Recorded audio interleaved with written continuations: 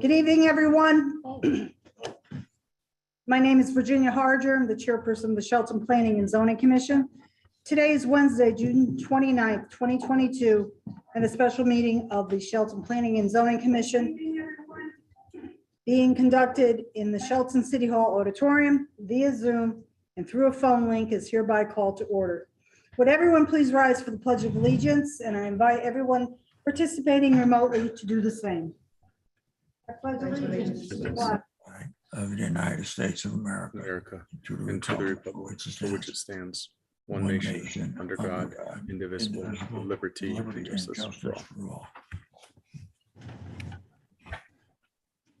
Thank you, everyone. I will start off with a roll call of the commission.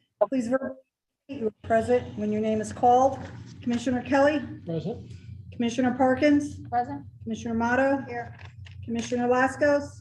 Present. Commissioner Tiki. Is he in the waiting room, Alex? Okay. Myself, Commissioner Harger. Alternate Commissioner Onofrio. Present.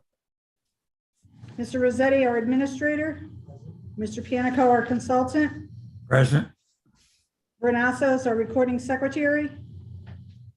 Present. And Ms. Charbonneau, our stenographer. Present. Can you hear me? Okay, present. And Mr. Rossetti, if you just let us know when Commissioner Tiki. For the record, alternate Commissioner Usal is unavailable for today's meeting, and Mr. Napier, Downtown Development Coordinator, is excused. Before we continue, I'd like to take a moment to acknowledge the sudden passing of Paul Mora, who served as the Director of Public Works for the City of Shelton for 30 years. Paul is an expert in his field and a reliable source of information for staff and the Commission. We extend our sincere condolences to his wife, Diana, his son, Paul Jr., his daughter, Deborah, and the entire DeMauro family. A couple of points before continuing with today's agenda, which begins with a continuation of a public hearing. Mr. Rossetti will act as the Zoom meeting host, and while commissioners will be able to make comments throughout the meeting, the chair asks that you please identify yourself and wait to be recognized by the chair before speaking to make sure we're not all speaking over each other and to make sure our recording secretary is clear as to who is speaking.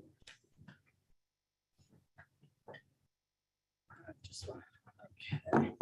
We have public hearings on this evening's agenda, and the protocol is as follows.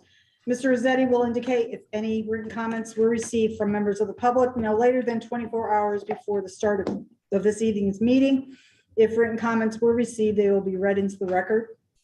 The applicant and or its associates will make their presentation. The commission can ask questions during the presentation or at its conclusion.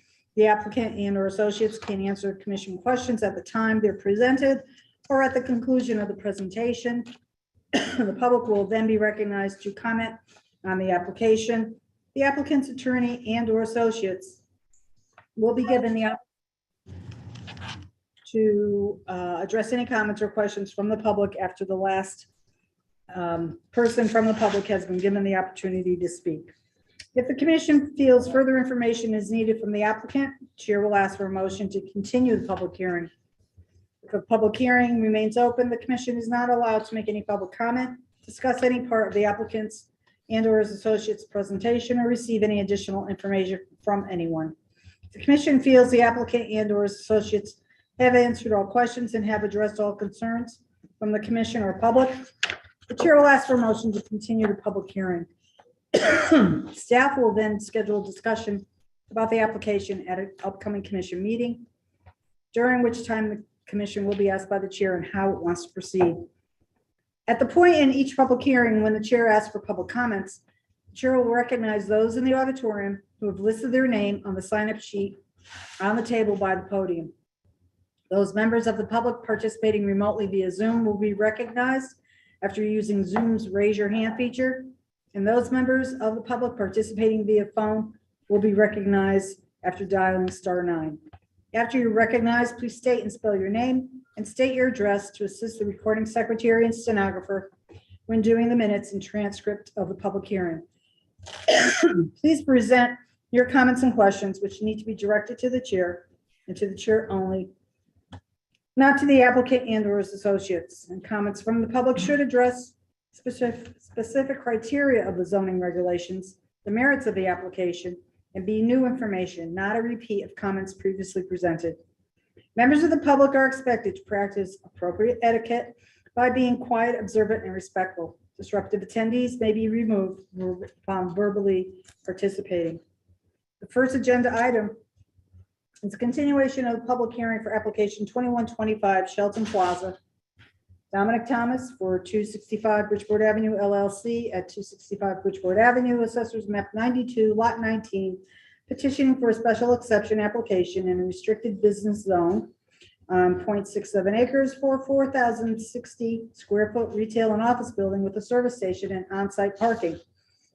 Just to remind everyone what has happened so far, several documents submitted by the this applicant have been available for review in the city's website, including a special exception application and a statement of use, original and revised architectural, site, engineering, and landscape plans, a property survey, 2 radius maps, an overall roadway plan, drainage report, and a review from an engineering firm, traffic study, and several reviews by 2 separate engineering firms, letters from the city engineer, a resident in opposition, and a letter of extension from the applicant. Public hearing opened November 17th, 2021, and Attorney Thomas reviewed the 3 proposed uses. He indicated the gas station and convenience store would eventually operate 24/7. If a second floor was built over the convenience store, the office tenants would apply for a certificate of zoning compliance. Attorney Thomas also indicated the applicant had applied to DOT, which is the Department of Transportation, for the ability to create breaks in a pre-existing non-access line. Mr. Panico indicated that section 24.8.6 requires a 20-foot green belt along all streets. During the public portion, 14 members of the public spoke both for and against the project, and the commission voted 5-0 to continue the public hearing. At the continuation of the public hearing on January 26, 2022, Attorney Thomas indicated Connecticut Department of Transportation would allow only 1 break across the access line along Bridgeport Avenue, and the concept of 5 lanes at Constitution Boulevard intersection was discussed. Attorney Thomas requested an extension of the public hearing, and the commission voted 6-0 to do so. At the continuation on May 18th, the applicant indicated changes to the site plan. A further extension was granted by the applicant to June 30th, 2022, to allow Attorney Green's traffic expert the time to review it and prepare a written response. Mr. Rossetti, are there any new pieces of correspondence from the public that need to be read into the record? Okay, no. All right. Mr. Rossetti, are there any other documents or reports that need to be read into the record from any city agency or department? No. Okay. Everything's online. That has been received to date.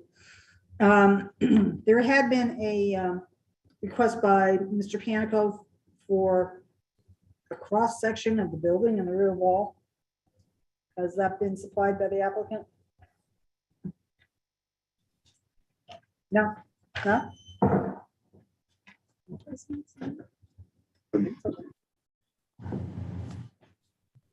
Yeah. All right. So Attorney Thomas, you're representing the applicant. Yes. There were several documents submitted after May 18th. The last time that this application was on the agenda. After you identify yourself for the record, would you or your associates please make sure that you especially review the changes to the site plan, the 13th traffic response, and the contents of the May 18th drainage narrative? Madam Chairman, Dominic Thomas, Conan Thomas, 315 Main Street, Derby, Connecticut, representing the applicant.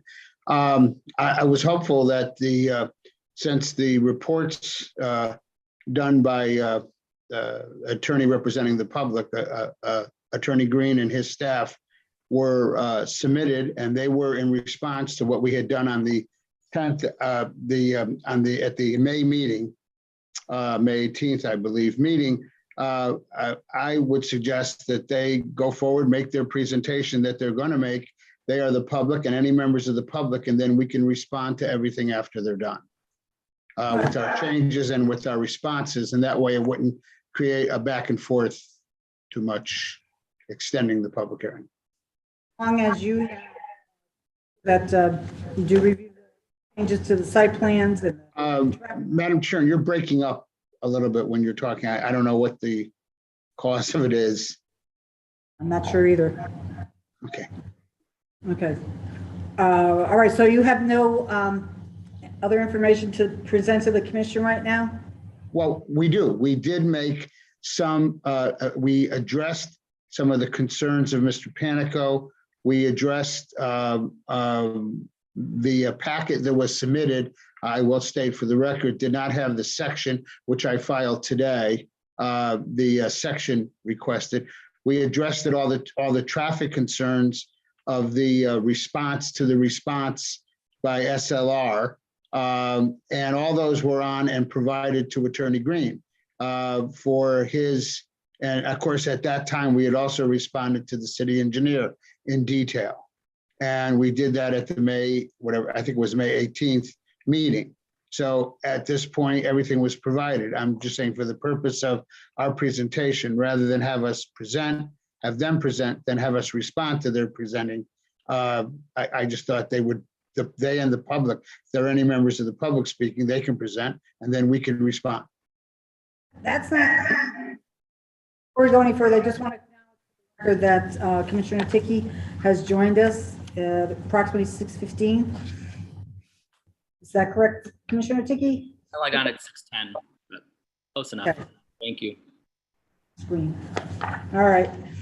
Tell you the truth, I'd rather not deviate from our normal protocol. So I don't really mind. And I think it would be much more beneficial if you relayed everything that is new, and then we turn it over to the public, and Attorney Green can make it his presentation then, and any comments from the public can be made, and then you could respond just as we've done numerous times in the past. Okay, Madam Chair, we'll do it that way. With respect to the responses, just to summarize, what we have, there was a response by SLR that was not posted on the website until the day before the last public hearing. We hadn't been apprised of it and we weren't aware of it. We have done a response.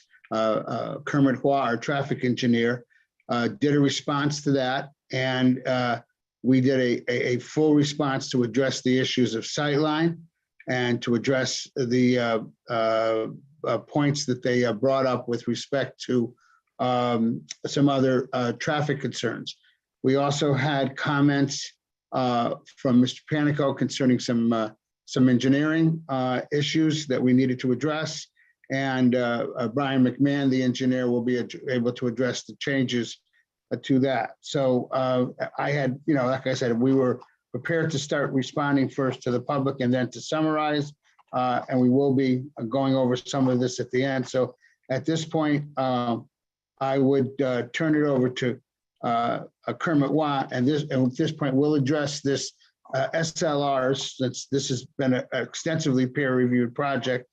We will address SLR's comments that they made in their second response to our responses. So I turn it over to Kermit.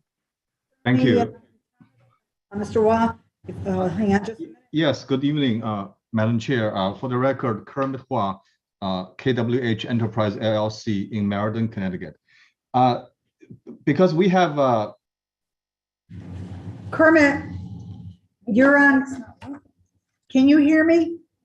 Yes or no? I'm sorry, I muted myself. For the record, Kermit Hua, KWH Enterprise LLC, Meriden, Connecticut. Can't hear him. Right. Kermit, please wait a couple minutes. I'm not done yet. Okay. So I just want to clarify for everyone that SLR is the engineering firm that the city hired to do a peer review of the traffic study. And they came back with a letter dated May 17th that gave responses. That particular letter, from reading it over, focuses on sight lines, the area for truck turning, and traffic delays. And what KWH Enterprises has came back with is a piece of correspondence and a report dated June 13th, 2022, and that focused, they represent the applicant, and it focuses on sight lines and traffic flow delays. So Kermit, you now have the floor. Thank you, Madam Chair. Again, Kermit Hua, KWH Enterprise LLC. We have gone through several iterations of this comments with the Commission's consultant SLR. The only traffic comment that remains for this period is, if I may read it very quickly, the Commission should be aware that, as previously pointed out, the results show significant increases to motorists' delays at the Cott Street from existing no build condition to the build conditions. So essentially, SLR is saying is there will be increases in delays as a result of this project. My response to this is we expect those increases. At the same time, we think this is the best location for the proposed development, just based on the fact that its location between the two signalized intersections, and we have the benefit of have a 4-lane cross section on Bridgeport Avenue. So just in terms of the where to locate this application along Bridgeport Avenue, my professional opinion is this is the best location. And the kind of delays that show up in the analysis are typical for this kind of a gas station development. So I reiterate my conclusion, and we do not expect significant impact to the through traffic on Bridgeport Avenue as a result of this application. That's all I have for the traffic part in responding to the Commission's consultant. I also received an updated letter from Attorney Green's consultant Simcoe. There really is nothing new here. The letter raises several issues about trip generations and Kermit, we are going to address those later. They're not going to be addressed now. We're going to address them after they present. That's the way the chairman wants it to go. So okay, that's all I have for now. If I may, Madam Chair, I'll hand it over to the site engineer, Brian McMahon. He will cover the site distance and other civil issues. Brian? Before you get to that, I do want to point out that in the letter of June 13th by Kermit, the truck turning movement is an exhibit. The truck turning movement. Right, Attorney Thomas? The truck turning movement is an exhibit. And in the June.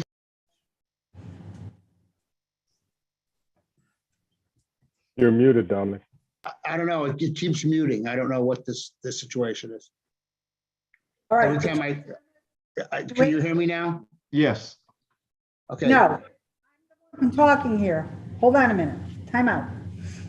What I wanted to find out from the gentleman from KWH Enterprises, from Kermit, is his comment is the second response in the letter of June 13th.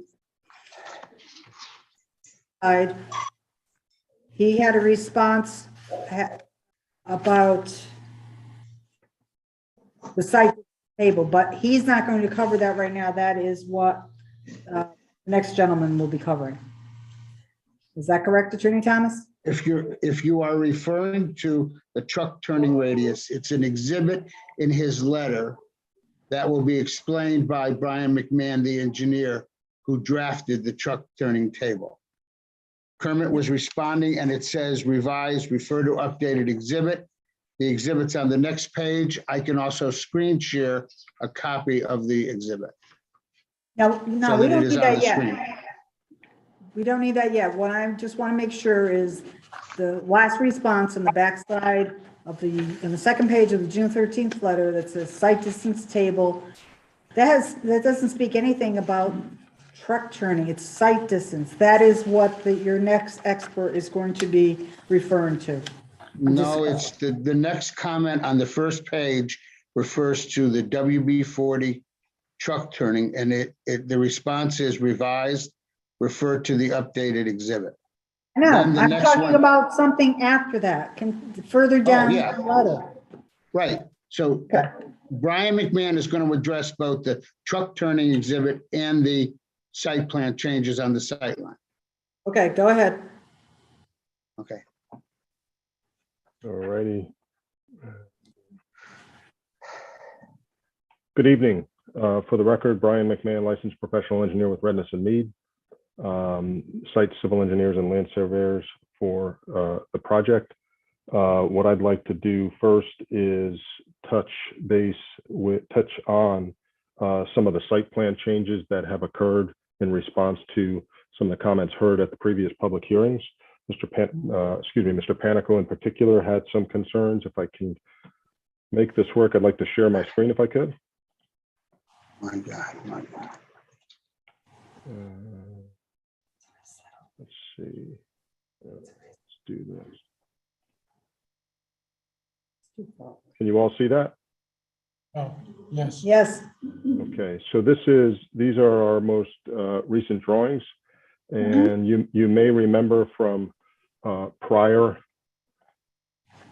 meetings some of the comments that Mr. Panico had. One of those was to encourage us to get a bigger green space to achieve a minimum 10-foot setback from the parking to the northerly property line here. We have indeed shifted the building to the south. To achieve that, we shifted the entire parking lot here on the north side of the building to the south as well. The result of that is one of the parking spaces in front of the building will have to be eliminated since the entire island and parking lot had come to the south. So that had to be made up elsewhere. One of the other comments Mr. Panico had was trying to align the hatched space for the ADA parking spaces in line with the door of the building itself, which we have done, as you see here. But it went from 8 spaces to 7 spaces here, so we would have to make that up elsewhere on the site. One other comment that Mr. Panico had was asking us to get rid of the wheel stops in the parking spaces that were adjacent to the flush sidewalk along the perimeter of the building. We have done so and have in lieu of called for bollards in lieu of these wheel stops. Another comment I believe we had at a previous meeting was the fact that we were showing 20-foot lengths for the parallel spaces along here, along the easterly boundary.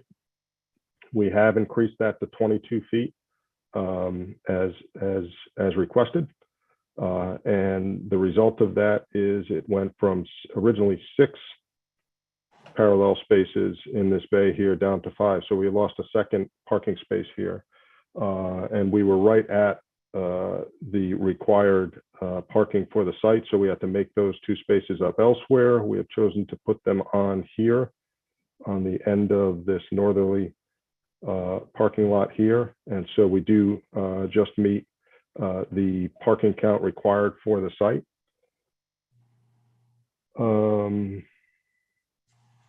We did shift overall the wall, the retaining wall on the south side of the property inward. We also shifted the transformer, which is shown here now, from being on the opposite side of this drive area.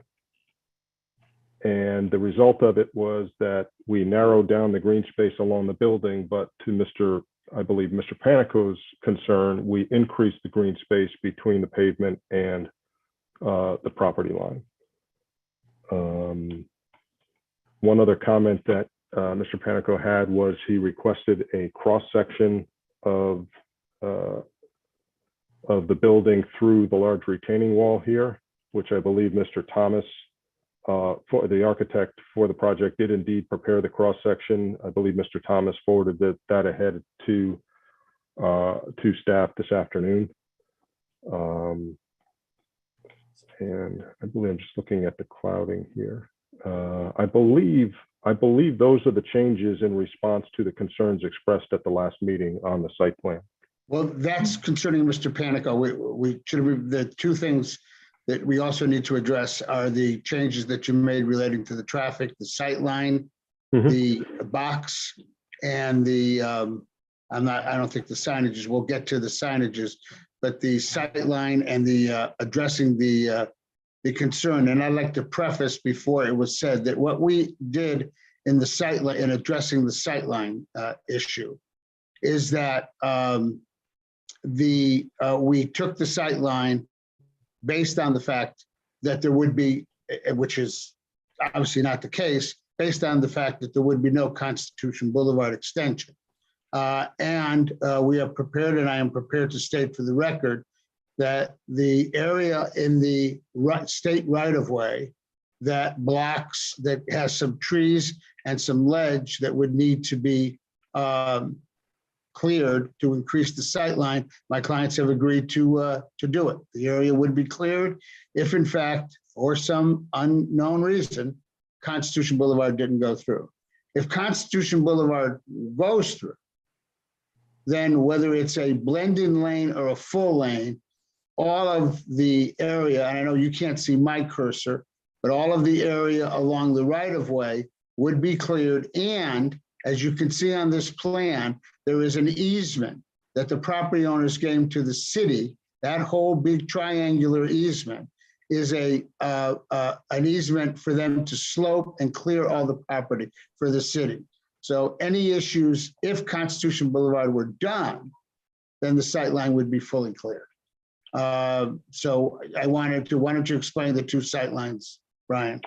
Well, given the physical restrictions along what you've just described here, Dominic, SLR had pointed out that we were showing 332 feet to the right lane and 335 feet to the left lane, and that the required minimum for this site should be 445 feet. And as Mr. Thomas correctly pointed out, whether it's by virtue of the Constitution Boulevard extension or for our client clearing this area here, we do feel we can get the minimum 445 feet along here with site work to clear the trees and some of the ledge out here. And then the other sightline issue, do you want to move your, that you have the screen up? The other sightline issue that was pointed out is on Cott Street. And I don't know if Kermit needs to jump in on this, but the sightline coming out onto Cott Street obviously is, okay, looking to the left, looking to the right, there's a hill. Cott Street's an old road with a hill, and you obviously can't see over the top of the top of the hill. So what they asked for, what we've addressed, and if in responding to prior comments, if Brian could slide it down, we have put a box in the we've signage and a box in the plan to don't block, don't block the box, don't block the intersection box, with appropriate signage, and there will be two stop signs. There's a stop sign at Old Bridgeport Avenue and a stop sign at Bridgeport Avenue. This is obviously a pre-existing condition of traffic that exists. Again, it's one of those situations that may very well be completely addressed when Constitution Boulevard and the extra lanes go through, but we can't rely on it. We're relying on the fact of it exists right now. So any of the traffic issues and the problems exist right now. And so looking the other way, I don't know, Kermit, if you can explain what the problem is with the sight line the other way, or Brian, what the requirements are and what the issues are. So if I may, is that the issue is looking right from the driveway on Cott Street. There's a hump, and what we did for this iteration of the on the plan is that we are proposing 2 signs. Brian, if you can scroll down the plan.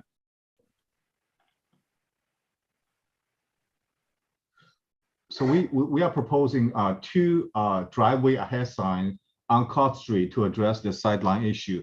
One is further north, essentially outside the view of this plan, and the other is closer to the side driveway and closer to the medical center driveway. So people can, if they cannot are not aware, are not familiar with the area, they can expect driveways ahead. So they and also, Attorney Thomas discussed, we are proposing a stop that do not block the intersection boxes. So these are the 3 measures we propose to address the issues on Cott Street.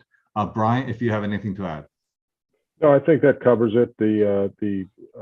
The driveway ahead sign is further back again off the sheet here, but it's intended shy of either removing Cott Street or lowering Cott Street, which obviously is not an option.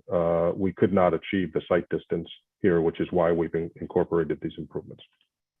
Right, and as we said, there are going to be 2, if you're familiar with Cott Street, one of them would be before the curve, driveways ahead, and then the one before, as you approach the hill going down, it would have 2 signs, driveways ahead and stop sign ahead, so that the people would be fully warned as to what they're doing.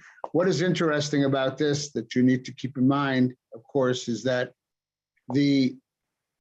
while this is a special exception application, the special exception application is for the convenience store in the office. A gas station is a permitted use by site plan only, which based on the law is a determination has been made by this commission by making it a permitted use by site plan only, that the infrastructure offsite is sufficient. The other thing that the commission needs to keep in mind.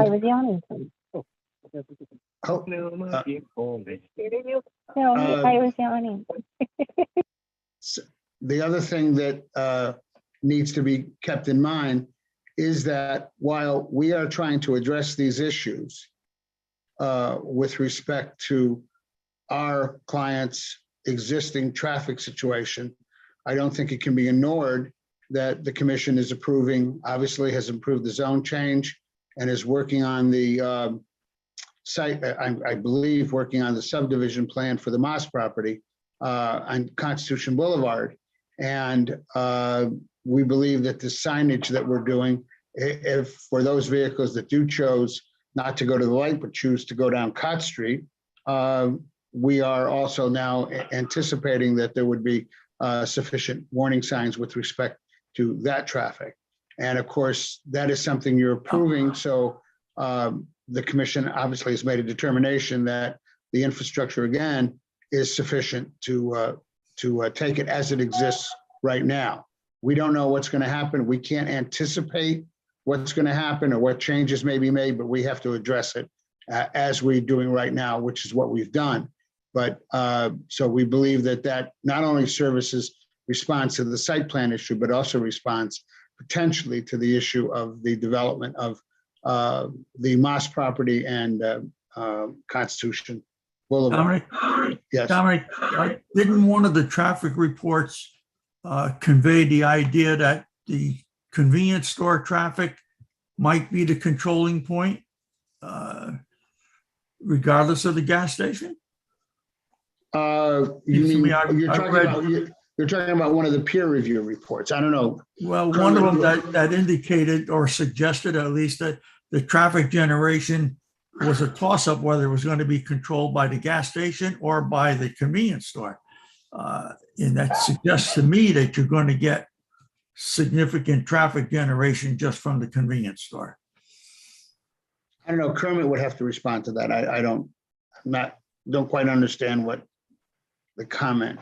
Right, so I think Mr. Penico probably was referring to the Simcoe comments, if I'm correct. Is that correct? Because we don't have that comment from the commission's consultant, SLR. And I believe, I think SLR will agree. We addressed all their comments related to the trips and the traffic impact.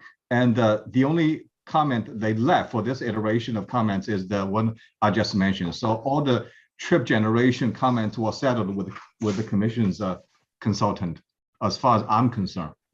And I, that's what I say in the letter responding to the last comment. I think what Mr. Panico was referring to is on the June 28th letter from Simcoe Engineering. Right. We'll address that again. We'll address that once they've made their presentation. Okay. I think those changes, I do want to, if Brian could stop screen sharing and let me screen share, because I do want to.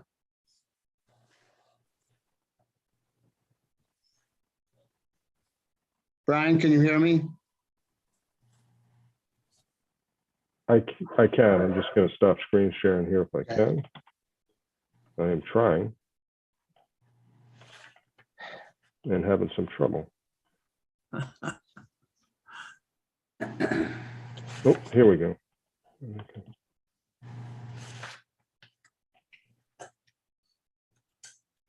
Why can't I stop screen sharing?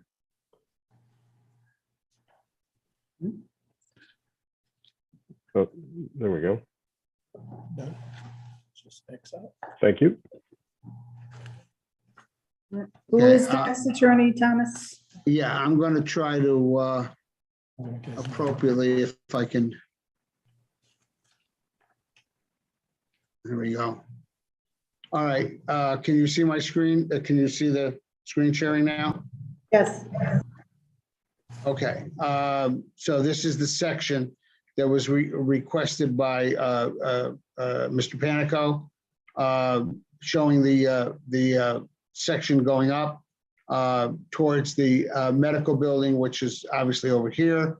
I explained at a previous hearing, I explained that in our conversations early on with the neighbors, what they were concerned, the neighbors being the medical building, they were actually concerned with less trees up there, not more trees, because they wanted their building to be able to be viewed appropriately. Mr. Panico pointed out, that there was a situation on the second floor where there's some windows that might be facing the retaining wall, which a portion of it would be looking to Can't the that wall top. be moved away from the building a little further? That would be a Brian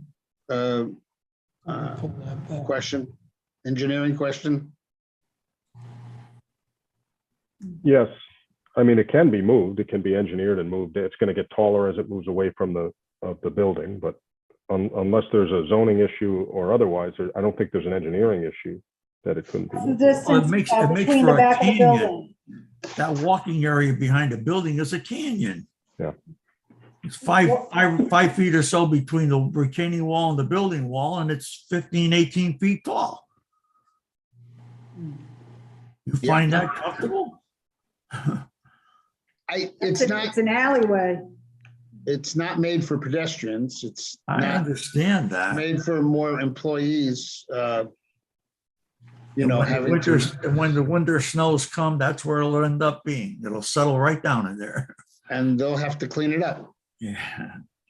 I mean, that's it. Rather than, more excavation, again, it's not engineeringly necessary from an aesthetic perspective. It's really the owner's issue. It doesn't impact it. And, again, this allows us. How close, can somebody tell me how close the gutter, the eave line of that roof is to the top of that wall?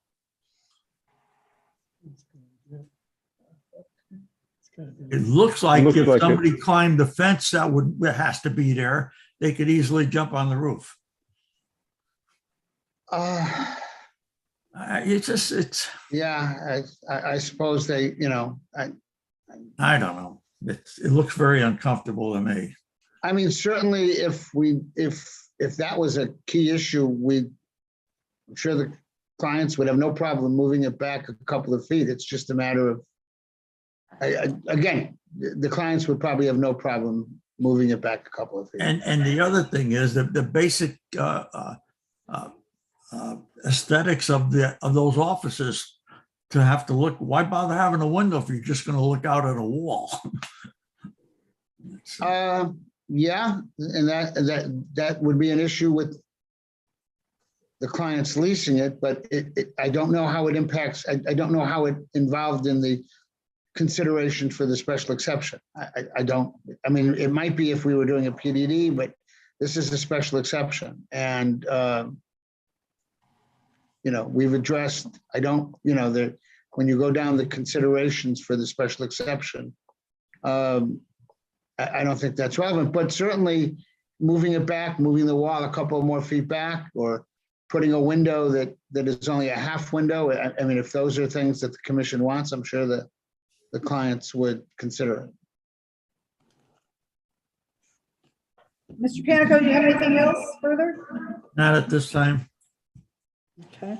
I do want to clarify one thing that was brought up last week. There's a couple things that were brought up at the last meeting, not last week, last month.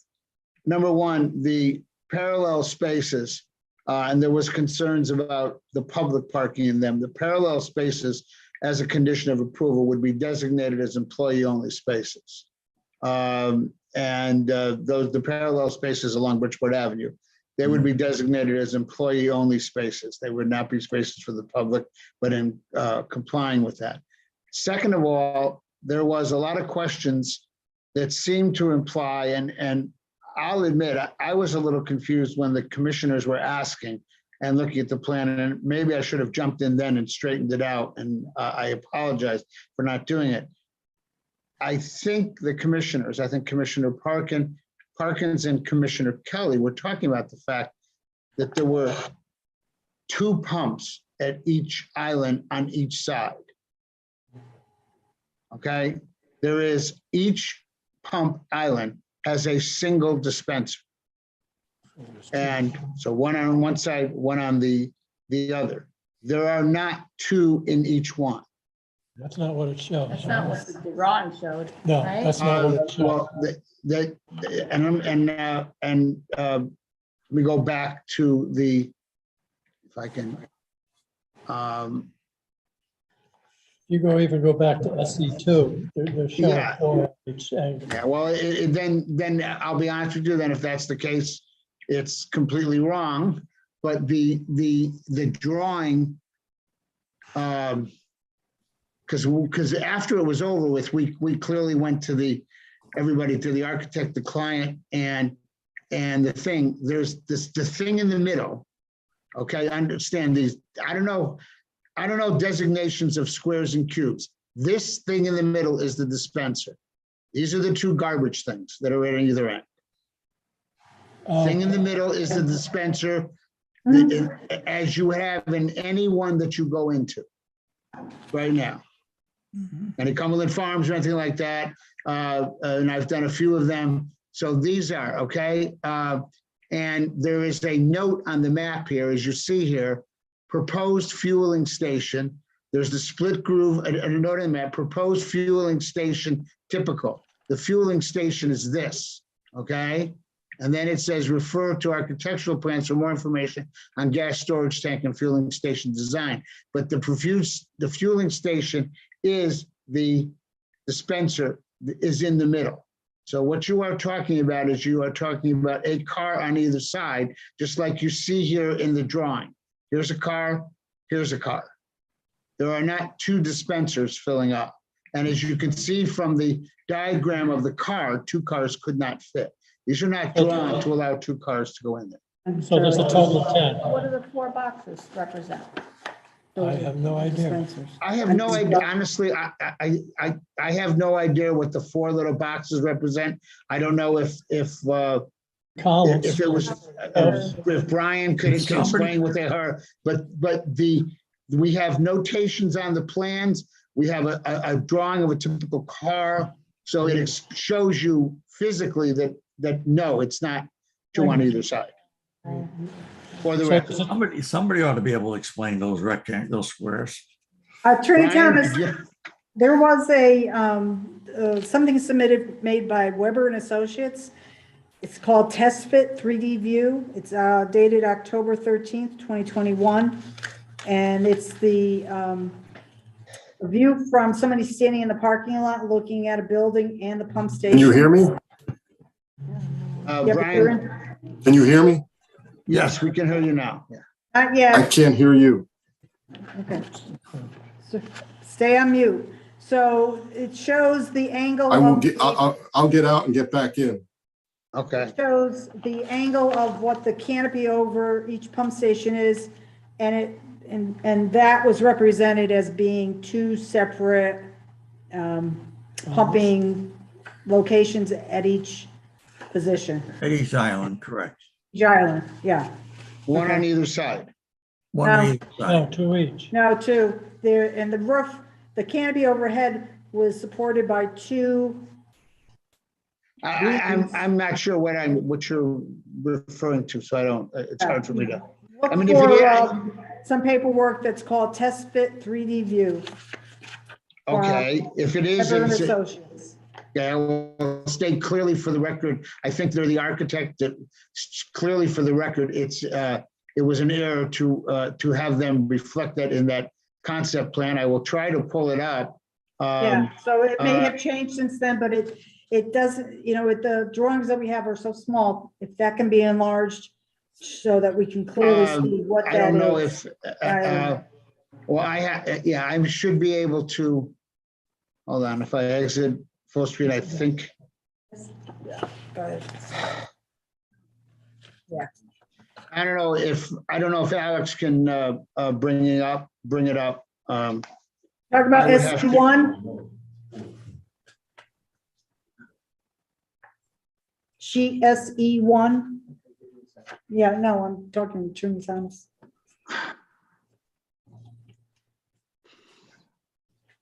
Yeah, I don't know what this, I would have said that they were the pumping station. Hmm.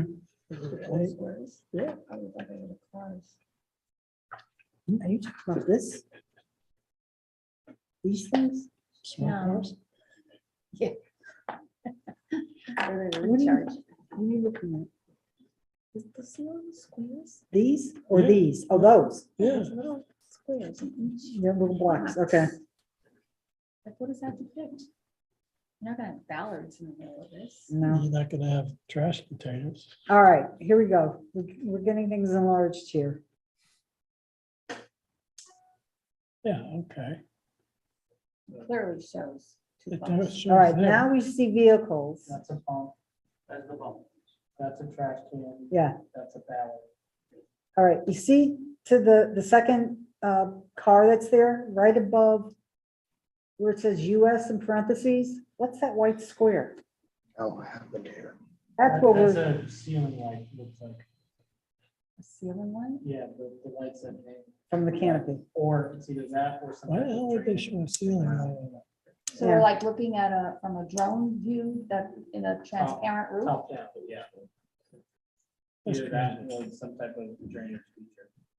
Yeah, if they can verify what They that typically don't it have is. drainage features. What, I'm sorry, I just got back. I was cut out there for a minute. This is what you're referring to? This is the plan you're referring to? That's an enlargement of SC1 or SC2, wherever it shows the pump Right. station. So. Right. What are those 4 squares? In I the- don't know if Brian got back on. I have no idea what they are. I have no idea if Brian Okay. was having trouble getting on, but they are not cars. All right, so then you have 5 islands and 2 cars can be, or vehicles can be serviced at each island. So there's a total of 10 pumps. 10 Yeah, 10, not 10 20. locations. Yeah, Right. not 20 as was talked about last time. Okay. Commissioner Parkins did ask for removal of one. What was the outcome of that? Has that been discussed? Well, I think that was asked, I think based on the fact that we had 20 cars, that we had 2 dispensers in each island. Therefore, being able to serve 4 cars, that was what it was based on. Yeah, Dominic, if I may, please. I'm sorry I cut out there. Identify yourself for the record. I'm sorry, Brian McMahon, Redness and Mead, site engineer of record. Okay. The size of these pads with pumps has been consistent throughout.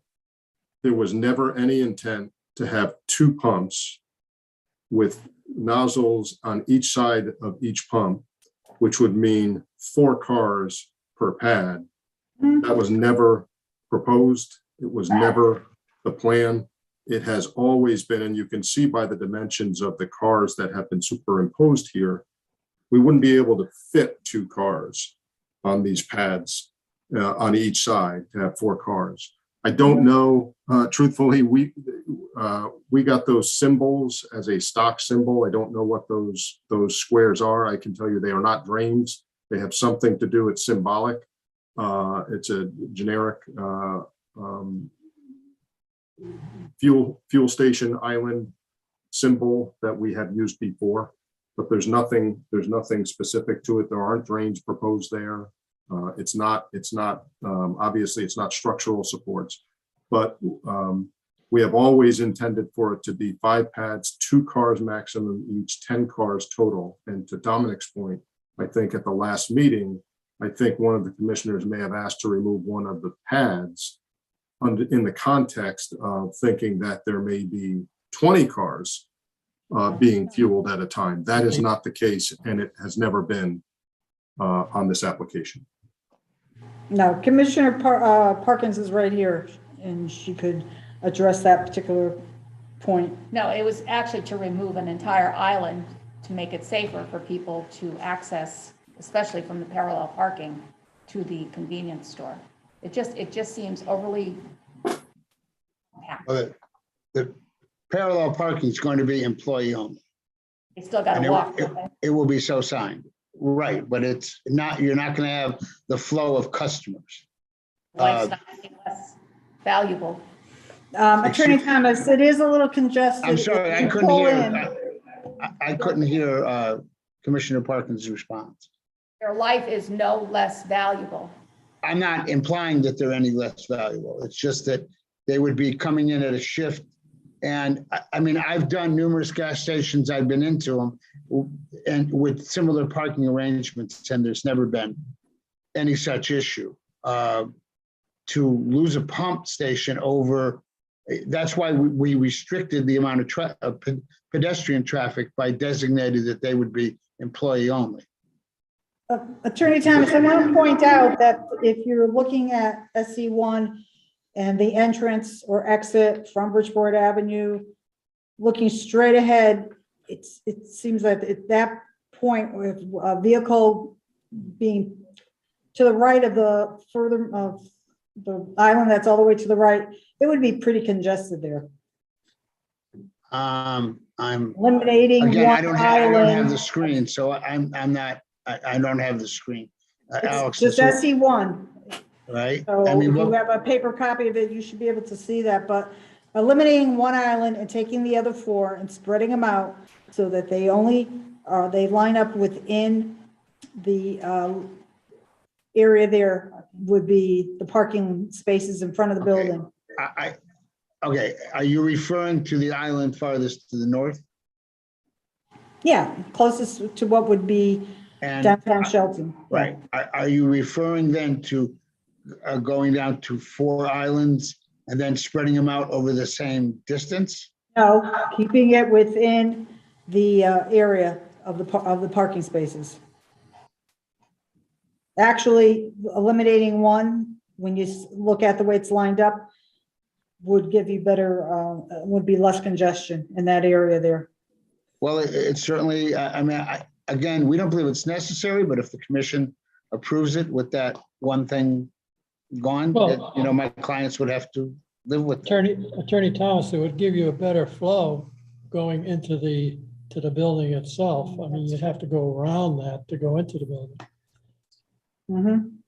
It's correct. It's hard for, I know everybody looking at a two-dimensional picture to realize how much room. I mean, it's better to visualize it if you've traveled through some of these. Not necessarily, before.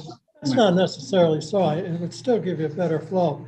And as far as the employee parking out there, you're right, there'll be a sign. But a sign really, if there's an open spot, a sign isn't going to mean anything. They're going to park there. Sure. Well, I understand that, but one cannot deal in. I know, but the sign isn't a cure-all for it. That's what I'm saying. Well, yes, but you can't make zoning determinations based on the fact that people are going to ignore signs. No, you can't. You have to put signs up there. You can't. You can be realistic too. Yeah. You can also be realistic. We can make decisions for the sake of safety. All right, well, I mean, if that's the commission's position, then certainly it could be eliminated, but if we're going to leave them in the same place, I just want to understand that. You're talking about basically eliminating one, but leaving them all in the same place, leaving the pads in the same location. Mhm. Eliminate the one on the far right. Right, Far right. exactly. Yeah. Before we go any Can I- further, Commissioner Laskos, you had indicated you were only available till 7 o'clock, which looks like it's 7 o'clock. Are you leaving the discussion? I'll be leaving soon. I just was wondering, Okay. you know, how this is going. So. All right, only because at the point that you do have to leave, please speak up so that I could see Commissioner Onofrio. Okay. Do you have any questions at this time for the applicant? Commissioner Laskos? No. Okay. All right, Attorney Thomas, what Chairman? else do you have for us? Oh, go, Madam Mr. Chairman? Panico, go ahead. While we have Brian there, I have just a curiosity question, I guess. Can we slide that drawing down to, so it shows around the building? Okay. Can you tell me how come you decided to use bollards all along the right-hand side of the building instead of just dropping the pavement? Or raising the sidewalk? I think we just continued a flush condition around the bend. I mean, no particular reason, Mr. Panico. We continued a flush sidewalk all the way around. So then the landscaped area at the corner is curved Is a all raised around on island. all sides then? Is that Yes, what it it's is? a raised island, so to speak. And the same way on the other side doesn't really matter much. But the curbing is, the other side, the curbing is above the walk. I'm not sure I understand the philosophy of it, but that's what you want to do. All right. All right, Attorney Thomas, what else do you have for us? With respect to summarizing the responses to the traffic and the final engineering plans, that's it. We're prepared again to address, once the public has presented, we'll respond to the public. Okay. All right, any commissioners have any questions for the applicant before we go to public portion? This is Commissioner Laskos, just kind of tying off with what Mr. Panico was talking about the 18-foot wall. One possible solution could be a terraced, where it could be 9 and 9 and set back that upper portion 4 or 5 feet. Mm-hmm. As a comment. That would work too. Mm-hmm. I comment that the building could be shrunk a few feet. Yeah. Brian, do you have any comment on this? Is that doable? I think it can be engineered, Dominic, so that it's to open up some space. Want that? Okay. Well, that would be nice too. I'm not sure if those participating via Zoom heard, but Commissioner Amato had indicated to a smaller footprint, building footprint. I'm sorry, was Commissioner Amato speaking? We couldn't hear. Yeah, well, we're talking about that alleyway and the suggestion of a terrace, which I think is a good one. But I also thought we could just make the building a little smaller and increase the space rather than engineering. My eye. Sorry. Just a comment, that's all. All right, Attorney Thomas, did you hear Commissioner Motto? Yes, I did hear it. Certainly, I will, it's something that can be brought back to the client. This isn't a prototype building. In other words, we're not dealing with a Cumberland Farms prototype, but the area of the convenience store, which formulates the area of the addresses the area of the upper building, is pretty typical of what is being built at the present time. But certainly that type of issue could be either a condition of approval or something to shrink the size somewhat to create a greater spacing around the building. Okay. Attorney Thomas, At what point in time are you going to address the details of the canopy? Well, I'm not sure if they have the actual gas station tenant finalized or anything. So at that time, we would have to come back with the canopy. We would have to come back to this commission because the canopy would have signage and the type of canopy would have to be approved by the commission. all right. Subject, of course, to all the safety requirements that are in any canopy. All right, Attorney Thomas, one thing that I had mentioned at the beginning was that there was a May 18th drainage summary narrative that came from Redness and Mead from Mr. McMahon. That there hasn't been any mention of that this evening. That I leave it to Brian, but I think we did address it at the May 18th meeting because that was a response to the city engineer's comments concerning Burying Ground Brook. Right, Brian? That is correct. That is correct. Letter And that I have in front of me talks about fuel storage tanks, encroachment permits needed, Burying Ground Brook.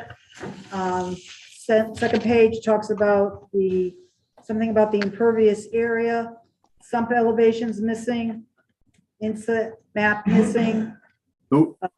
A 10-foot fill envelope around infiltrators, a 24-inch RCP from 9 Cott Street, detail of access to subsurface infiltration system for maintenance purposes.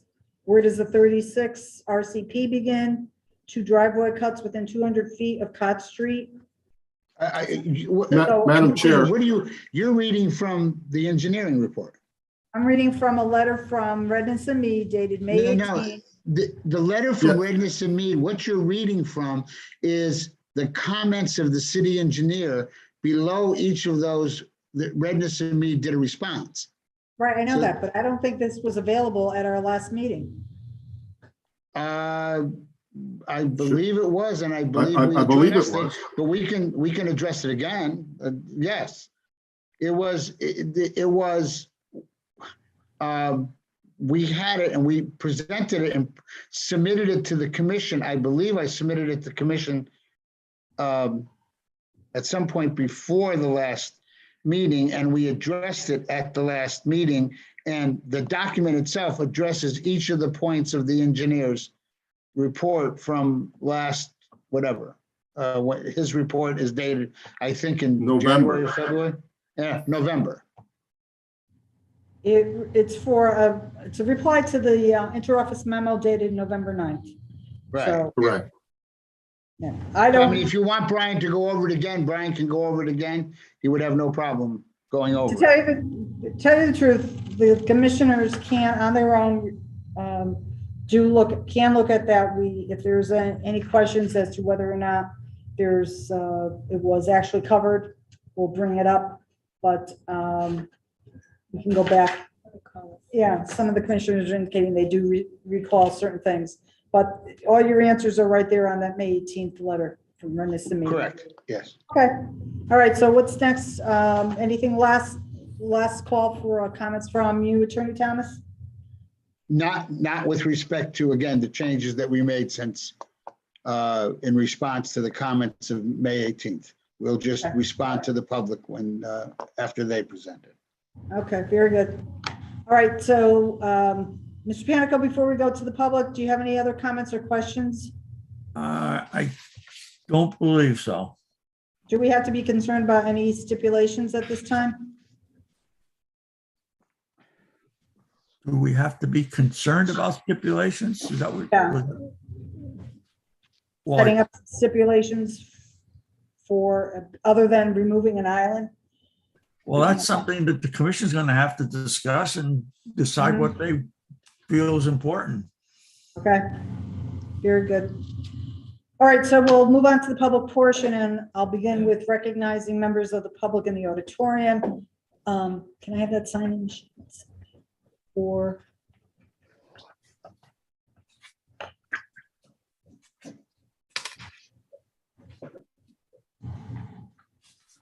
thank you.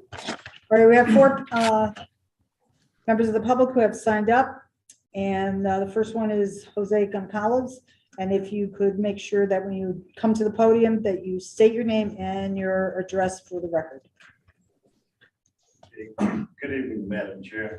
Jose Goncalves, 556 Long Hill Avenue. I rise tonight in support of the application. I think City of Shelton, the growing community, needs another gas station. I know most of the gas stations close early now. I'm a neighbor. I live on Long Hill Avenue.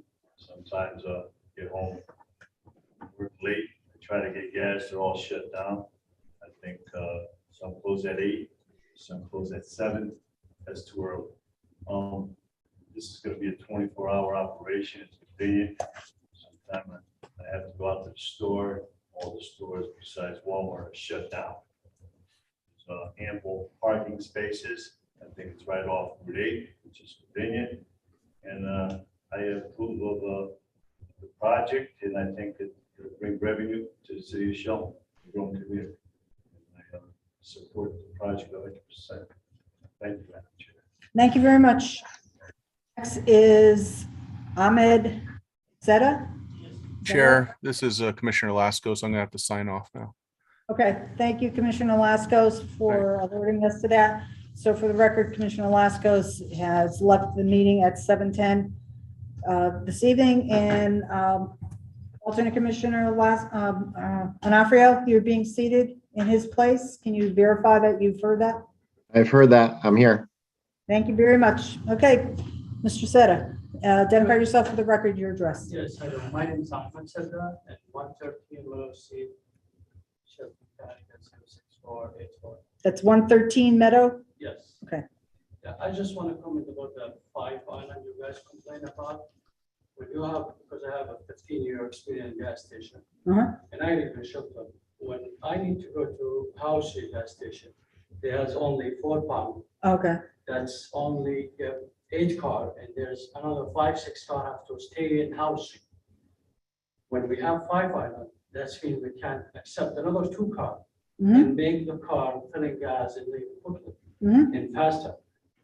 And you're gonna have the traffic. If you have the traffic lining in the pump, or you have the traffic lining outside or in the line, just waiting to the other people to finish. For the gas station owner, and I'm one of the owner of the gas station, and I live in Shelton. For me, it's 100,000 extra. But I'm going to sell the same gas. When you sell like 150,000 gallon, or if you have 8 pump, or if you support 8 car or 10 car, doesn't matter. But it's more expensive for the owner. It's gonna be more money, and you're gonna be at least 100 or 150,000 or 200,000 just to support another 2 car and make people extra just filling gas. That's all. Okay, so I want to make sure, Mr. Having 5 islands versus 4 islands results in a quicker turnaround for cars to go in and out. It's 100%. If you go to Shell or if you go to House Street, you see the people lining the road. When you have 5 island, just people going to right of the car, just filling gas, 10 car. It's even better if we have 6 island, because you don't want people to just wait in the road. Okay, You know, it's cost more money to do 5 island. And you're going to say the same guys, because people is gonna wait in the line. People is gonna wait even if you're working in the Bridgeport. And, you know, we have experience in House Street and we have experience in Shell gas station. mhm, Thank you. okay. Thank you. Next one is Richard Lewis.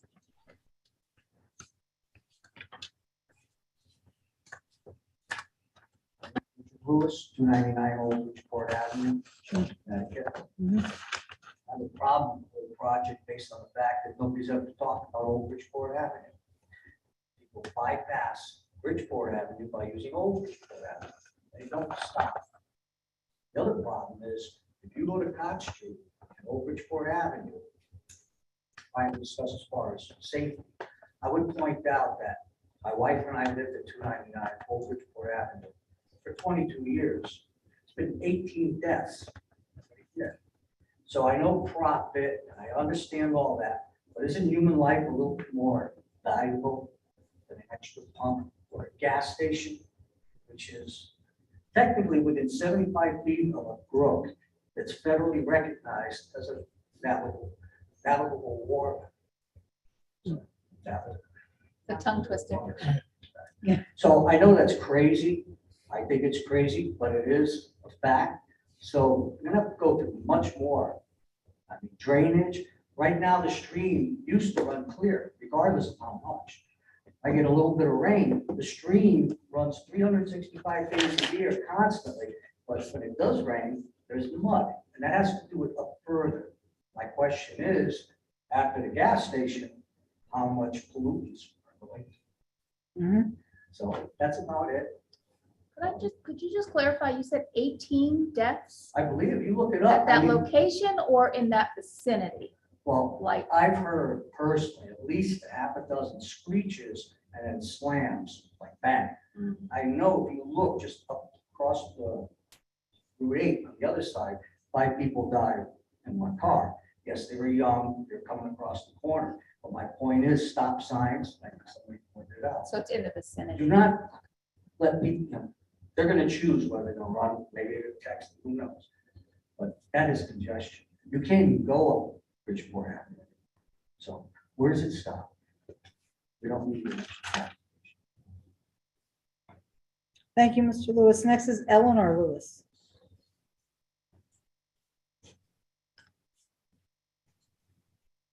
Good evening. My name is Eleanor Lewis, 299 Old Bridgeport Avenue in Shelton. I agree with my husband. I am totally against this project for a number of reasons. And the biggest one is the safety. We have seen so many accidents at the intersection for the light for people getting on and off exit 13 that's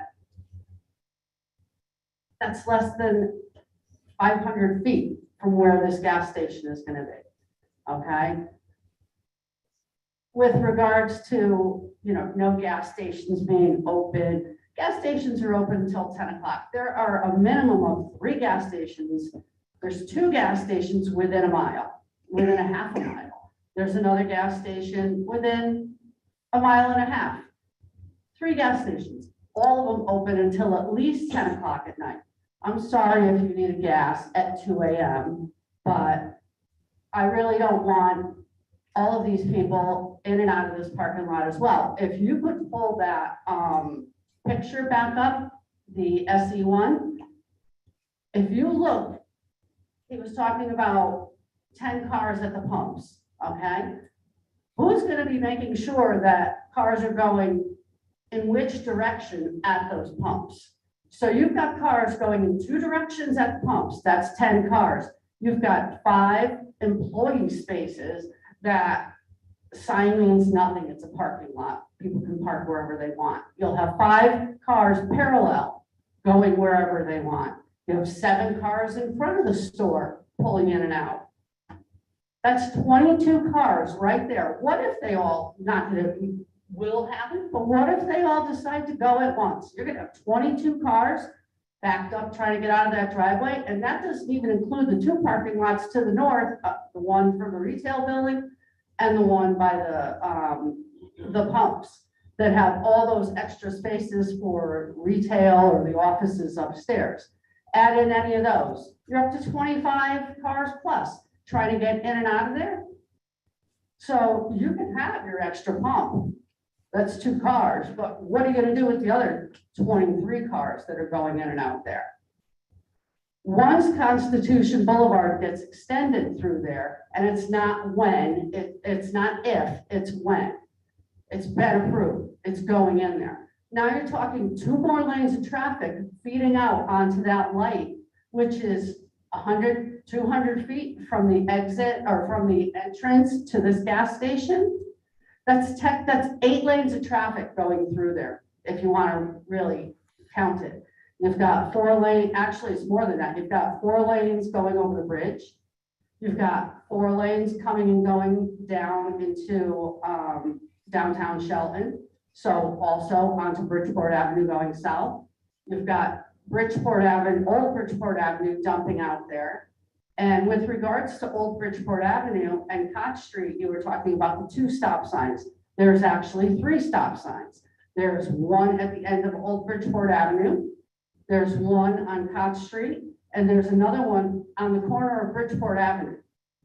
That intersection right there is so congested that we actually saw somebody having to back up and make like a 3-point turn to get through there tonight while we were waiting 10 minutes to get out of Old Bridgeport Avenue to get onto Bridgeport Avenue to come here.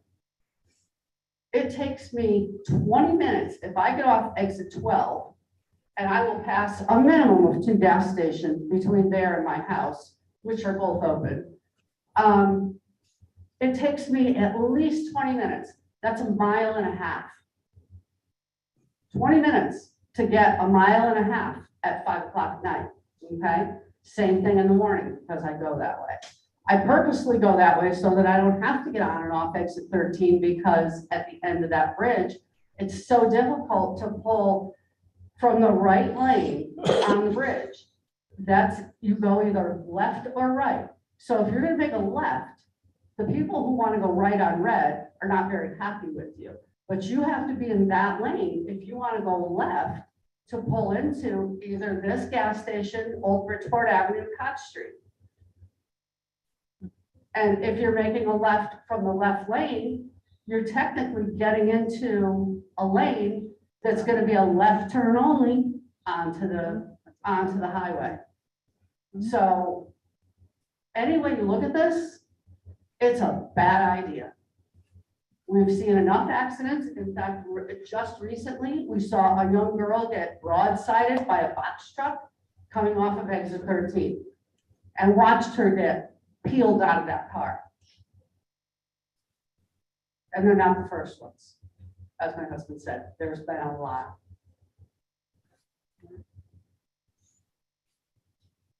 My only other thing would be the speed of people coming from downtown Shelton up to that light to go south on Bridgeport Avenue, whether they're going to the exits on Route 8.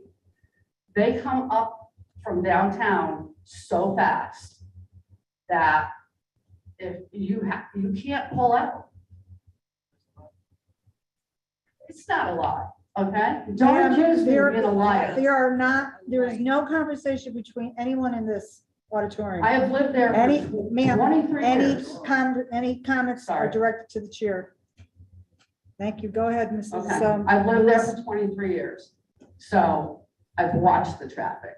I know what happens there. Thank you. Okay, thank you, Mrs. Lewis. Anyone else from the public in the auditorium that has not signed up to speak? This is your time to do so. Okay, then we will move to those that are participating remotely. Is there anybody that has indicated they would like to address the commission? I can't hear you. Mr. Green. Okay. Yeah, I will recognize him in a minute. Okay, so we will move on to Attorney Green. You have the floor. Please identify yourself for the record. Thank you. Good evening, Madam Chair, members of the commission, staff. My name is Joel Green. I practice law in Bridgeport with the law offices of Green and Gross. It's my pleasure to appear before you this evening on behalf of 99 Bridgeport Avenue LLC. I first want to thank the commission for your patience and your indulgence in continuing this matter. I had written to the commission in the past and seeking some time to review the information.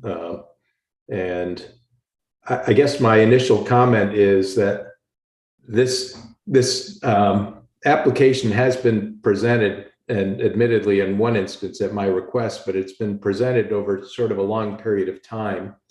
And somehow I'm not sure that the applicant ever really made a comprehensive presentation in terms of the nature of the use that is being proposed and details on the proposed use. And I've got to say, I appreciate all the questions by the commission this evening and in past hearings.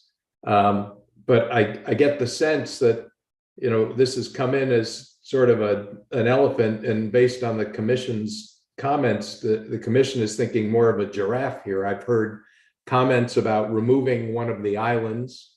I've heard comments about eliminating this. I mean, this retaining wall on the back is, and I appreciate the comments by the commission and staff, because the retaining wall is just seems pretty unacceptable. I've heard the commission ask for a smaller building, and in each instance, I've heard the applicant indicate that, yes, we'll consider that. Yes, we'll consider that. Well, if they're going to consider removing one of the pumps and consider reducing the size of the building and consider redesigning the retaining wall, I'm not sure why the application is still going forward and sort of why this plan as it exists is being considered. So I guess to sort of get to it a little bit on the substance. So today I received two drawings. One was a turning radius and one was a cross section. And I'm not sure, I had not seen them before today. Am I correct that they were not posted or they were not in the online package? The turning radius was it was part of the exhibit of the traffic letter that was sent to you 2 or 3 weeks ago. Okay, because I didn't recall seeing that. In the cross section drawing? That was submitted today. Okay. So I just have a few questions regarding the proposed use, and through you, Madam Chair, if I may, to the applicant. So the office that's being proposed, as I understand it, is a business office under the zoning regulations. Is that correct, as opposed to professional offices? Attorney Green, why don't you just state all your questions and then Attorney Thomas can answer them. That's usually the way we proceed. So the only issue is that I have some arguments based on the zoning regulations that are dependent on how those questions are responded to. So that's the only thing I'll throw out there. I'm happy to ask.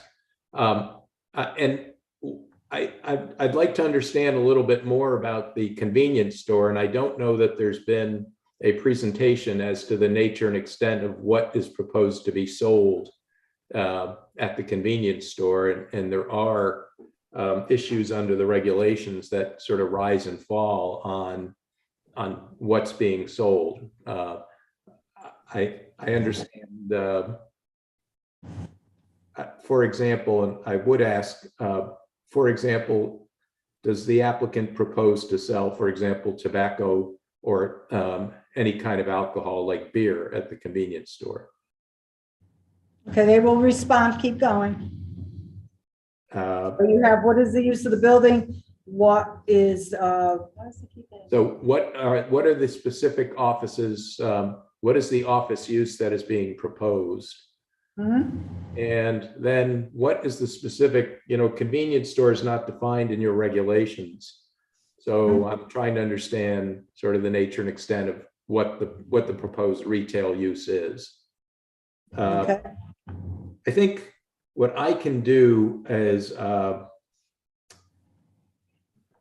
have a sort of a longer argument, but while this is fresh, maybe what I can do is call upon our traffic consultant, Michael Monteleone. I have provided the commission with a resume for Mr. Monteleone, so I may ask him to, just for the benefit of the public, briefly state his qualifications, but I think there's a detailed CV in the record for him.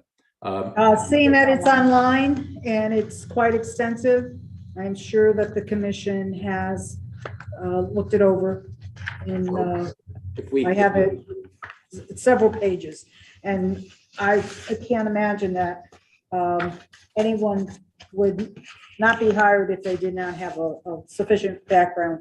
Thank you, Madam Chair. So with Mr. Monteleone, and I see he's now in the room, but I see he's muted. I would ask him to just review his report for the benefit of the commission, and then I'll have some questions for him. But okay. If you can just very, very briefly for the public state your qualifications and experience, Mr. Monteleone, and then get into your report, I'd appreciate it. Sure. Okay, he's good. Thank you for the honor of presenting this evening. I'm Michael Monteleone. I'm a vice president with Simcoe Engineering DPC. We have offices in Holmes, New York, and in New York City. And I've been practicing traffic engineering and transportation planning and performing traffic impact studies for 34 years. Okay. So just to get started, I'd like to hit upon a very good question that Mr. Panico asked earlier in the evening. So as far as the trip generation is concerned, so this gold standard in the industry is the Institute of Transportation Engineers Trip Generation Manual, and they have very particular land uses that they do projections of traffic for, based on actual surveys of these types of land uses. So the one that the applicant used was 960, which is super convenience market and gas station, which makes sense for this particular type of land use. So in stating that, the ITE basically breaks down the trips into three different categories. They do a combination of square footage of the convenience store and the number of fueling stations. They do it based on just the fueling stations and just on the convenience store. So they give you three choices, like a menu, as to which you could choose to do your traffic projections. So the applicant chose to use the combination of the two, which provides the lowest trip generation of the three.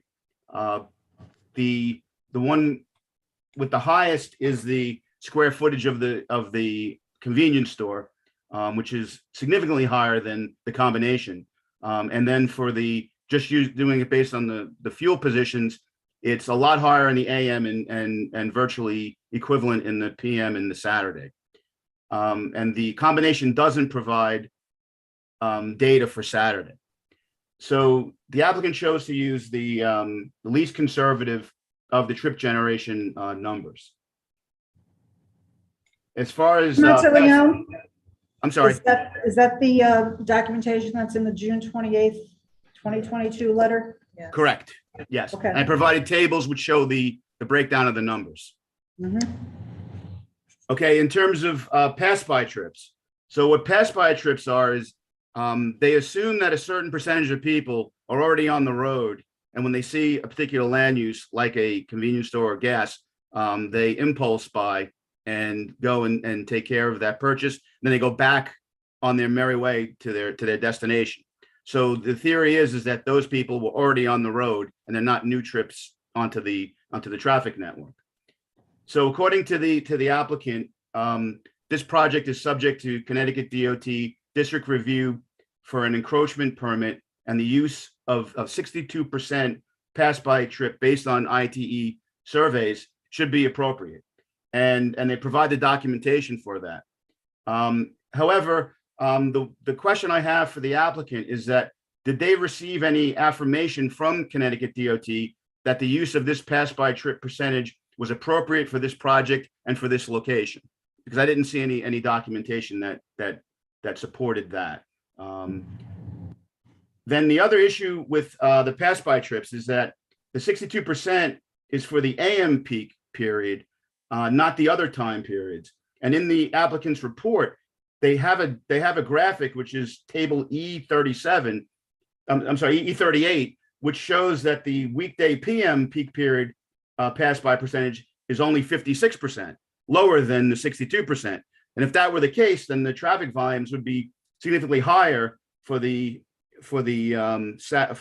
PM peak hour.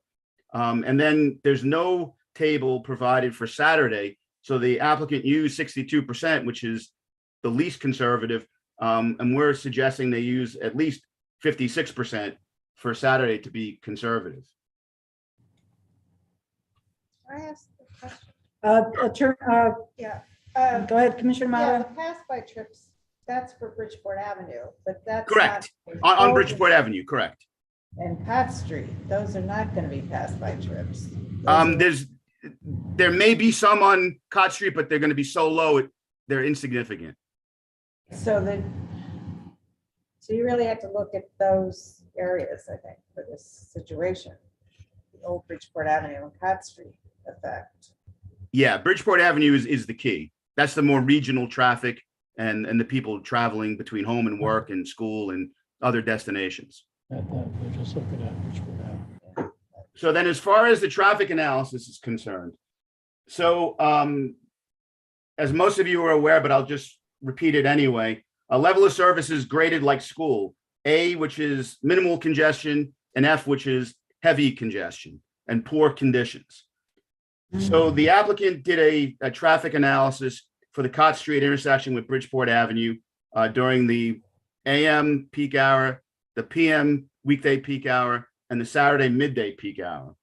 And based on the analysis results, the average delays for the eastbound lane of traffic coming out of Cott Street projected to have delays increase significantly. And based on the analysis, it shows that it was approximately 30 seconds projected in the future without the project, but it increases to over 2 minutes when the project is built. So you go from a level of service D projected to a level of service F with the project. So that's a pretty significant jump. Then for the afternoon peak hour, the PM peak hour, it goes from 41 seconds to over 5 minutes, which jumps from level of service E to F, a really bad F, I might add. And then the Saturday midday goes from 25 seconds to almost a minute and a half of delay. So it goes from level of service C to F. So based on these results, it would be extremely difficult for eastbound vehicles to turn left onto Bridgeport Avenue northbound during these peak travel periods. Okay, in terms of safety, there has been some going back and forth between the applicant and the consultant that was hired as a peer review about the site distance. And there is definitely limited site distance to the north along Bridgeport Avenue. There's a hump in the road and there's vegetation and other issues. And to try to turn left out of Cots would be very, very difficult, even under normal conditions. And then obviously with the conditions that I just mentioned, it'll become a lot worse. And just to amplify that, the consultant did a crash analysis, which shows current conditions, which aren't necessarily terrible, but when you significantly increase the delay for people to make that left turn out of Cots, you're basically making the delay increase by 4 times in the morning, 7.5 times in the afternoon, and 3 times on Saturday. So that's a pretty significant jump in delay. You're not talking about 5 or 10 seconds. You're talking about minutes here. So it's a pretty stark difference between with and without the project. So basically the summary of the safety is that these significant increases in average driver delay will make drivers grow impatient and to attempt to turn left within the available gaps may not be safe for these motorists to do so. And combine that with the limited sight distance to the north, this will significantly increase the risk and incident of crashes. Can I just ask a question? Sure. Monteleone at this moment. So you saw that the sight line was shown to be approximately 150 feet based on the topography. I think the solution offered by the applicant is to put in driveway ahead signs. In your professional opinion, is that a safe condition? It doesn't meet the standard for sure. And signs can only do so much to alert motorists, especially on a 2-lane road. The car might be between you and where the sign is posted. There's a lot of factors that come into play that signs, especially if there's a lot of signs, have a limited effect on getting the message out to motorists in a timely manner and in an effective manner. But aside from the fact that it doesn't meet the required standard based on the 85th percentile of speed, can you offer a professional opinion based on your education, training, and experience as to the safety of that configuration with this driveway? Yeah, as I mentioned, combined with the fact that there's significant delays and minimal amount of gaps to go into the traffic stream, it creates a very, very toxic situation, a very dangerous situation. So it is not safe. I don't believe it's safe. No, I don't, because cars will just be trying to force their way into the traffic stream and going through gaps which they may not maybe the best that they have, but it may not be good enough for them to be able to get into the traffic stream, and it may, people make mistakes and they misjudge the speed of the vehicle coming, and it can easily cause crashes. All right. And I cut you off. You had more. No, that's fine. That's fine. So just in conclusion, so I want to say, despite all the negative impacts in traffic and safety that we've discussed, the applicant's traffic report states that the delays for traffic exiting the site during the peak hours are typical for convenience markets and gas stations along thoroughfares. The development is expected to produce minimal traffic impact on the area roadways. I definitely do not believe that is the case here. And then further, the traffic and safety issues identified may actually be worse than stated in the consultant report because, as I mentioned in my presentation, they're using the lowest trip generation possible for the land use. There's others that have higher generation rates than the one that they used. They use the incorrect pass-by percentage for the afternoon peak hour. So it's going to be 6% lower than what they used. And they ended up using the higher one for Saturday. And my question is, why wouldn't you use the lower one to be more conservative? And then one last sort of elephant in the room here is that we recognize that the town center at Shelter Ridge is not signed, sealed, and delivered yet. So therefore, it was not part of their traffic report, which we understand and rightfully so. However, once this does come online, the poor condition you have here is only going to be exacerbated, when that huge project comes online. So you have to think of it, in terms of the next step as well, not just what's there today, but what's going to be out there, and the traffic conditions are just going to get worse. Okay, Mr. Monteleone, we have a question from Commissioner Kelly. Yes, I know you mentioned the bypass trip for Cotts Road and Old Shelton, Bridgeport Avenue was insignificant. What happens when Constitutional Boulevard gets extended? I think that at that point, wouldn't that become more? Well, that's certainly a possibility, because if you have cut through traffic, which invariably happens on some of these smaller roads when you connect it to a between two larger roads, that certainly is a possibility that there could be an increase in traffic on Cotts, and therefore creating even a more dire situation trying to get out onto Bridgeport Avenue. Yeah, thank you. Yeah, I'll just try to clarify the point I was trying to make. The Bridgeport Avenue, 62% passed by trips, fine. But it's all new trips on Cott Street, or That's mostly new trips on Cott Street and Old Bridgeport Avenue. Right, so I mean, they're trying to make the point that it's not gonna affect the traffic on Bridgeport Avenue, fine, but it's gonna be a problem, it appears from what this consultant's saying. Yeah, well, you're adding a lot of traffic onto Cott's Street because of the driveway that goes right out from the site onto Cott's, and all left turns need to come in from Bridgeport Avenue to Cott's, and all left turns out of the site have to use Cott's. So you're by doing that, you're increasing a lot the traffic level of traffic on Cott's, which is why those levels of service get so bad. The intersection one, Yeah. street, Mm-hmm. for the intersection, and there's It 3 is. stop signs there, Right. right? There's a stop sign coming there, there's a stop sign on Cott Street, and there's a stop sign from Old Bridgeport Avenue to Bridgeport Avenue. So there's 3 stop signs there. It's not like it's a raceway or a thoroughfare. Right, so if they were just talking about something right on Bridgeport Avenue, some of their contentions would sound okay. But when you're putting it off Bridgeport Avenue, it's a different story, right?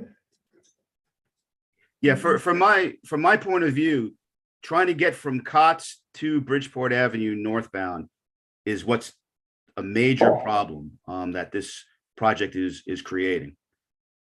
Okay. All right, any other questions for Mr. Monteleone from the commission? Mr. Panico, do you have any questions for Mr. Not Monteleone? right, not at this point in time. Okay. Attorney Green, do you have any further comments to be made by anyone? Mr. Monteleone, do you have an opinion, or I don't know whether this is within your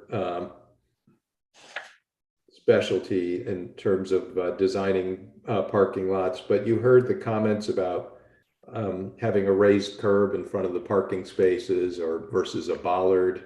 In other words, having a curb that would potentially stop a car versus having a bollard. I'm just going to ask if you have an opinion on that at all. I mean, it depends on the speeds of the vehicles coming into the space. If you're really low speed, typically a curb should be enough protection. But if you have higher speeds or bigger vehicles where you have to protect a building or pedestrians or any vulnerable population, then maybe a bollard might be in order. It depends on the context of the location and the specifics that you have to look at. Fair enough. I have nothing further. Okay, any last questions from the commission? And Mr. Panico, do you have any questions? Not right now. Okay. Next. All right. Next. And I'm you have- sorry, Madam Chair. Attorney Green, you have somebody else? Oh, I do, yeah. All right. How many total different persons do we expect? Just one more. Okay, go ahead. I would like to call on Steve Trinkus of Trinkus Engineering, and if he could be admitted into the room and unmuted, I would appreciate that.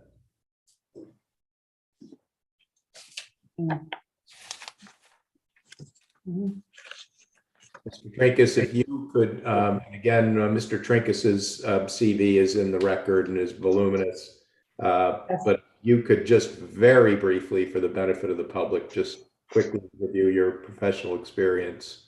I would appreciate it. Sure. Members of the commission, I'm a licensed professional engineer in Connecticut. I've been licensed since 1988.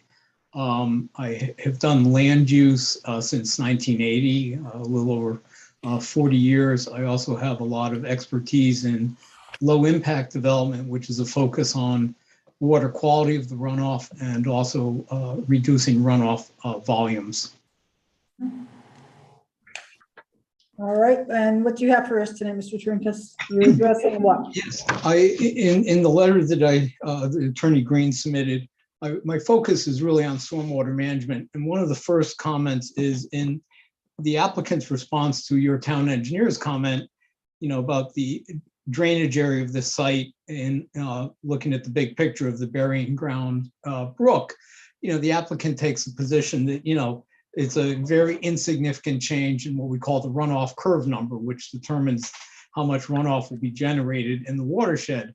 And, basically saying that, well, because it's so small of a change that we don't really need to, worry about it. But if you took that philosophy and carried it out to what would be a logical extreme, then, in a big enough watershed, no matter how much impervious cover you're proposing on a site, you could make the argument that it's pretty insignificant. The problem is it downstream when all these sites come together, that the runoff volume is very significant. So you have to address all of the runoff on your site, even in an extremely large watershed. The other major issue with this site is under the 2004 Connecticut DEP Stormwater Quality Manual, it is a guidance document, but they define what are high pollutant load sites, and a gas station is pretty much right up at the top. It's out of a list of A to N, it's C. So it's pretty much right there. And as the applicant is having an underground, what appears to be an infiltration system, you cannot use an infiltration practice on a high pollutant load site, period, unless you have an extremely high degree of treatment of the runoff before it goes into the infiltration practice. And the reason is gas stations, you might not have large leaks, but people pumping gas don't always, follow the automatic shutoff. They always try to top their tanks, and you get little spills, and you get, oil spills. You also have metals from the cars themselves, from both the tires and the brakes going in and out. And it winds up on the pavement, and when it rains, it all gets washed, into the catch basin system. So you need to have a high degree of treatment, because otherwise, if you're going to let that water go into the ground to infiltrate, you're now going to pollute the groundwater on the site because of the metals and hydrocarbons. In the applicant's proposal, they only have what's called a hydrodynamic separator. They're using what's called a CDS unit in what's termed an online configuration. There's two types of installations for these practices. Online is where you have one pipe coming in, one pipe going out. An offline configuration is where the water quality flow, which is a flow rate associated with the water quality volume. The water quality volume is basically a volume of runoff for 1 inch of rain over the contributing drainage area. And then the water quality flow is a rate based on that volume. So the flow rate is directed to the separator, but then there is a bypass in a manhole to direct all other storm water around the practice. Based on years of monitoring by the University of New Hampshire Stormwater Center, and you can go online to see this, is an online separator will only remove about 29% of total suspended solids, whereas an offline separator will remove in excess of 75%. So it makes a huge difference. The other major problem with an online separator is larger storm events will come in, and even though all of these practices have what they call an internal bypass, it still winds up stirring up the sediment that's already been accumulated in the bottom, and you do get discharges. Many of the manufacturers will size these systems for engineers, but they also use a sand material that is consistent with 5 different gradations of sand. Well, you're not going to find a sand in the real world that has 20% of this particle size, 20% of that, and so on. You're dealing with a wide variety. So the manufacturing modeling of these practices is not reflective of what happens in the real world. So because there's inadequate pre-treatment of the runoff, then you're basically going to have this water going into this underground practice. Now, there's no test pits dug here, and the applicant is proposing this system in an area of fill. They're putting a sandy material, I believe, around it, a free draining material. Well, there's no specifications for what is a free draining material. And a Class B soil, which they call out, can be a wide variety. That can be from a sandy loam to a fine sandy loam soil. There is quite a bit of variability, and the infiltration rates also are very different depending on the amount of sand in the material. But the key thing is we don't know what the underlying soils are. are the underlying soils even suitable for infiltration? Because if they're not, this fill package around the underground gallery system will simply fill up with water and there's no place for it to go. And if the system fills up, new water coming in is not going to be detained. It's simply going to be pushing the water that's already in there back out onto the DOT drainage system.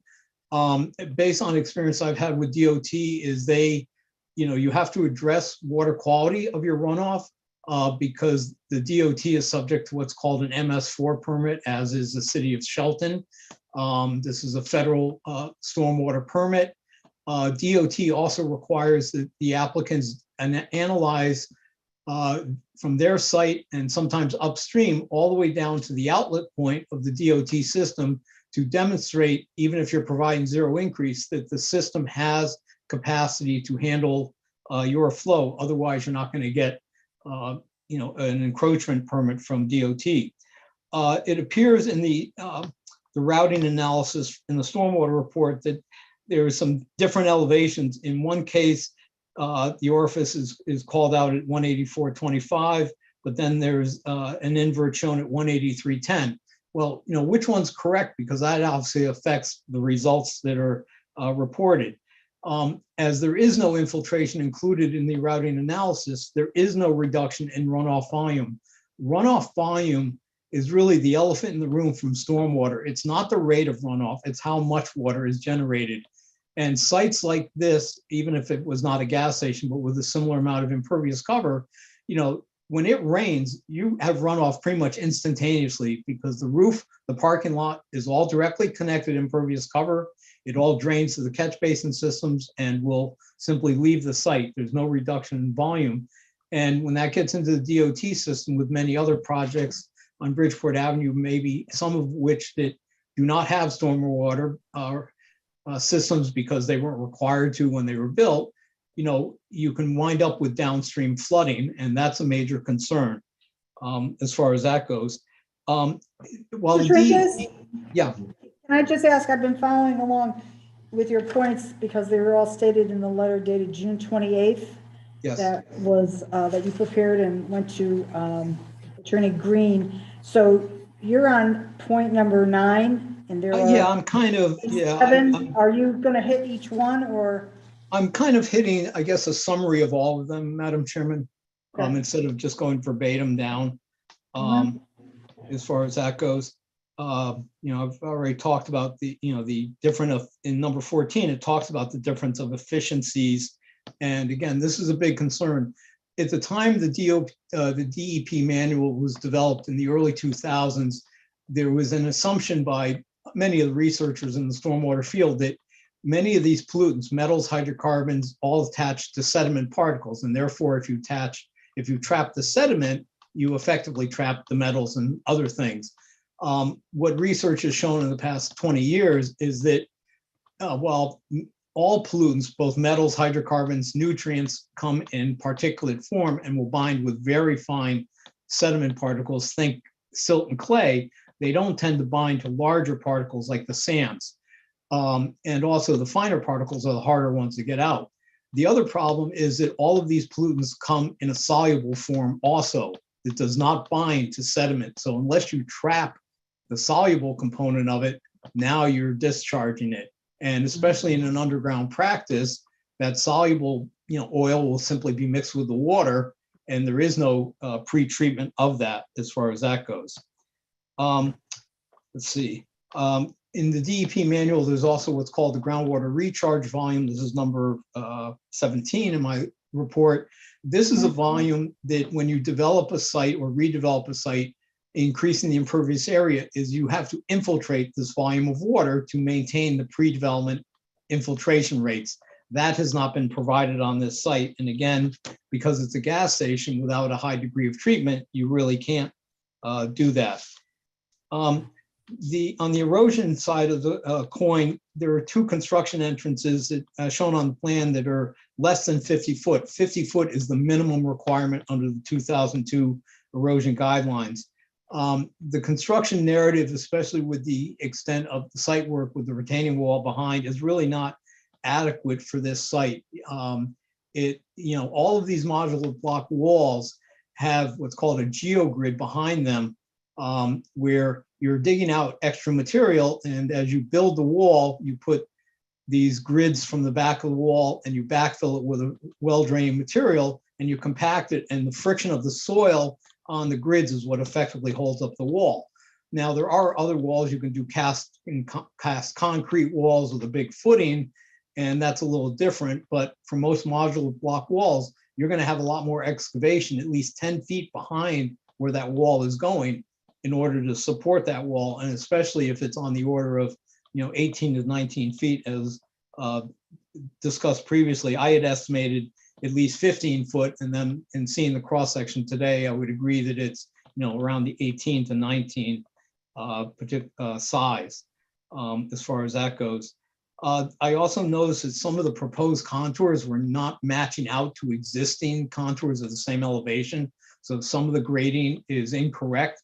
And if it's not correct on the plan, how does the contractor follow it in the field? There was also no soil stockpile shown on the plans. And again, that's a requirement of the 2002 guidelines. When you've got excess dirt, even if you're going to ultimately take it off site, you have a temporary stockpile, for the material that you're using. And the bottom line here is, from a stormwater perspective, is there's not adequate treatment of the runoff. It will be discharged possibly into the ground, which will pollute the groundwater on the site and likely cause other environmental impacts. This was an issue with many of the older gas stations.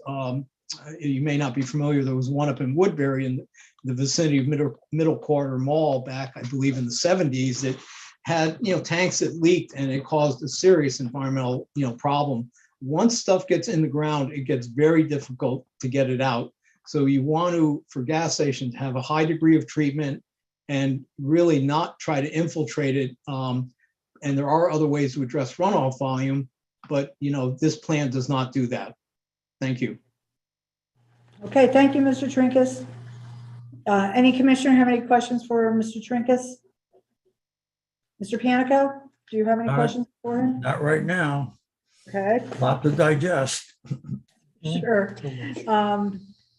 Attorney Green, do you have any further comments? Yes, just briefly, I just want to review 2 points, well, a few points with the commission, but I'll try to be brief. The first thing is, it appears that the applicant is offering or proposes to conduct 3 different activities on this site. One is a service station or fueling station. One is a convenience store, and the other is a business or professional office. If I can screen share, you'll see that, and I heard Attorney Thomas's comment about that that service stations were permitted simply by the filing of a site plan. And I'm looking and I'm showing the commission from section 24 of your regulations, the grid in Schedule A, and it does appear, it references motor vehicle service stations, and it says site plan approval in this zone. So I don't take issue in the RBD zone, so I don't necessarily take issue with that. But where I do take issue is on the convenience store use. And you'll see, and I don't know if you scrolled up with me. Okay, if you'll just bear with me for one moment. 24 of line 24 in that section refers to stores and other buildings and structures where goods are sold or service is rendered primarily at retail. That is not a permitted use in an RBD zone according to this grid. I then drop down to section 25, and it specifically says, and you note when I was showing you the service station, it did not say that it included convenience stores as an accessory to service stations, fueling stations. And in fact, in your regulations at line 25, it specifically says, and there are situations where you allow stores and other buildings and structures where goods are sold or services is rendered at retail when accessory and subordinate to a permitted use on the same premises. And I may be misreading your regulations, or I may have missed something in your regulations, but as I understand it, in that section, the commission specifically spoke to retail as an accessory use, and it is not permitted in the RBD zone. And once again, business and professional offices are subject to a special exception. So I question whether the use is a permitted use. I presume Attorney Thomas will address that for the commission. The next thing I just wanted to review briefly with the commission are the considerations that this commission may consider in addressing an application for special exception, and they are in section 33.4 of your regulations. And it refers to you can consider the size and intensity of the proposed use. And I think you've already done that because you've questioned the use of 5 pumps. You've asked for the building to be reduced in size. You've suggested that the building could be moved away. And these are all indicate to me that the commission recognizes that this is an intense use of this site at this particular location. And you can consider that factor in ruling on a special exception. The next is 34.4.3, the capacity of adjacent and feeder streets to accommodate peak traffic loads and any hazards created by the use. Well, once again, there are 3 uses being proposed on this site, and you have seen that the sight line on Cott Street is not safe. You've heard about issues with the pass-by traffic and the queuing, and certainly this commission can and should, in this instance, find that it is creating a hazard at that intersection. And while Attorney Thomas suggested that you're kind of stuck with the idea of a gas station because it's site plan approval only, and he suggested that you recognize that when you permitted that in the RBD zone, well, maybe, but you certainly don't have to with respect to the other uses. The next is 33.4.4, the effect upon property values and taxable values in the neighborhood, taking into account the topography of the lot and the character, location, and height of proposed buildings, walls, stacks, fences, grades, and landscaping. Well, this commission has made comments about the retaining wall. You've heard Mr. Trinkus raise some very troubling issues on site drainage, particularly for a service station and with the proposed design, and a lack of adequate investigative data and lack of adequate facilities for drainage. And curiously, the applicant didn't offer this commission anything on the impact on property values, didn't offer this commission anything to sort of justify these uses. And I know, once again, the commission recognizes the intensity of the use. And then 33.4.7 talks about drainage and erosion problems. Certainly, Mr. Trinkus's report highlights those issues. And so based on sort of the standards that this commission has to consider in passing upon this application, there are 4 areas that really the applicant failed to provide an adequate basis upon which this commission should grant this, and it really should be denied. And if it is denied, you've raised all of these issues, and I'll end where I began. You've asked the applicant to consider all of these changes to the plan, recognizing all these issues.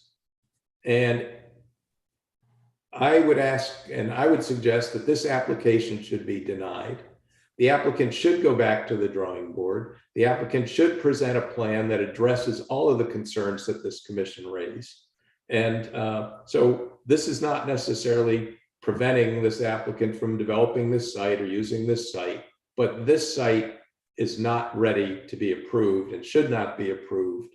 And it just fails to meet your standards in too many ways. It needs too many modifications, and there are too many open questions. And I appreciate your patience. I appreciate the attention that you've paid to this application based upon the questions that you've asked. And with that, I will rest. I'm happy to answer any questions. I would remind the commission that I have asked questions about the nature and extent of the convenience use, which I think would be of interest to this commission. Tobacco sales, lottery, beer sales, other uses. You should understand these and the intensity of that use and the traffic that this is likely to generate in passing on this. I don't know if you have any questions for me, Mr. Monteleone, or for Mr. Trinkus at this juncture. And I want to thank you for your generous patience in hearing us tonight. All right, thank you, Attorney Green. I'll ask the commissioners one more time. And Mr. Panico, do you have any comments, questions, or concerns for Mr. Monteleone or Mr. Trinkus? No, I think between the written material that they've submitted and their testimony tonight, we could figure it out. Okay. All right, commissioners, you're all set? Yes. All right, so Attorney Thomas, we're back to you. Where would you like to start? Thank you very much. I can start by answering Attorney Green's last question. The convenience store is under 25A in your regulations. I have an intimate knowledge of it because I was contributing author with Mr. Panico when the RBD was drafted. And if you remember, the concern for the RBD zone was you felt that all your car dealerships were all going to go under and Home Depots or Lowe's were going to sprout up on the sites. So the RBD was developed, and if you look at 25A, it allows what is called restricted retail under 10,000 square feet. That is a special exception, and that is what the application for the convenience store was done. The convenience store, like any other convenience stores, other convenience stores that you have approved, will probably sell lottery tickets. They will probably sell, if they can get a grocery permit or whatever that's required, potentially sell beer, although a lot of them do not sell that. And I don't know the requirements on that, but certainly the convenience stores have been allowed. You have approved other convenience stores in the town of varying sizes, but yes, they would sell lottery tickets. And I don't know if they can qualify to sell beer, but if they could, they would have to get a liquor permit. With respect to his comments about the standards, well, one of the reasons we didn't introduce this issue of property values is, first of all, no one objected to it. Second of all, it says if you look at the plans that's submitted and you're familiar with the area, the property is surrounded by a medical office building. There is a residence across Cott Street. There is Old Bridgeport Avenue, which has industrial uses, commercial uses. Then there's Bridgeport Avenue exit 13 off and on. And to the north of the property is an empty area that is going to be developed as the extension of Constitution Boulevard with a substantial light industrial subdivision, including at least one announced tenant and the possibility of a substantial amount of employees and everything. And honestly, based on the severe problems pointed out by the traffic engineer, I think you might want to take that into account and inform the person on the second floor that you're not going to approve the subdivision or anything like that, because it's going to create too many traffic problems at Cott Street and Old Bridgeport Avenue. While we recognize that, we addressed it. The other thing that apparently was pointed out with respect to the intensity of the use, yes, you have addressed it. It is not uncommon in many of the things that I have presented for the commission to impose conditions which the applicant has to abide by if the applicant wishes to go forward, which conditions can impact the site. Like, for instance, even though we don't think it's necessary at all, we don't think there's any evidence to back up the loss of a fueling station. If you did it, that's not a significant change. If you said the building had to be shrunk, I'll be very honest, I don't understand this issue with the area behind the building. I'll be honest with you. For example, I did the Cumberland Farms in Ansonia, where there is a similar small area behind the building and a retaining wall. Nothing's happened, no issues with that. It happens to be a popular location. Obviously, this is a popular location for a gas station, convenience store, for a couple of reasons. Number one, it's located at exit 13, which means that those going to businesses, using the businesses here, if they are getting off and on Route 8, or if they're coming down from the light industrial subdivision that's going to have numerous employees, they would be able to utilize this and get on Route 8. So you can look forward to, as Mr. Monteleone pointed out, you can look forward and while normally traffic engineers can't, they can only do something that's approved or pending, but you can look forward to Constitution Board. You can look forward to Shelter Ridge. That would be great. If you look forward to Shelton Ridge and you remember what went on at Shelton Ridge, you will remember that Shelton Ridge, if it goes forward, if it does go forward, and hopefully it will, we're proceeding into wetlands, they have to do some $10, $15 million worth of improvements to Bridgeport Avenue, including substantial improvements, if you recall, to this intersection with exit 13 and to the road and everything like that, many of which are going to be done in relationship to Constitution Boulevard. Yes, with respect to additional delay times, and I'm going to leave that up to Kermit, that happens when you develop a property. Right now, the property has an empty office building and has a house on it with a multifamily house.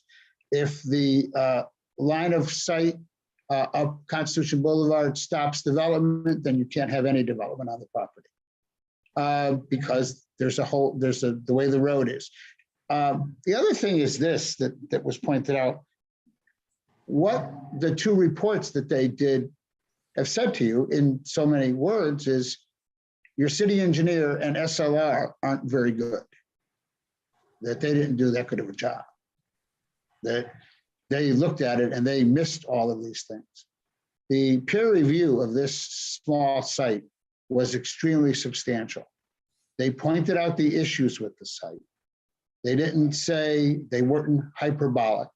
And I will leave it up to Kermit to respond to the thing.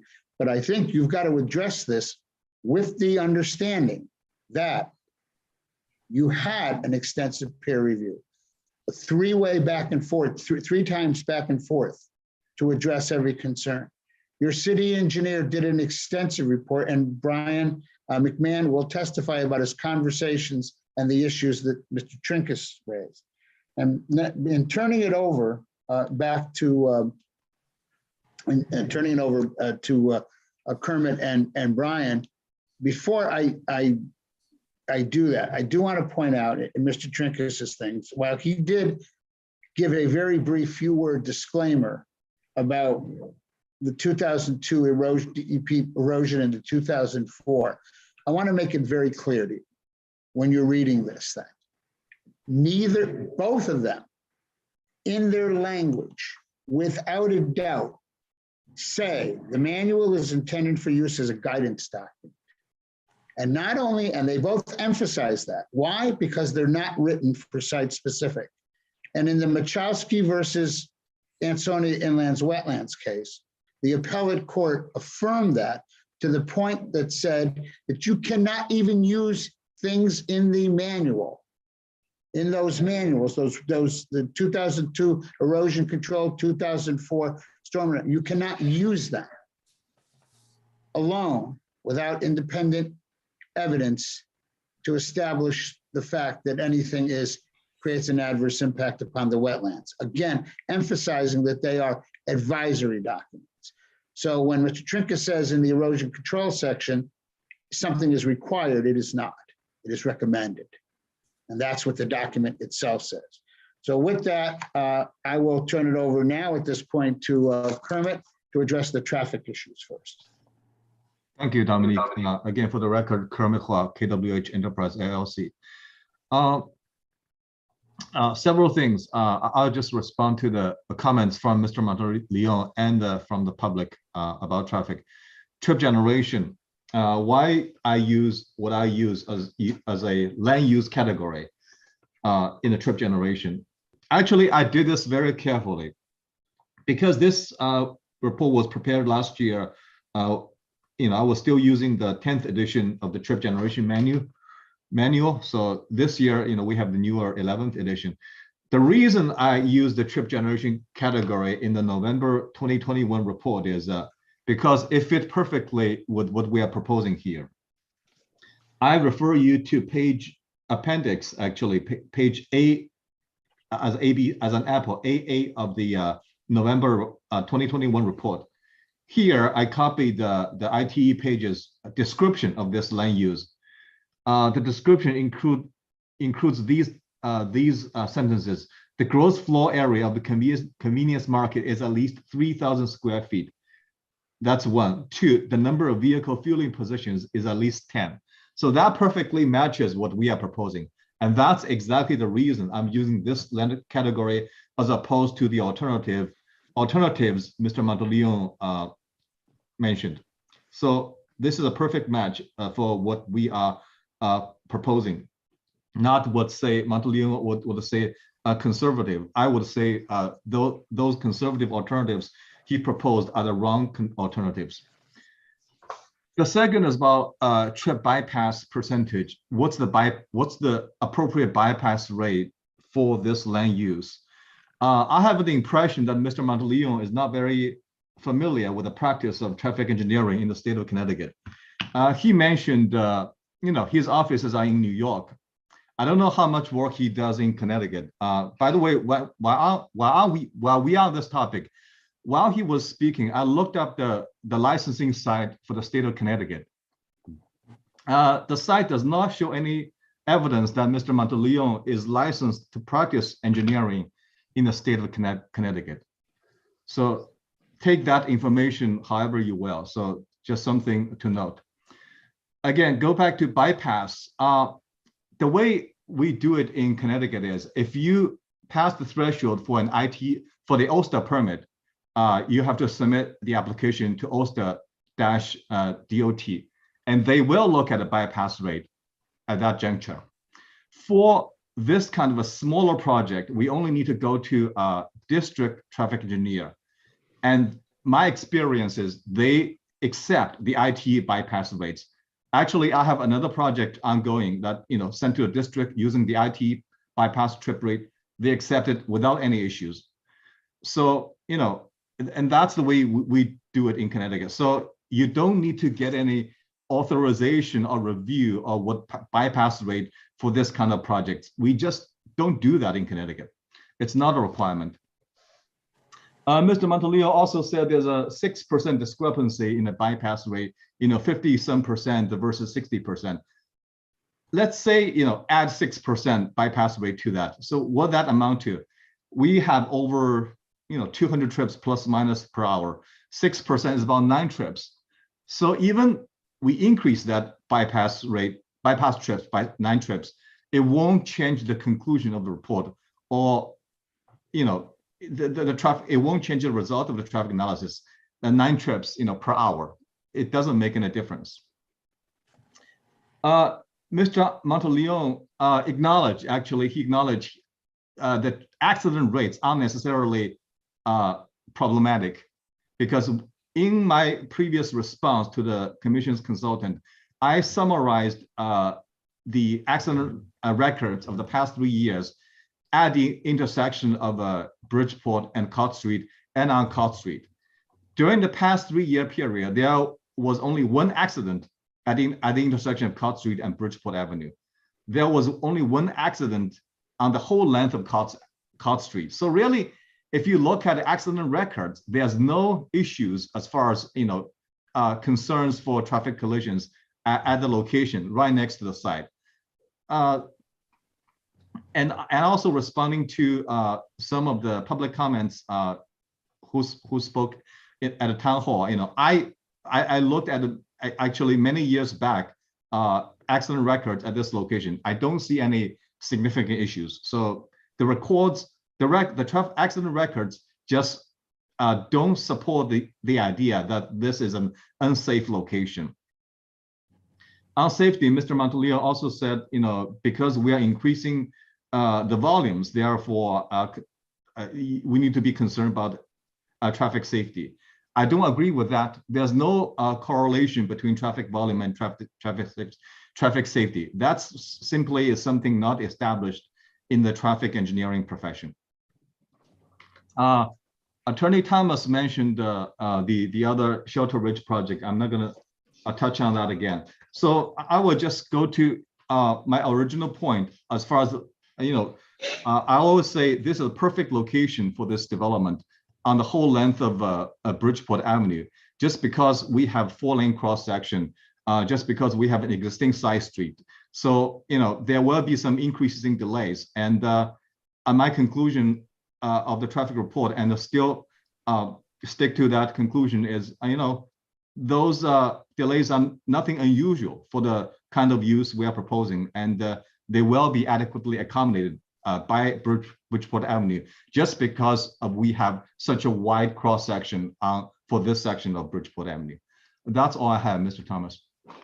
Thank you, Kermit. I just want to emphasize also that the comments from Mr. Monteleone about volume and the extensive delays, that people are therefore going to get impatient and take action. That is what amounts to pure speculation. He introduced no evidence, obviously, of any psychiatric, psychological, or any other studies that show that that's what people do. That's his speculation. It is certainly not something that is, as Kermit pointed out, certainly not something in the traffic engineering that just because you have a delay, you're a delayed time, you're increasing safety. And yes, at certain times, there may be a certain delay. One of the members of the public, and I'm not going to do what I did in a trial several years ago, one of the members in the public made reference to taking them 5 minutes or 10 minutes or something of that nature to get out, or 20 minutes to drive down from exit 12. In a trial many years ago, the person was claiming something occurred in a minute, and it was really a few seconds. I just remained silent for a full minute. And besides the other attorney thinking I'd had a stroke, when I got done, I asked the person just exactly how long was it for that incident to occur. And the response sheepishly was 10 seconds. So if you really want to analyze how long 20 minutes is, sit there silently, put your hands in front of you like they're on a steering wheel, and make believe you're waiting or you're driving 20 seconds. Time is something people shouldn't estimate unless you're staring at your watch.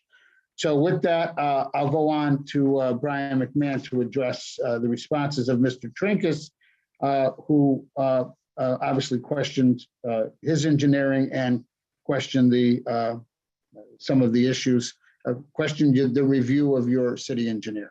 Brian? Thank you. So I'd like to take, I did receive Mr. Trinkus's letter late yesterday afternoon. There's quite a bit in it. Rather than go down every single item one at a time, I do think it is grouped together in a few key issues. Of course, the origin of this is some concern by the city engineer in his November 2021 report about flooding in the Burying Ground Brook. Mr. Trinkus spends a lot of his report going through the issue of the high pollutant load site with respect to the service station, the gas station.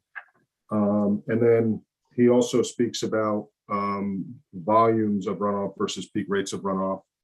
So I'm going to start with the pollutant loads, and I'll group these comments together based on the items in Mr. Trinkus's letter. I think this really pertains, I think, to comments number 2, 3, and 4, which go to recitations and excerpts of the 2004 Stormwater Manual. I think it goes to comment as well as comment number 5 as well. I think it is relevant to comment number 11, which is there being whether there's adequate pre-treatment on the site. Comment number 13, which gets into the proposed contact low grit separator that is being proposed at the site. 13, 14, and 15 really are related to that, and 16 for that matter. So for the high pollutant load sites, we believe, in short, that we are pre-treating the runoff before it enters the infiltration system, the retainage system. We have a number of drains on the site that are all equipped with traps on the outlets, as well as deep sumps designed to filter out sediments, floatables as a first line of defense. We are proposing, as Mr. Trinkus points out, contact hydrodynamic separator on the site. We believe it will be an effective means of pre-treating the runoff. He did point out, and I do agree, that offline systems are more effective and efficient than online systems. We do propose it as an online system. We did so at the time for space considerations on the site. I do believe that, well, when ultimately, should this commission choose to approve the application, we do expect to proceed with a building permit and to finalize with the vendor, with Contact, a design for the system. We may choose at that time, and we will certainly verify it's in our interest. We are required to demonstrate 80% TSS removal. We intend to do so, and we had to coordinate that with the vendor.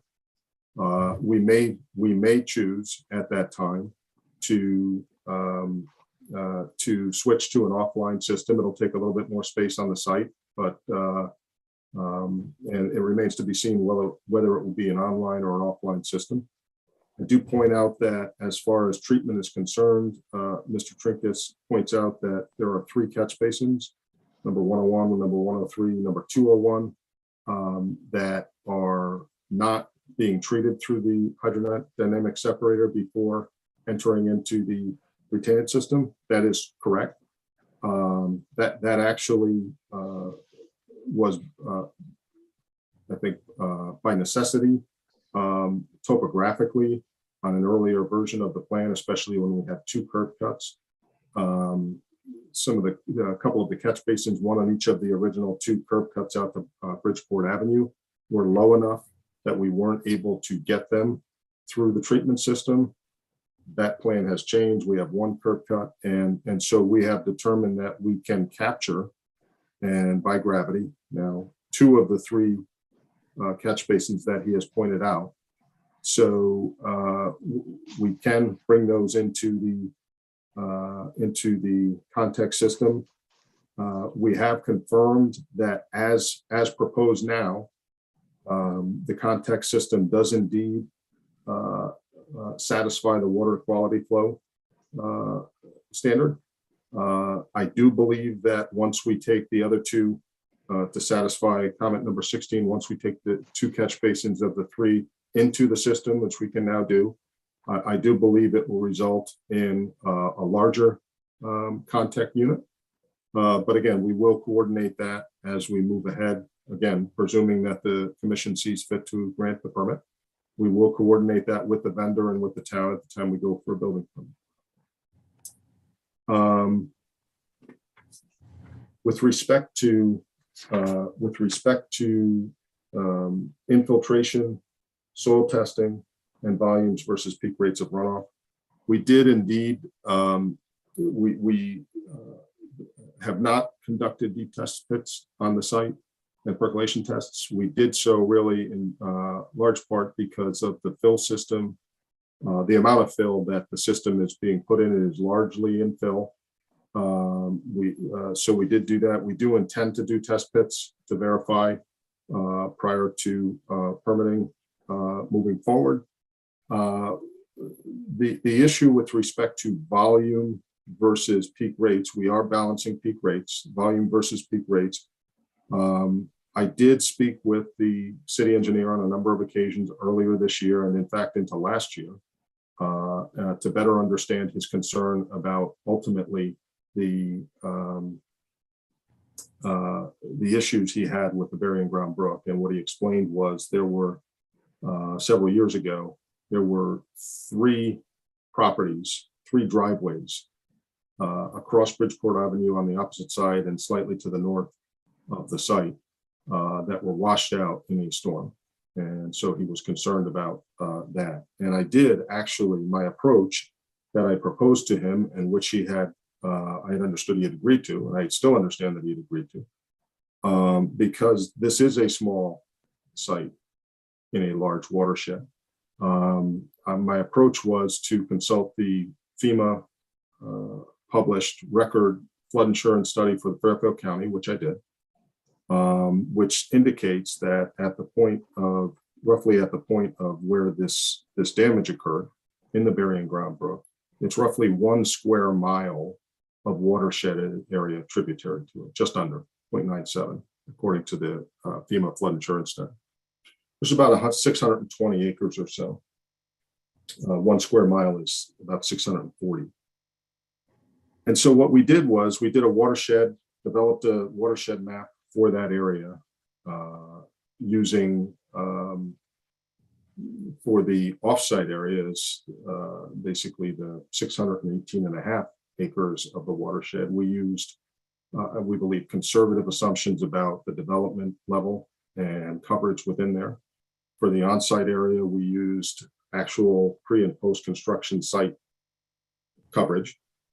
And we developed the CN as the curve number, roughness coefficient curve number for the site. And it was a very, as I mentioned in my letter in May 18th, it was a very small increase, and not taking into account the fact that we were controlling on-site runoff at or below peak rates of runoff from pre to post-construction conditions.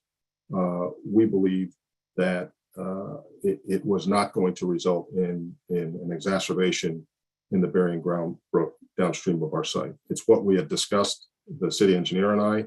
It's what I had understood was the acceptable approach. We had not had any comments back from the city engineer since then. So I'm just reacting to Mr. Trinkus's letter in that regard. Again, we do expect to do test pits to confirm. We have not taken credit for any exfiltration out of the infiltration system. Let's see. Couple of one other threshold subject that Mr. Trinkus touched on was erosion control, of course. One thing I would just point out, and that, you know, this is going to be roughly an acre or so of disturbed area, a little bit more, and that's not to minimize the potential for sedimentation and erosion from a construction site of that size. It needs to be managed. It will be managed, but it is not a wide open 12, 15 acre site that's going to be disturbed for an extended period of time. He correctly points out that the construction entrances should be 50 feet minimum. I would point out that I think probably graphically, we don't label them on our plan as 30 feet, but graphically it probably shows as 30 feet. I do point out that on they will be 50 feet in the field. I do point out that on our detail on our plans, we do call for a 50-foot minimum on them, on the tracking pads. The construction sequence, obviously, we expect that it'll be fleshed out between now and the building permit. 2 comments, 22 and 23, with respect to the retaining wall. It says a retaining wall of unknown type. Well, the design, I think, of the retaining wall has not been decided at this point. There was some talk earlier about modular block wall. I don't think that has been decided. It's going to be subject to a full structural design. It'll probably have a building permit of its own, I would think, but it will be designed for any and all applicable codes. We are not the designer of record, structural engineer of record for the wall, but it will be designed for any and all applicable structural codes. And it won't be a wall that would require excavation off our site. It will be designed to be the most structurally sound, cost-effective wall to fit the site. 24, 5, and 6. He does correctly point out there are some anomalies. There are some edits that are required, typos with respect to grading that we will incorporate it in. But the site is not steeply sloped, and it doesn't have any bearing on whether the site can be graded out as proposed. It will not result in any excessive slopes, but we will certainly address those comments. And obviously we will add stockpiles on the erosion control plan. He did mention there was, and correctly so, there was a comment number 9. It was 183.1 in a prior version, the invert that is that he refers to. He asked the question, is it 183.1 or 184.25 per the stormwater drainage model? We have indeed verified it is 184.25. The model is valid as is. We do stand by the results of it. We'll certainly correct the typo when we reissue plans. I think those were the biggest items, Dominic, unless you think I'm missing something here.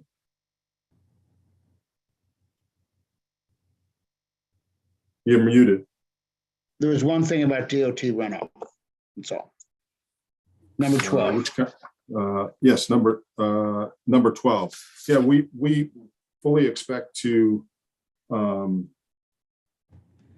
seek and secure a DOT district encroachment permit.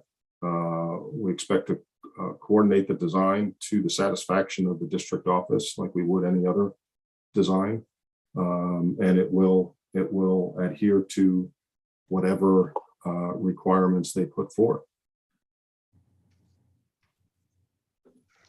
So I believe we've responded, and we were hoping we were able to respond as much as possible. I know this hearing has been open for a long time. Certainly, our hope is that we've completely answered and resolved all the questions. However, if the commission does feel that it wants more time to absorb and wants more time to respond, the public hearing needs to be kept open, but we believe we've addressed them. As far as the, normally at this point I would sum up and address the issues concerning the, requirements, which I believe we have complied with for the 3 various uses on the site. And especially those 2 that address the special exception, and really the one issue that I think the only issue within the special exception site that really has any significance to be addressed is the traffic issue. but I would defer to the commission to see what their feelings are with respect to it. Okay, thank you. Attorney Thomas, is that all of your responses? Those are all of our responses to the applicant's submissions. Okay. All right, well, what's the consensus of the commission and how it wishes to proceed on this application? Do you feel it's important to keep it open for Well, the comment? what's outstanding at this point? Anything? Like, what do we wait? Do we need DOT?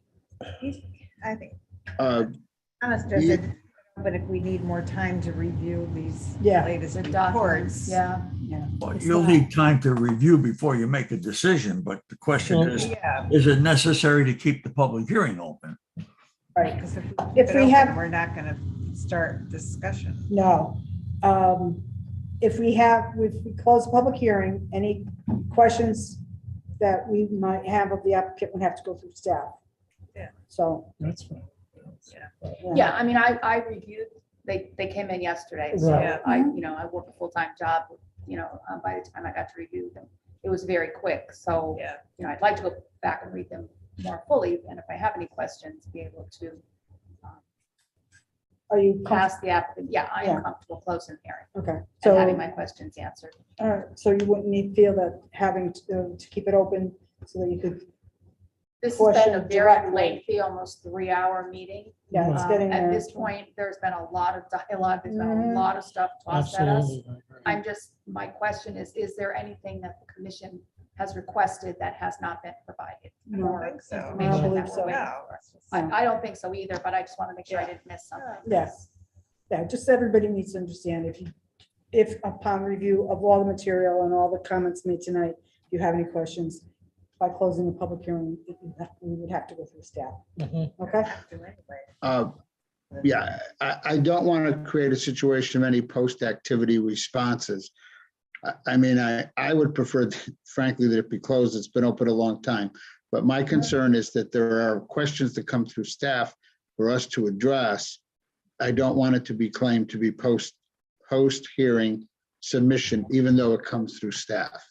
We had that situation, as Mr. Panico can well remember, in the on Buddington Road, the Farrell project on Buddington Road. So I don't want to have that situation occur. Certainly, if you keep it open, you could limit it to any responding to any questions of the commission for both sides, for the public and for us. Okay, well, is there a commissioner that would like to make let me just ask, Commissioner Tiki, you're remote, and so is alternate Commissioner Onofrio? Yes, this is Commissioner Tiki. I am fine with the public hearing being closed after tonight's discussion. And like some of the other commissioners have mentioned, I want some time to review some of the documentation we just received, but I'm comfortable with closing the public hearing after all the discussion about it tonight and in previous meetings. Sure. Okay, thank you. Commissioner Onofrio? Yeah, I would echo Commissioner Tiki. You got a lot of information tonight to digest. All right. All right, if there's a consensus of the commission on closing the public hearing, is there a commissioner who would like to make that particular motion? I will make the motion to close the public hearing. Okay, there's a motion to close public hearing for application 2125 for Commissioner Motto. Is there a second? I'll second. The second from Commissioner Parkins. So on the motion to close public hearing for application 2125 made by Commissioner Motto, seconded by Commissioner Parkins. I'll do a roll call. Commissioner Kelly? Aye. Commissioner Onofrio? Aye. Commissioner Parkins? Aye. Commissioner Motto? Aye. Commissioner Tiki? Aye. And the chair votes aye. Motion is passed 6-0. Okay, so this item will be on the agenda of an upcoming meeting for discussion. Probably not until August. It all depends on. You may need an extension of time to render your decision. Exactly. Yes. Okay. All right, so can we move along then to? Do we need to take a recess? I would appreciate 2 minutes. Me Yeah, too. okay. So we're gonna recess until about 7 minutes. So about 5 minutes of 9.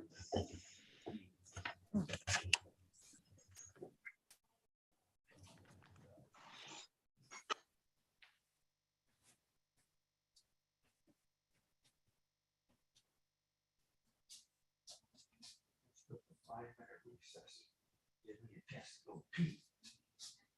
Damn water pill is still making me go.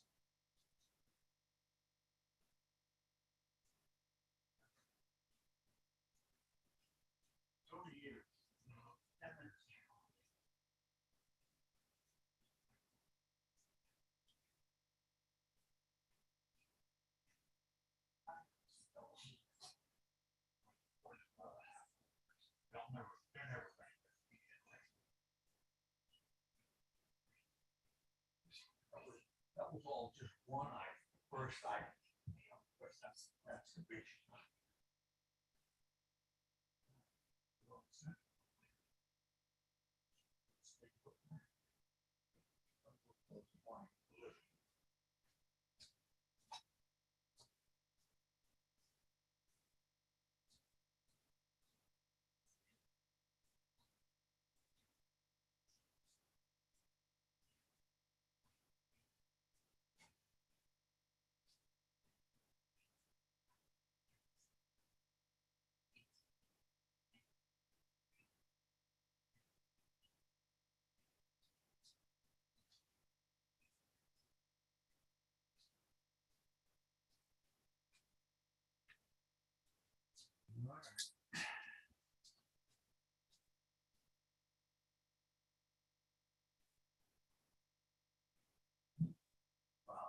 It said 5 to 7 minutes.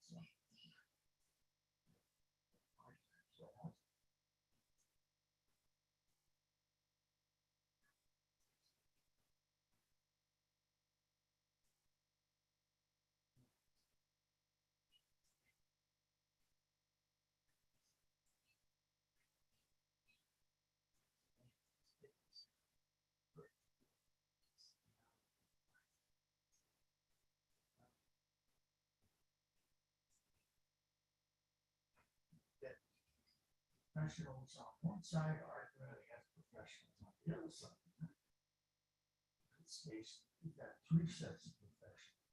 The city has their own people, the applicant has his people, and the gas station over down the street hired an engineer who hired three professionals also. You know, traffic, drainage, engineer. All right, let me check in again.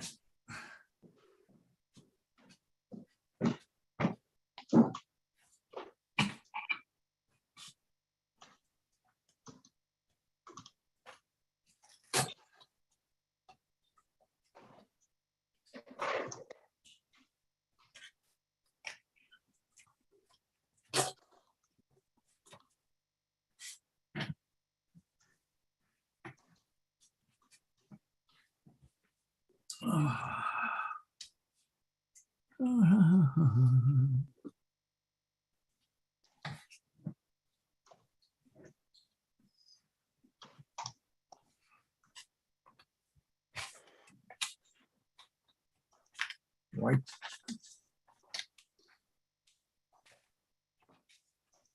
Everybody been muted out?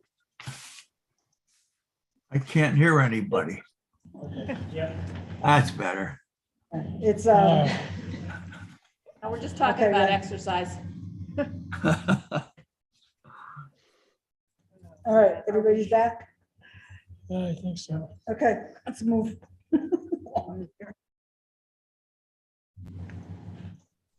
All right, it's approximately 8:55 and the Planning and Zoning Commission for June 29th has reconvened. Next on the agenda, we have Attorney Thomas again for application 2209 for text change. And Commissioner Mata, would you please read the notice of the public hearing? Sure. Initiation of application 22-09 Dominic Thomas for a text change to Schedule A, Line 2, and Schedule B, Lines 1A, 2, and 2 of the Shelton zoning regulations to allow multifamily homes in the R3 zone and to eliminate the lot area per dwelling unit requirements. Okay, thank you. Correction to be had on that? What's that? Because she said lines 2 and 1A, 2. 2, and 2. Yeah, what is that? I don't have it in front of me. 2B. 2B? So 2 and 2B. Yeah, makes sense. Yeah, 2209. Text changes. 1A, 2, and 2A, right? 2B. 2B? 1A, 2, and Wait, 2B? he's looking it up. I got 2A here. 2A. I got the standards here. Yeah, here's the ones that was online. Right, 2A. 2A, So 1A, 2, and 2A. right. That's 1, 2, and 2A. Okay, Attorney Thomas? I printed it out. Oh. Yes, Attorney Dominic Thomas representing the applicant. That's it. Okay, let me just start off with mentioning for the record that posted on the city's website is the zone text amendment, which includes Schedule A permitted uses and Schedule B standards. Any, Mr. Rossetti, any new correspondence from the public that needs to be read into the record? No, okay. Okay, Attorney Thomas, go ahead and identify yourself and proceed. Attorney Dominic Thomas, Cohen and Thomas, 315 Main Street, Derby, Connecticut, representing the applicants in this situation. I very briefly, this was motivated by a situation that occurred for two clients of mine. I simultaneously filed this application along with a variance to address issues that are related to this application. Because in the area that they were in and here, and I've since got the variance approved, in R5 zones, R5, R4, and R3. Well, R5 and R4 allow two-family homes. They allow multifamily homes, 2 and 3 families. However, even though you have a compliant 5,000 square foot lot, you have made many of them non-conforming. For that, by putting in that provision that you have to have a certain extra space, in the case of R5, doubling it, but instead of 5,000 square feet, 10,000 square feet per living unit. Full disclosure, having grown up in a block on Olivia Street with 5,000 square foot lots in their version of the R5 zone, they have the same regulation. All the properties were made non-conforming.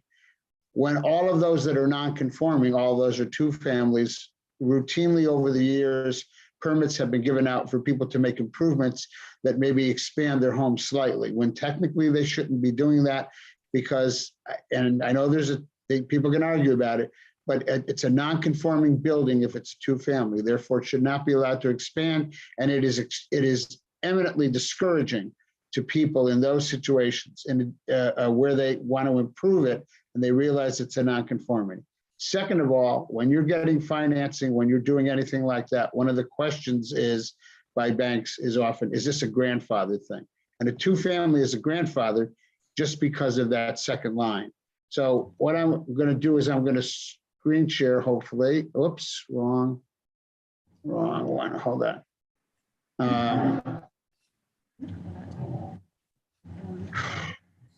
Stop sharing. Quickly get to the right one. So what I did for you, just to give you, can you see the screen now? Yes. Okay, just to give you an idea of what I'm talking about. Since you're sitting, the four of you are sitting in City Hall, although it's your plans, I just went next to City Hall and utilizing the assessor's records and the assessor maps, all of the blue across City Hall, all of those properties that you see whenever you come into City Hall, those are all non-conforming. They're mostly all two families. There's a few three families. I pointed it out because around City Hall, they're pretty well maintained or everything. And I'm sure some of the people would be shocked to find out that they are in a non-conforming pre-existing legal two-family house. It discourages, I think, making improvements to the house. It discourages people buying the houses to make improvements to them because technically they are, again, the building as a two-family is not. So that I think is one of the main things that you have to understand. With respect to the text amendment, the question is, well, how much are you opening? How much are you opening if you do that? You know what I mean? Well, I also made a change in the text amendment. There's a proposed change in Schedule A to allow two families and three families, which again, I grew up in a neighborhood of in a two families and three families. You can make your own determination of whether it impacted me adversely or not. But I added that in the R3 zone, which, as you'll see later, I think is 12,000 square foot lots. And there are numerous two families and three families in there.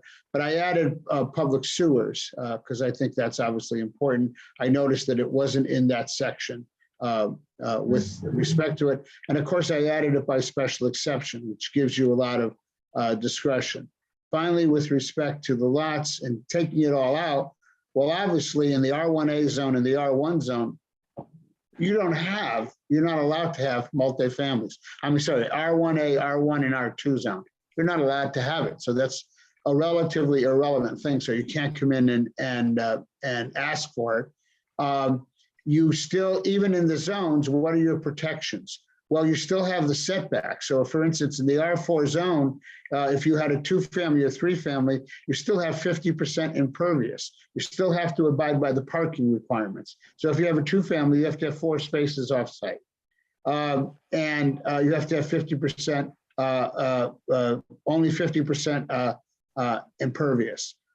So I believe you have protections to guide you. Also, I took the opportunity to take it out of the rest of the things only because you don't allow residential in any of the other zones. So it's kind of irrelevant. So a little bit of it was simply cleanup. Again, it's similar to what, it's somewhat similar to what we talked about when we changed on Long Hill Avenue, the R1 to R2. And when I pointed out to you all the non-conforming lots.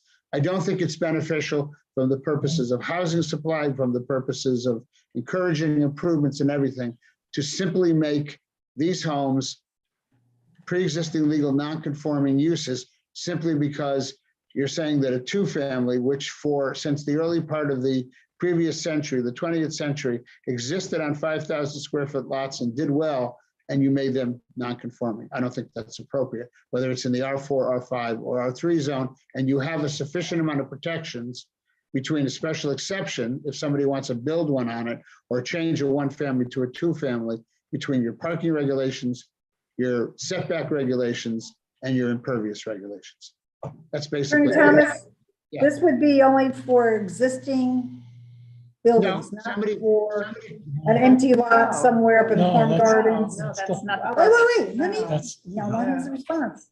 Yes. And this is only for existing buildings or No. not? Or is it, so if you had, I know that, I want you to state on the record exactly who would be impacted by this.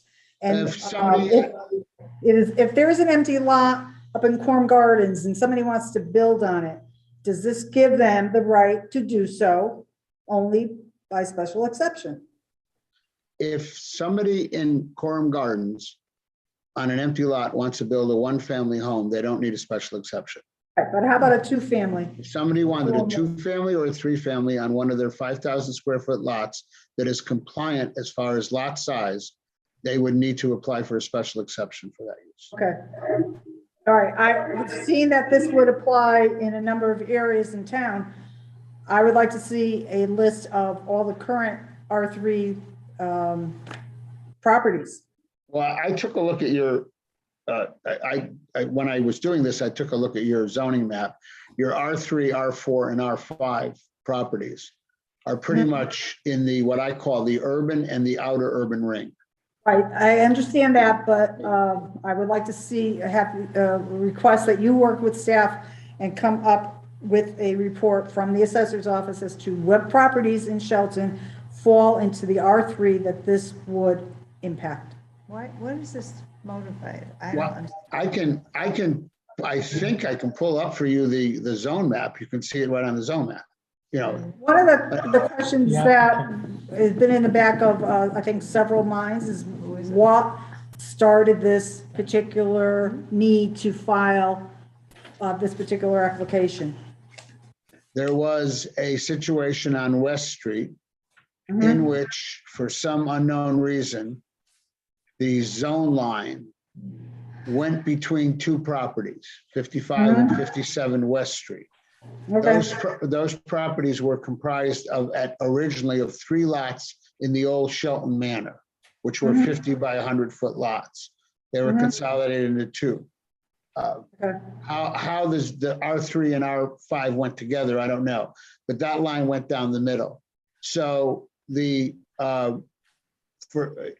in the early 2000s, the property owners thought that the surveyor had gone to the Planning and Zoning Commission for a lot line revision to put the driveway for 57 as part of 57. The driveway, one of the 2 driveways to 57, there were 2 two-family homes. One of the 2 driveways to 57 was located on 55. When they came to me, because they were selling the property, I told them I could not go to Alex with a lot line revision map because by giving away the piece of property for 55, they were creating a greater nonconformity because 55 was a 2-family home and on a nonconforming lot, to which they replied, no, it's a 5,000 square foot lot. To which I replied, you have to have 10,000 square feet in the R5 for a 2-family. So I simultaneously filed this application along with a variance because people were selling the properties. Finally, after 2 public hearings before ZBA, I will tell you up front that the variance was granted. But what had occurred to me in pursuing this is that the fact is that 55 should not have been a pre-existing legal non-conforming. It was a perfect 2-family with plenty of room and everything. And interestingly enough, then you jump to 57, the adjacent property, which is a 2-family, but not up, down, side by side. And even though we were adding property to it and making it less non-conforming, it was still going to be non-conforming because in the R3 zone, you need over a half an acre, 24,000 square feet to simply have a 2-family house, which if you had a 12,000 square foot lot in the R3, you should be able to put a 2-family. Attorney Thomas, at the beginning of your presentation, you mentioned a couple times, I believe, something about people would not be able to make improvements to their home. Well, did I not hear you correctly? And what kind of improvements are they referring to? Are these interior improvements? Let me, additions? and this could create legal issues in business for lawyers like me. If you have a 2-family house and you're on a 5,000 square foot lot, and you're plenty up front, you have no problem with your rear setback, and you want to add now a 4-season sunroom to the back of your house, that is a pre-existing legal non-conforming building because it's a 2-family. I mean, use that's a two-family, and you would be subject to a ruling, as happened in one case in Shelton that I was involved in, where I was on the losing end and had to go to the ZBA, where the court ruled that it's a non-conforming use, so therefore you're not allowed to expand the building that non-conforming use is in. So technically, The commission's position has always been a non-conforming building can be expanded if the expansion is in a conforming manner. right, I'm just telling you what happened. The fact of the matter is, I don't think anybody in that situation has ever asked that question when they go in. But technically, that is the issue. In addition to that, when you go to get a mortgage, when you're going to buy a two-family or a three-family on a 5,000 square foot lot, one of the questions that you normally have to answer is it zoning compliant, or is it, as the banks refer to it, they use the term, is it grandfathered? Because the banks understand that when it's grandfathered, regardless of what Tony says, and I might agree with him, the banks understand that, well, fine, then you can't really make any, you can't enlarge it or make any, I shouldn't say make any improvements. You can obviously paint it, side it, do whatever you want with it. That's not an issue, but you can't enlarge it. Dominic, what happens with Pine Rock Park? That's all R3. You have variances. Yeah, right. That's what So if you variance had, in Pine Rock Park, if you had a compilation of things that put you up to 12,000 square feet, you could build a two-family or three-family. So the means of going to zoning board of appeals and getting a variance is not a route that they could take? Why? Well, I mean, wait a minute, they could go, yeah, I mean. Why do you say if you have the 12.5, suppose you got a 10,000 square foot lot in the R3, it's a legal building lot. If you got a 10,000 square foot lot that you can prove is a pre-existing legal non-conforming lot, Right. which you can do that if you're showing that it's a compilation of lots. I don't know how you treat that. In some cases, some towns, they make you do it. If you do that, but you could, if you're showing it's a pre-existing legal non-conforming lot, you can only get a one family on that. Why? Because it's not compliant. It's not 12,000 square feet. If you said, Where does your regulation say it has to be a compliant lot? It's got to be a legal lot. A legal lot is entitled to a single family building permit. And you're telling me that if you can do that, you should be able to do two. No. Well, No, how do you stop it? If you're in the R3 zone, under this zone change, and you want to do a two family, you need 12,000 square feet. That's what it says in the regulation, in the standards. You can't build a two family on a lot that is a pre-existing legal lot, even though it's in the R3 zone, because you have to, if you want to do the two family, you have to be compliant with the regulation. If you're saying I have a 10,000 square foot and I can prove to you it's a pre-existing legal lot, fine, you can build a one family. You can't go in there and build a two family. And if you go to the zoning board of appeals, they're going to deny you if they act appropriately, because I'm not sure that I read the regulation like you do, Don. I don't see. I can tell you that there would be many happy people if the regulation is read that way. I have clients who would be very happy, that own lots up in Pine Rock Park.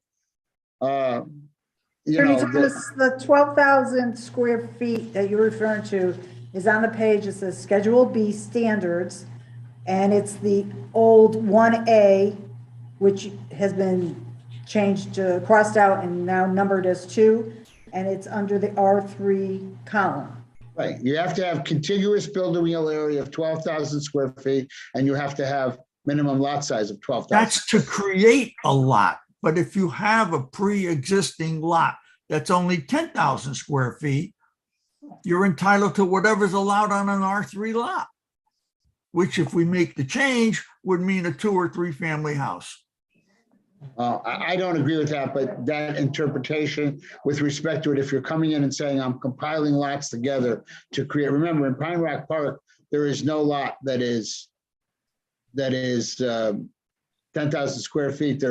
You can compile a bunch of 25 foot wide lots and create 10,000 square feet, but I just went through the Pine Rock Park maps, so I know that there's no 10,000 square foot properties.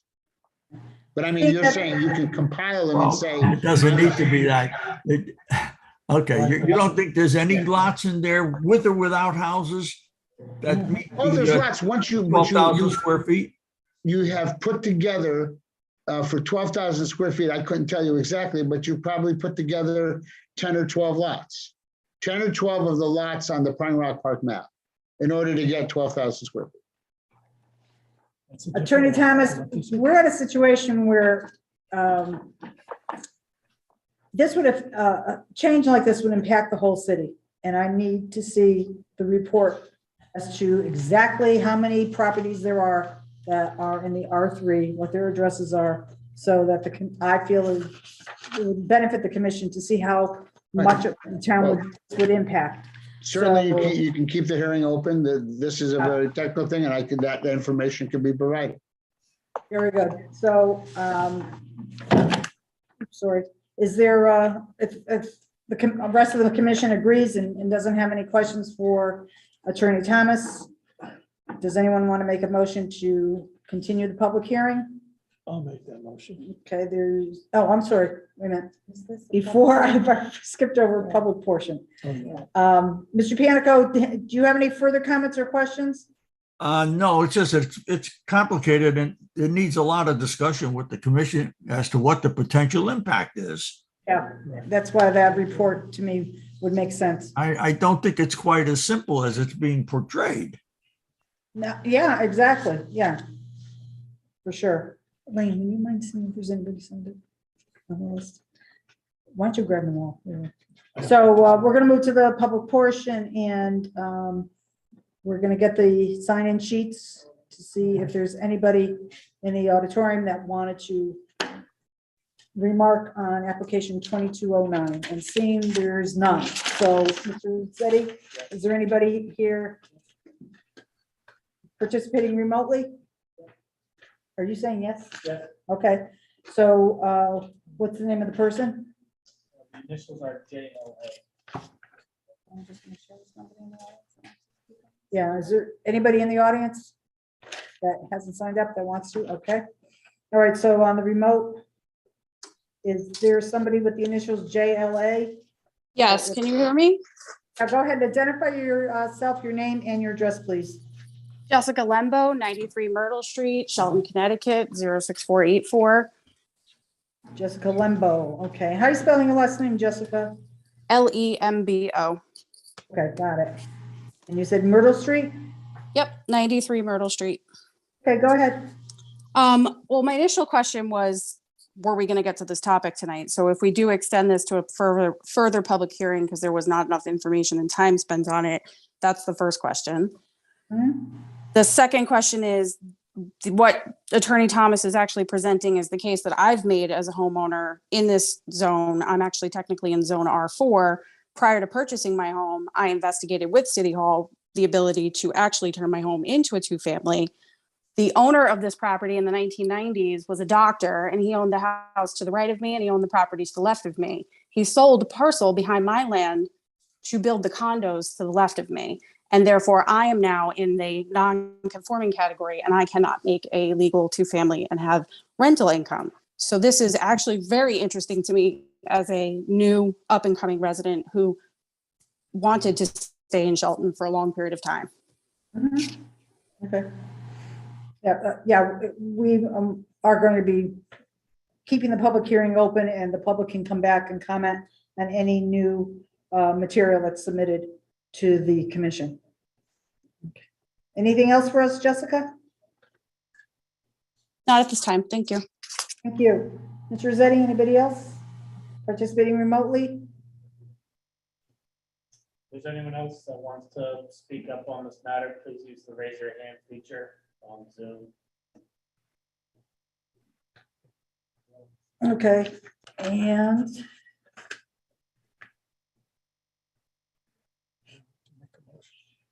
okay, is there anyone that besides being on Zoom, if you're participating by phone, and if you've not already dialed *9, please do so. Okay. No one's indicating anything, Mr. Rossetti? Okay.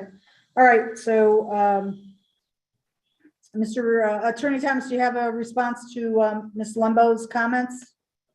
Just to let you know that I did not solicit her comments. You know, it's interesting, but she's not the only one, obviously, in that neighborhood, in the Myrtle and all the rest of the neighborhoods that cannot turn, if they wanted to turn a one family to two family. I think those are the kind of people I'm speaking for, shall we say. Mm-hmm. Okay, so that's it for you, Mr. Attorney Thomas? That's it. I'll be able to provide you with the next time you have this public hearing, I'll be able to provide you with as much information I can on the amount of R3, R4. I think that's something that the assessor's office can compile, and I would request that it not come in the day of, but I try not to do that. Yeah, I think you and staff can start on that pretty soon. Thank you.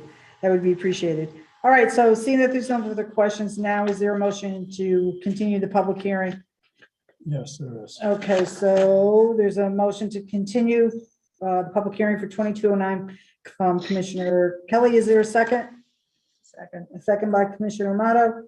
So I'll do a roll call. Commissioner Parkins? Aye. Commissioner Onofrio? Aye. Commissioner Tiki? Aye. Commissioner Kelly? Aye. Commissioner Amato? Aye. And chair votes aye. Okay, so this will be on the agenda of an upcoming meeting to allow the applicant to review the additional information that's been requested. Next agenda item is application 2210, Dominic Thomas for a text change. And so Commissioner Amato, can you read the legal notice, please? Initiation of application 22-10, Dominic Thomas for text change of section 34.3.4 of the Shelton zoning regulations to allow the PZC to consider higher floor area ratio FAR developments for PDD applications on Bridgeport Avenue. Okay, Attorney Thomas, you have the floor. Thank you. So I will tell you that this one and the next hearing are related. And I'm trying to, I don't know how I get, zone text amendment. So the next two are related. When I was going through the application for 445 Access Road and preparing the amended statement of uses and standards and reviewing my client's plans, I discovered that in their case, the floor area ratio regulation that was in the PDD regulation limited it to 80%. And that's obviously, as you know, it's the total square footage of the building over the size of the lot. I noticed that the exception was only for the downtown district. Initially, I was going to propose that you just increase it to 125 or 150, which you have in one of the other zones. I then did a little research. For instance, in many times the things have been approved when floor area ratio has just been ignored. The classic example is the Renaissance. Approved a PDD, and the Renaissance is way over the floor area ratio. I also did a little more research that even in the non-PDD, just to point it out to you, the Hilton Gardens Inn is over the floor area ratio for the IA2 zone. My whole point is floor area ratio is, you don't need it in the PDD. I technically, you could say, Attorney Thomas, we don't want to do the change. We just want to eliminate it ourselves. You know what I mean? But this here gives you the same discretion that you have in the CBD zone when you have projects. And you're going to have this project and you're going to have another one coming down the road where it will exceed be 80%. This project is about, I think roughly, I figured it out at 105, 110, something like that, percent floor area ratio. But as you'll see in the next public hearing, I think it's a very good project. And if you keep it in, if you have the floor area ratio thing, I don't know what benefit it is. And I would defer to Tony Panico to comment on it. I don't know what benefit is. I don't know why it made it in, because a PDD is a zone text change. So if you believe the building is too big for the site, you just turn it down for that reason anyway. So that's basically my presentation. It just was discovered when I did the math. Maybe I'm just too thorough, because if I had just missed it, it might have just floated right through. But So your point is eliminate 34.3.4 would not be an appropriate action. it certainly would. I don't know. I defer to your staff, but I don't think you need it in the PDD regulation. Mr. Panico, do you have any comments on this? Do you want to share?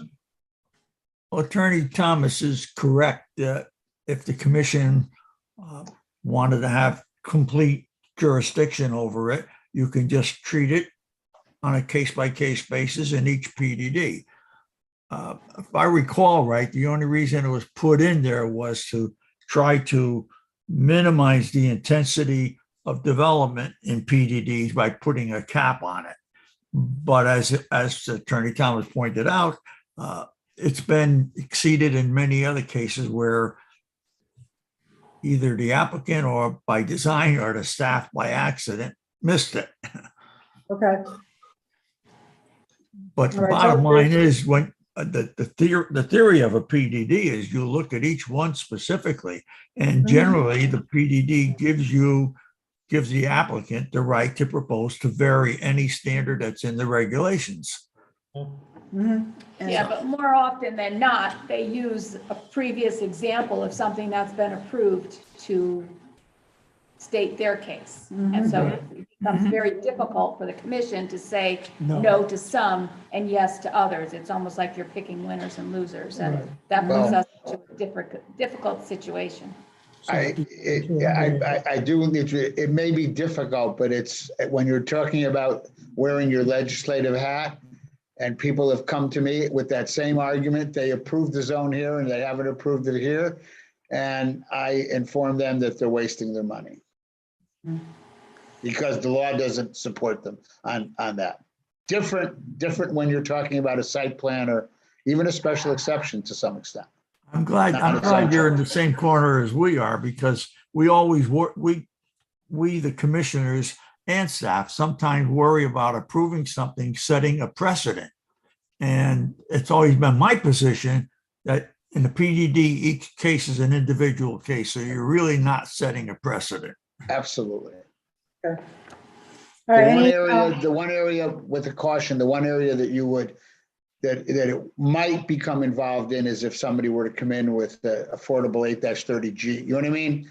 That type of thing. Other than that, zone changes are not precedent. I sense that we're seeing a lot of requests for text changes.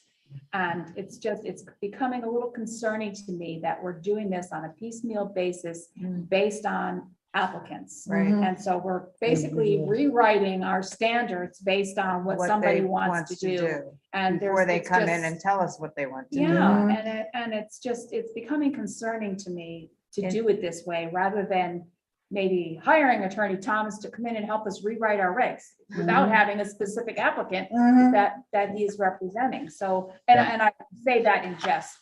Right, well, and the part about hiring something is very good. Several towns have gone through that I deal in, have gone through complete changes by hiring a planning consultant or a planning person to basically look at the regulations. I will say that I know Alex is working hard on it. One of the things that keeps me in business is that your regulations and a couple of others towns' regulations are whack-a-mole. You got to be able to read the entire regulation to make sure you pick everything out. And I know I'll just point this out to you. For example, if anybody goes onto your regulations and pulls up, they want to look for parking requirements and they pull up the regulations online, they are going to be sorely disappointed because it's in a separate location. I know Alex is working on it. Several locations. But there's a lot of regulations. There's a lot of things in your regulations that haven't been changed, even though, there's been comments in the past. Process without In general. knowing that there's a specific applicant Right. that's trying to get this without really understanding And how what- it's going to impact Correct. so many other people. And That's the What word is- impact. And is it True. self-sufficient? I hope we address that stuff during this moratorium. Mhm. Yeah, I'm Yeah. wondering at this point, 80, which seems like a pretty generous amount of coverage on a lot, doesn't that give us some kind of a guideline? No, that's not coverage. That's floor area ratio. I guess I don't understand. 80% of the lot. Lot size, 80% of lot. The building size can't be is- bigger than 80% of the lot. Right, that's the total. There is a provision for lot coverage. So when you see the regulation, you'll see a provision for building coverage on the lot. You'll see a provision for impervious coverage. Impervious coverage is the most significant.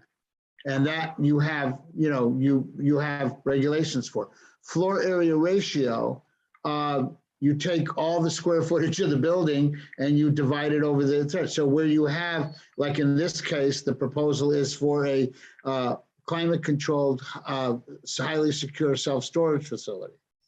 And 3 stories, it's not overly that thing. And you'll see in the presentation, when I did the mathematical computation, I said, because it happens to be a small lot, that's a construction yard at the present time. What we're trying to prevent is that we don't have, say, a 1/4 acre lot and a 10-story building being proposed to it. Right. The proportion would be off. We're Right. trying to keep the proportion. Yeah. And in the PDD, your response to that is no way, Jose, and that's it. It's, you know what I mean? Because you have that right anyway. You're not obligated. This is not special exception. This is not a site plan. PDD is a zone change.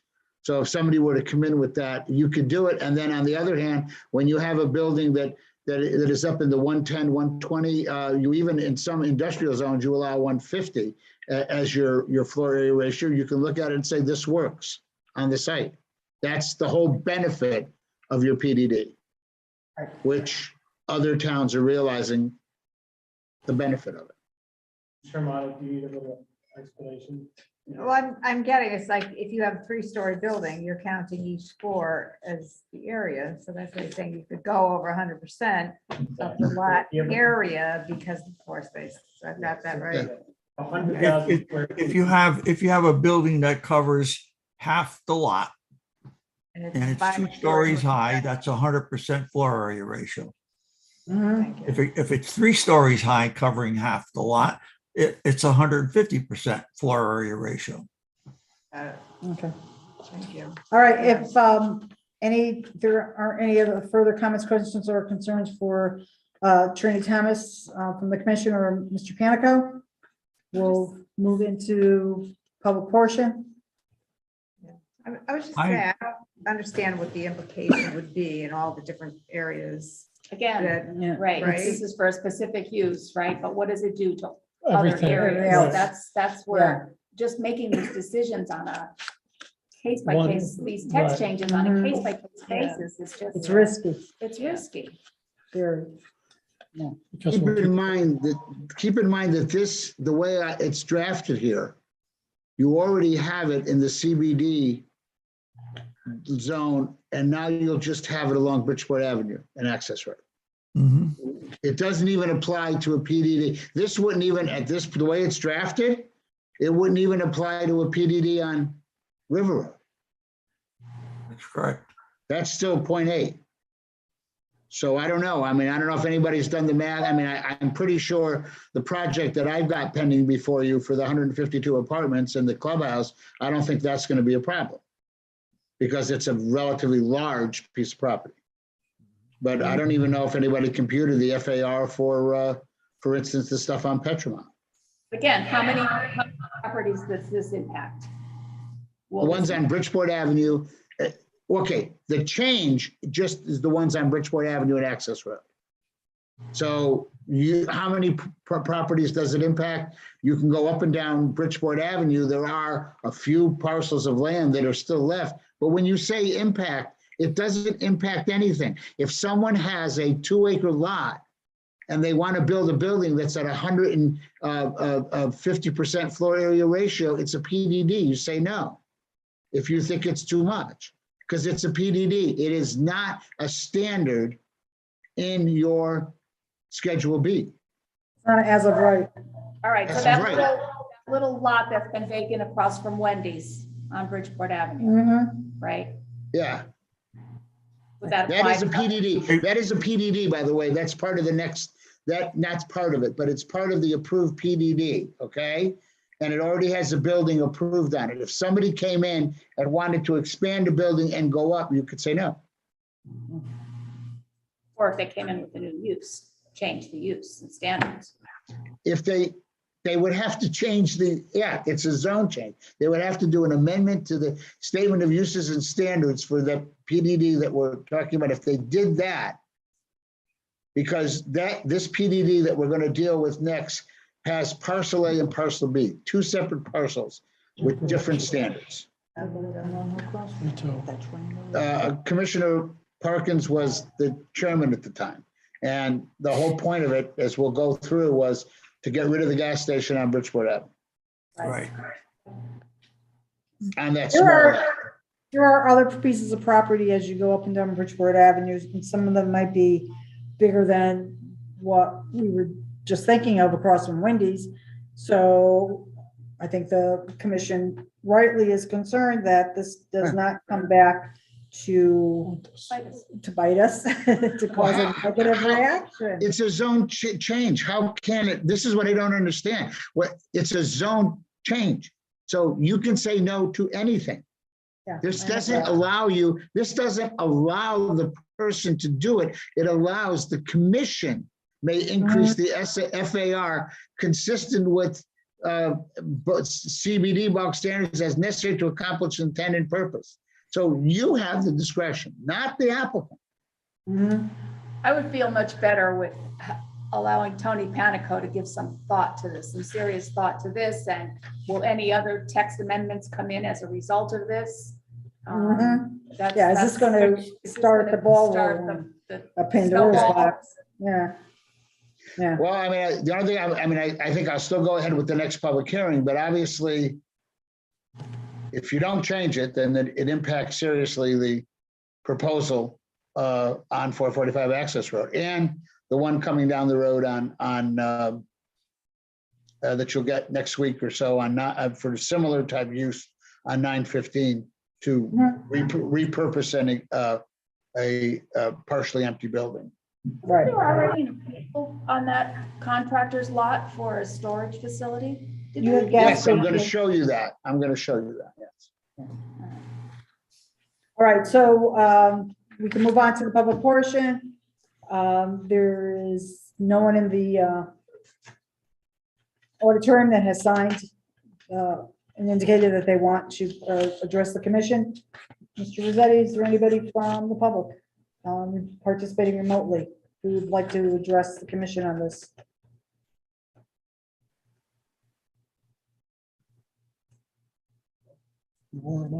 Okay. All right, final call for anyone in the auditorium or anyone participating remotely via Zoom or by phone. If you'd like to comment on this application, please either step forward or raise your hand or dial *9. No. All right, so. Everybody went to bed. I think so too. More about. All right, so is there anyone that would like to? I like to have a motion to continue this hearing. Yeah. I definitely want some feedback from Tony Panico. And for the next one. But I think if the commission feels comfortable, you can close the hearing. You know, whatever work I do with the commission is between me and the commission. We're not violating anything if during a discussion the next time it's on the agenda, if you relay Ask for additional information. information. What if we request additional information? No, it's a fairly straightforward proposal. Yeah. I don't think you're gonna there's really any more information I can give. The best information I'm gonna give you is related to the next public hearing. Mhm. I don't have any, you have the freedom to communicate with your staff Mhm. and ask them and receive information from them. There's really nothing else I need to produce. That work for you? I guess.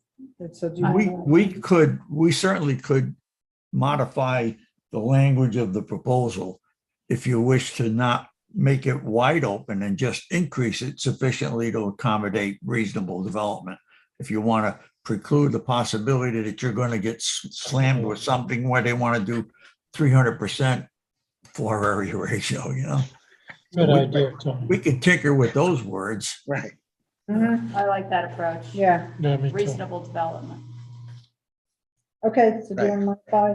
Yeah, I'll modify my motion to close the public hearing. All right, I'll second that. all right, so there's a motion to close Elaine, you good with that? public hearing for application 2210 made by Commissioner Parkins and seconded by Commissioner Kelly. I'll do a roll call. Commissioner Parkins? Aye. Commissioner Onofrio? Aye. Commissioner Kelly? Aye. Commissioner Motto? Aye. Commissioner Tiki? I'm And chair votes aye. Okay, so this will be on the agenda, upcoming meeting for discussion, and in the meantime, staff is requested to look at and come up with some kind of report as to the impact and any other considerations that we should be made aware of. Okay. All right, 2211, moving along. So, Commissioner Motto, could you read the legal notice, please? Initiation of application 22-11, Dominic Thomas for TVG Partners LLC at 445 Access Road, Assessors Map 63, Lot 7, on 2.03 acres for a major modification of PDD number 84 and final site development plan approval for a 102,000 square foot self-storage facility.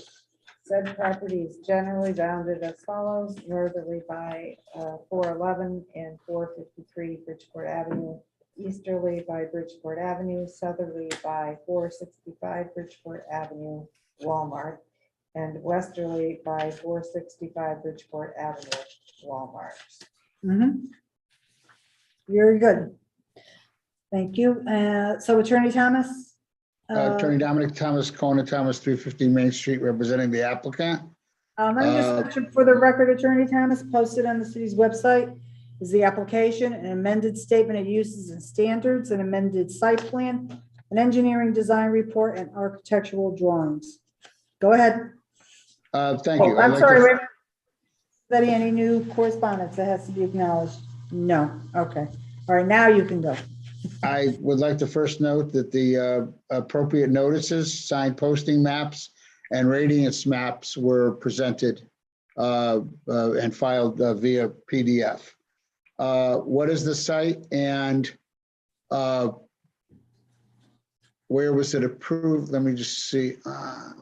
Okay, let me get the right.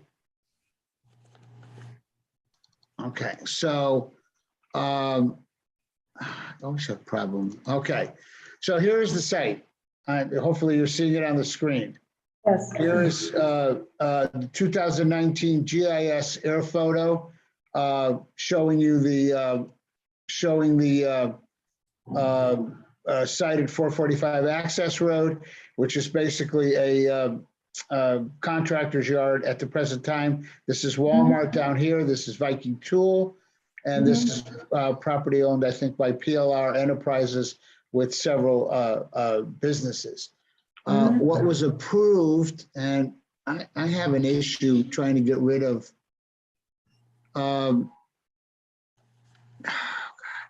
trying to get rid of my screen sharing thing so that I can, oh, here it is. Okay. So what was approved back in, I think this is it here. Okay, so what Commissioner Perkins was asking about, this is hopefully, can you see it now on the screen? Okay, get it a little larger. Okay, so what was approved back in 2000, I forget, 12, 13, 14, somewhere around there, was this PDD that was this property, parcel B, and parcel A was the small gas station that no longer is a gas station, just approved for some retail across from the Wendy's. What was approved was a gas station, the pumps here on the gas station, self-storage in the back. And as you can see from this map, the self-storage in the back that was approved encroached into the upland review area.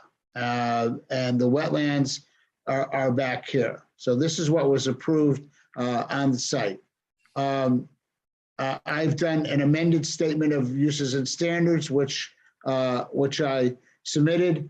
And you'll see, and I'll turn it over to Manny Silva. You'll see this proposal is for only self-storage. It's 604 units. Interestingly, and more importantly, there's no wetlands regulated area disturbance. There's no gas station. And so at this point, we believe it's a much better use of the site, and certainly better than what's there at the present time on Access Road. And with that, and I'm screen sharing, I can leave this up, I suppose, and turn it over to Manny. Unless you want to screen share yourself, Manny. Yeah, Dominic, I'd like to screen share myself. Okay. Go ahead. So good evening. My name is Manny Silva from Rose Teasel Company, representing the applicant, 35 Brentwood Avenue, Fairfield, Connecticut. So we do have some engineering comments, and I'm just going to preface. There's some. I'm going to go over the site plans with these comments addressed already, and a little different than usual. I'm going to show the site plans with some red markings as to where we address these comments instead of going after and just going down and reading this.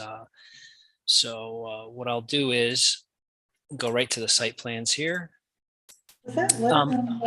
Again, so one of the site plan is here. As you can see, is a self-storage building with circulation coming off of Access Road. Access Road, we then come into basically this corner here where the customer service area is. And then you come around and there will be garage bays along here. And that's why it's striped off as a loading area. So you can just pull up in front of it, open the garage, and then load and unload. This is the turning template for the fire trucks to get around the building, which is one of the comments that the engineer had. Another comment was to have a double yellow line here at the entrance. I've noticed that the engineering comments have become very DOT-esque, and I find that Mike, and I found out that a former DOT inspector is now helping out the city engineer's office, so that makes sense. The radiuses he wanted labeled, we added that.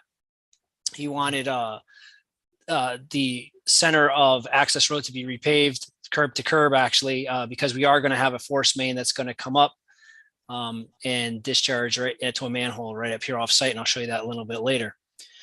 Again, diagram, please. What's that? Just that portion of the diagram. Zoom in. Right here. Oh, okay. Yeah, that's better. It's bigger behind you. Yep.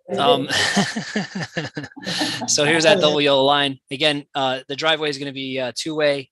Access Road is kind of pretty much has become a dead end street just past Viking Tool that comes out to Bridgeport Avenue. So as you can see here, we have the garage. We have some loading bays here that have garage doors that come in and out. And we have some visitor spaces out here in front. But for the most part, cars will be parking in these loading areas and accessing their garage, their storage space directly from the outside. Again, Mr. Thomas, Attorney Thomas said that this new proposal will not impact the wetlands at all.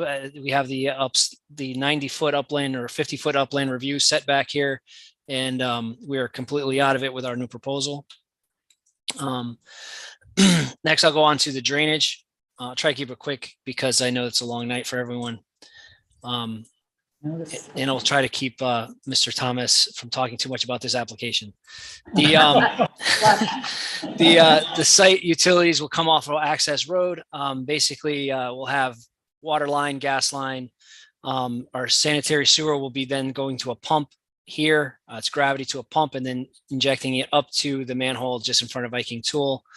Our stormwater controls will be basically split in half. The front of the site will be collected in an underground gallery system right here, and then infiltrated into the ground with no there will be an overflow to an existing pipe that's here on Access Road, which then runs out to Bridgeport Avenue. The rear portion of the site, which then slopes to the wetland in the back, will go into a infiltration swale, water quality swale, which will then the water will then overflow slowly over this whole length and out into the wetland after it's been treated. Again, the way I do things, the only discharge to the wetlands and into Access Road will be an overflow, basically a reduced amount of flow. As you can see here in our engineering report, again, the engineer asked for the engineering report. I don't know if he didn't have it but it was submitted. But we do have a reduction in runoff from the 2-year storm all the way to the 100-year storm, ranging from 1% at the 2-year storm all the way up to 27% reduction at the 50-year storm. So we'll have 8% reduction, 10% reduction, 16 at the 10, 23 at the 50, 27 at the 50. I'm sorry, 23 at the 25, and then 19 at the 100-year storm. We meet the water quality volume requirements by twofold from the DEP. As you can see here, we're required 5,000 cubic feet. We're providing about 11,000 cubic feet. So we'll just move on to, during construction, we'll have a soil erosion control plan. Basically, we'll have an anti-tracking pad at the entrance of the site. We'll have silt sacks in the catch basins so that during construction, any sediment gets in those basins, it gets caught in that sack. And then once the site's stabilized and paved, this whole system will be nice and clean, ready to go on day one. One of the engineering comments was to add a topsoil pile that was silt fenced off. We added one back here. And that's basically pretty straightforward. We have a silt fence perimeter around the whole property. The property itself is kind of like in a hole between Viking Tool and Walmart. So if anything, water comes on from the adjacent properties onto us and then out to this wetland. So there's not too much of a concern. Now, onto our soil erosion control details. You can see our reinforced silt fence here with hay bales. Our detail for anti-tracking pad to get the mud knocked off of the tires before it goes out into Access Road. Here's that silt sack detail that we always have to keep the stormwater system clean during construction. And then this is our narrative and how in our phasing and how everything should go during construction and who to contact if there should be a problem. Here's our landscaping plan. Since the site majority of it is building, we have some ornamental low landscaping here out front so it doesn't block any sight lines. And then we have some shade trees here in the corners and in the island here near the customer service area. We have some trees to kind of screen the dumpster enclosure here in the back, but the rest will remain natural, especially this area here near the wetlands where we can't touch anything up in the upland review area or the setback area here for wetlands. Again, I just want on the landscape plan. Yep. What does that say? Proposed retaining wall, gravity block wall. Yeah. So since the site for a loading area all the way around the building requires it to be pretty flat, and the site goes up in the middle and then back down in the rear, we have to have a retaining wall on this perimeter area, which it's a Versalock wall. It's basically like a dry block wall that we have to put up just to kind of meet grade, because we do have to maintain this whole area flat, Right. and the earth isn't flat in this area. So we have to put a retaining wall here and then one here. So here on this side, we're going to be high and the existing grade is down lower. But then there's an embankment here on Walmart that then goes straight up, and I'll show you that right now. So you can see here, I kind of have like a 3D view. Walmart is up higher than us right in this area, but then it dives down, and then we meet grade here. And kind of similarly, in here at Viking Tool is a little high. And then as we go back, it drops down and we meet grade in this area here with this neighbor. So we are going to need the retaining wall kind of to help us meet those grades. I mean, you kind of see The height of the northerly retaining wall. What's that? The height of the northerly retaining wall. The height against Viking Tool. Yeah, that one is going to be, I think they were all pretty low. I got the spot grades here. Hopefully I'm sharing my grading plan again. Hold on, let me just make sure that I am.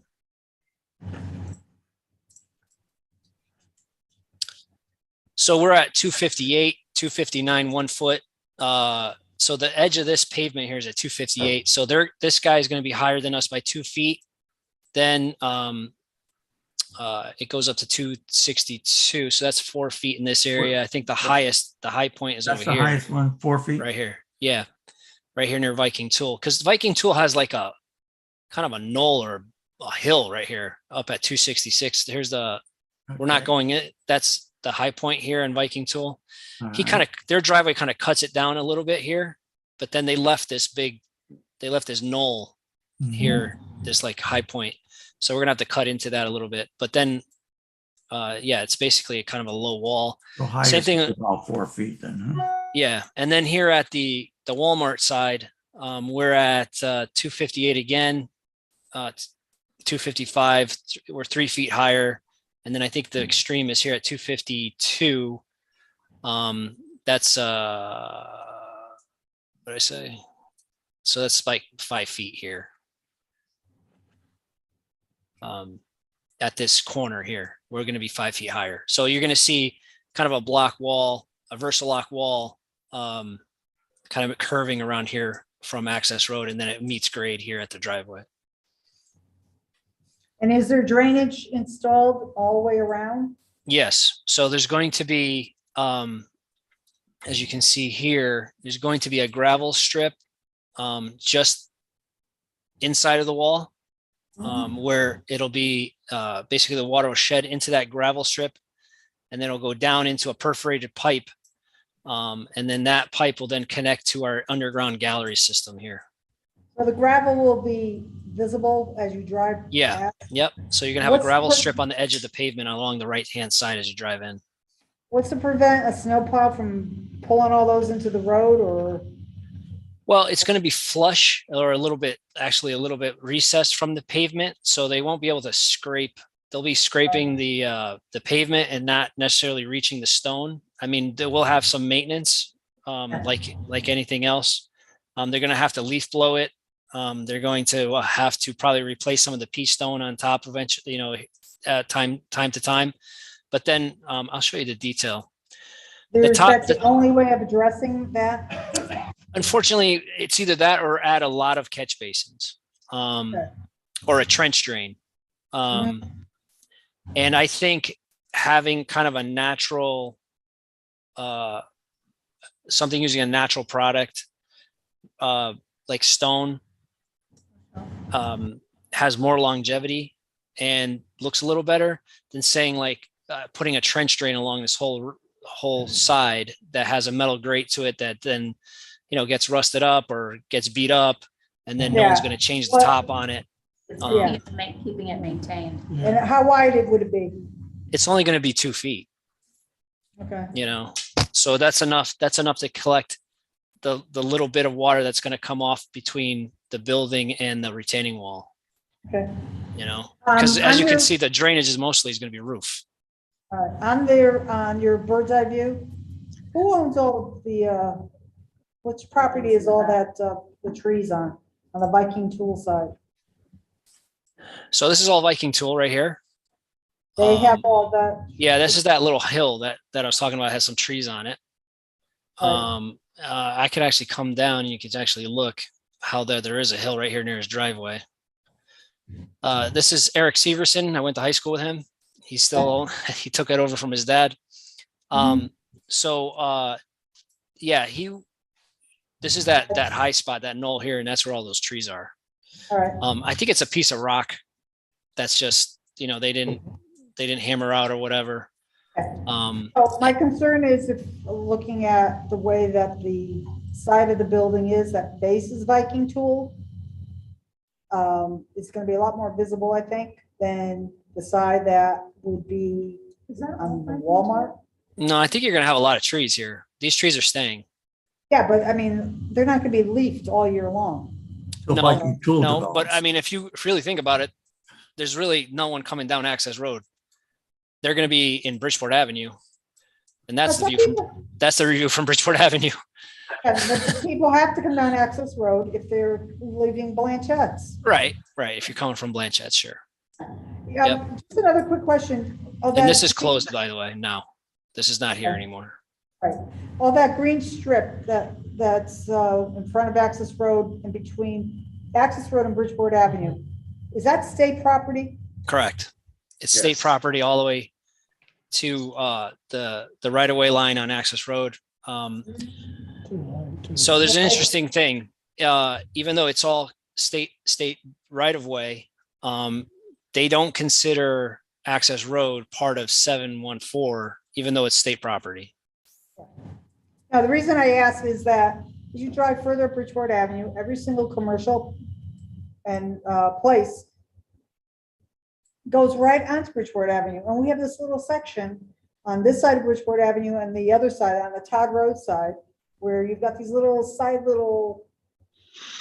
Like it was a service road. service road, yeah. You know, there's you- no it possible is- way that these could be, Yeah. driveways could extend straight out to Bridgeport Avenue, there all the way. No, believe me, I can give you the history of it. If you want to know why, I can talk to you off, if you want to do it. I've been involved in the Access Road and that island since Walmart days. Since I did Walmart and the marketplace also, I can fill you in on all that. It is not, if somebody wanted to come in, a private person, they'd have to go to the state to be able to take down that island or whatever. Another day.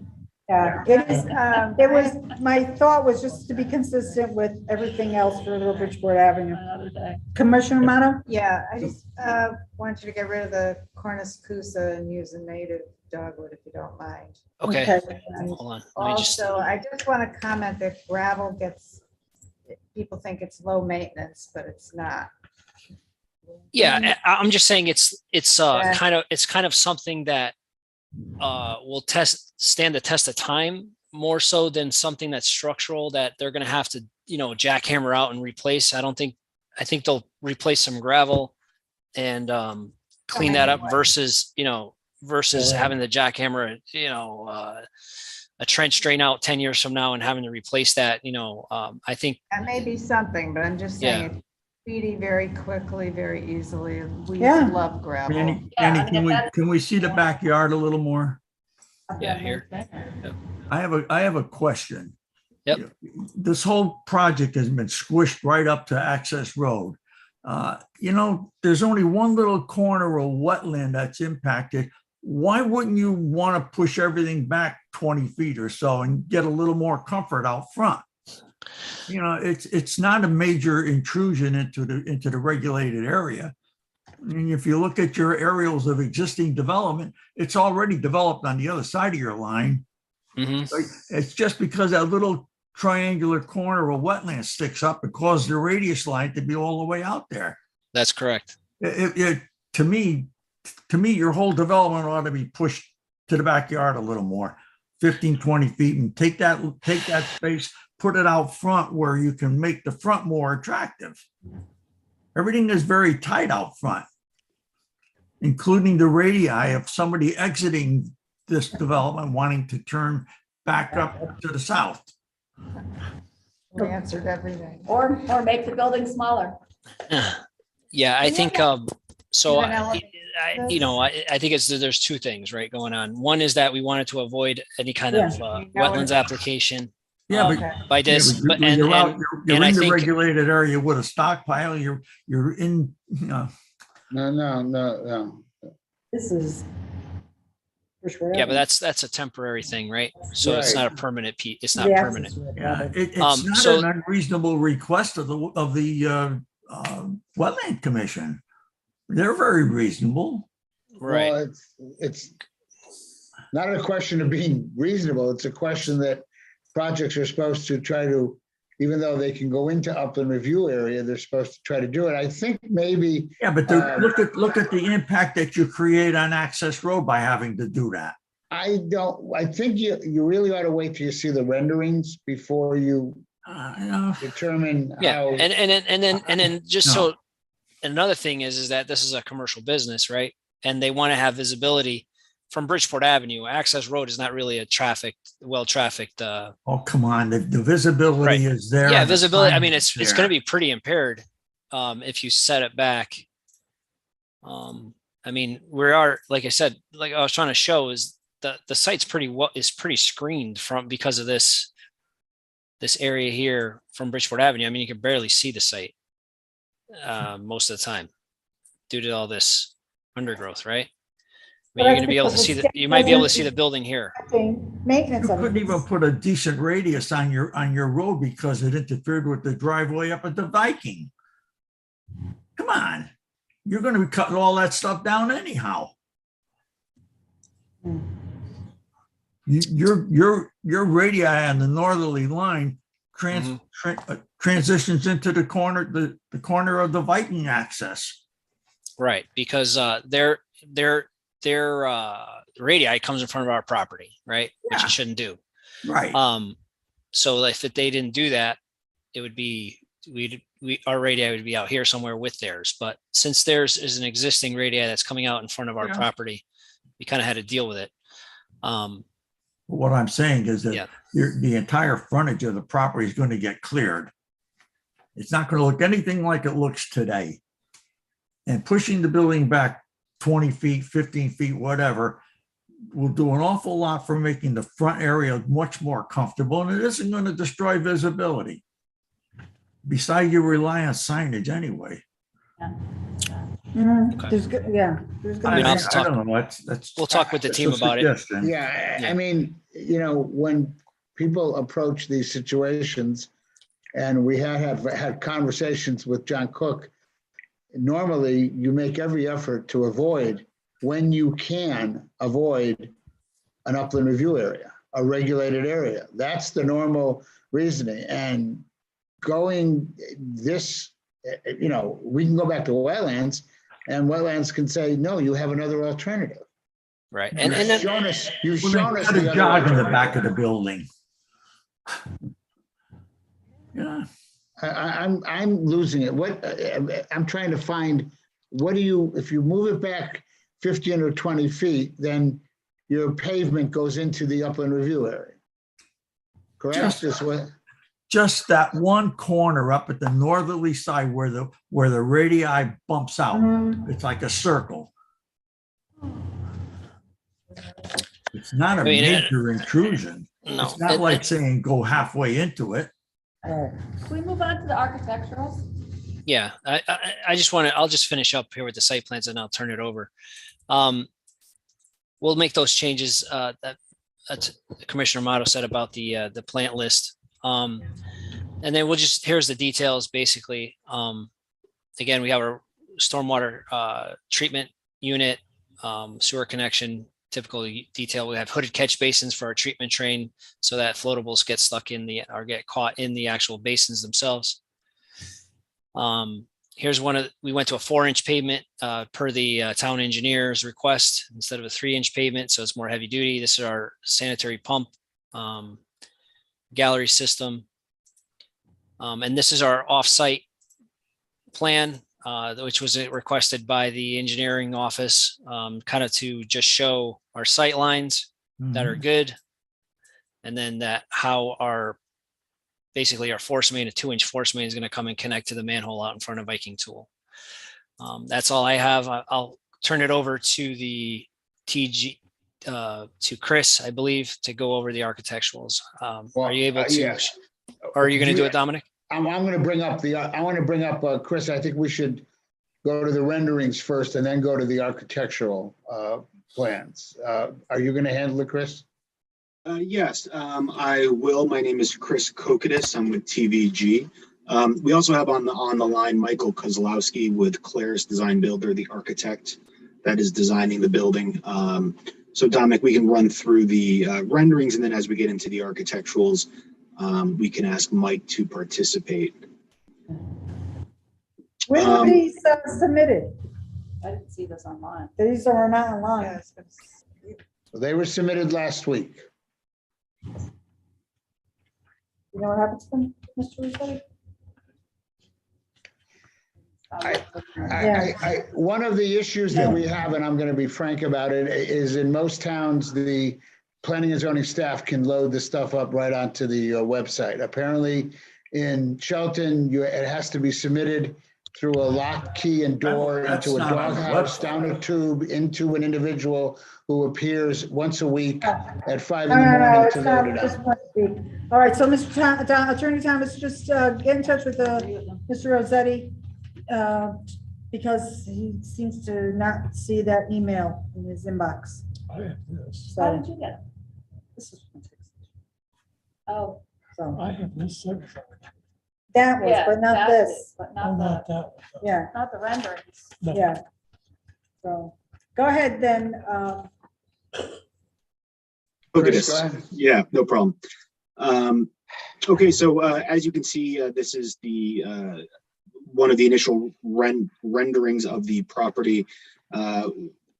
You know, I don't know if you've had a chance to look at any of the other properties that we have done. We generally try to keep it, you know, fairly, I don't want to say high end, but we do spend a lot of time on especially the street facing finishes, which I think are presented well in this rendering. The front of the building is largely cementitious, you know, wood look panel above the storefront. We do use an architectural storefront system, so we've proposed black storefront material, which is what you see on the awnings, as well as the window frames that is also carried over onto the canopy over the garage, as well as a matching set of architectural overhead doors that I know we discussed at length during the work session back, I believe it might have been January. We also are proposing to use it looks like a natural stone, but it's actually a porcelain tile, which is the white stacked, you know, architectural figured tile that you see on the front.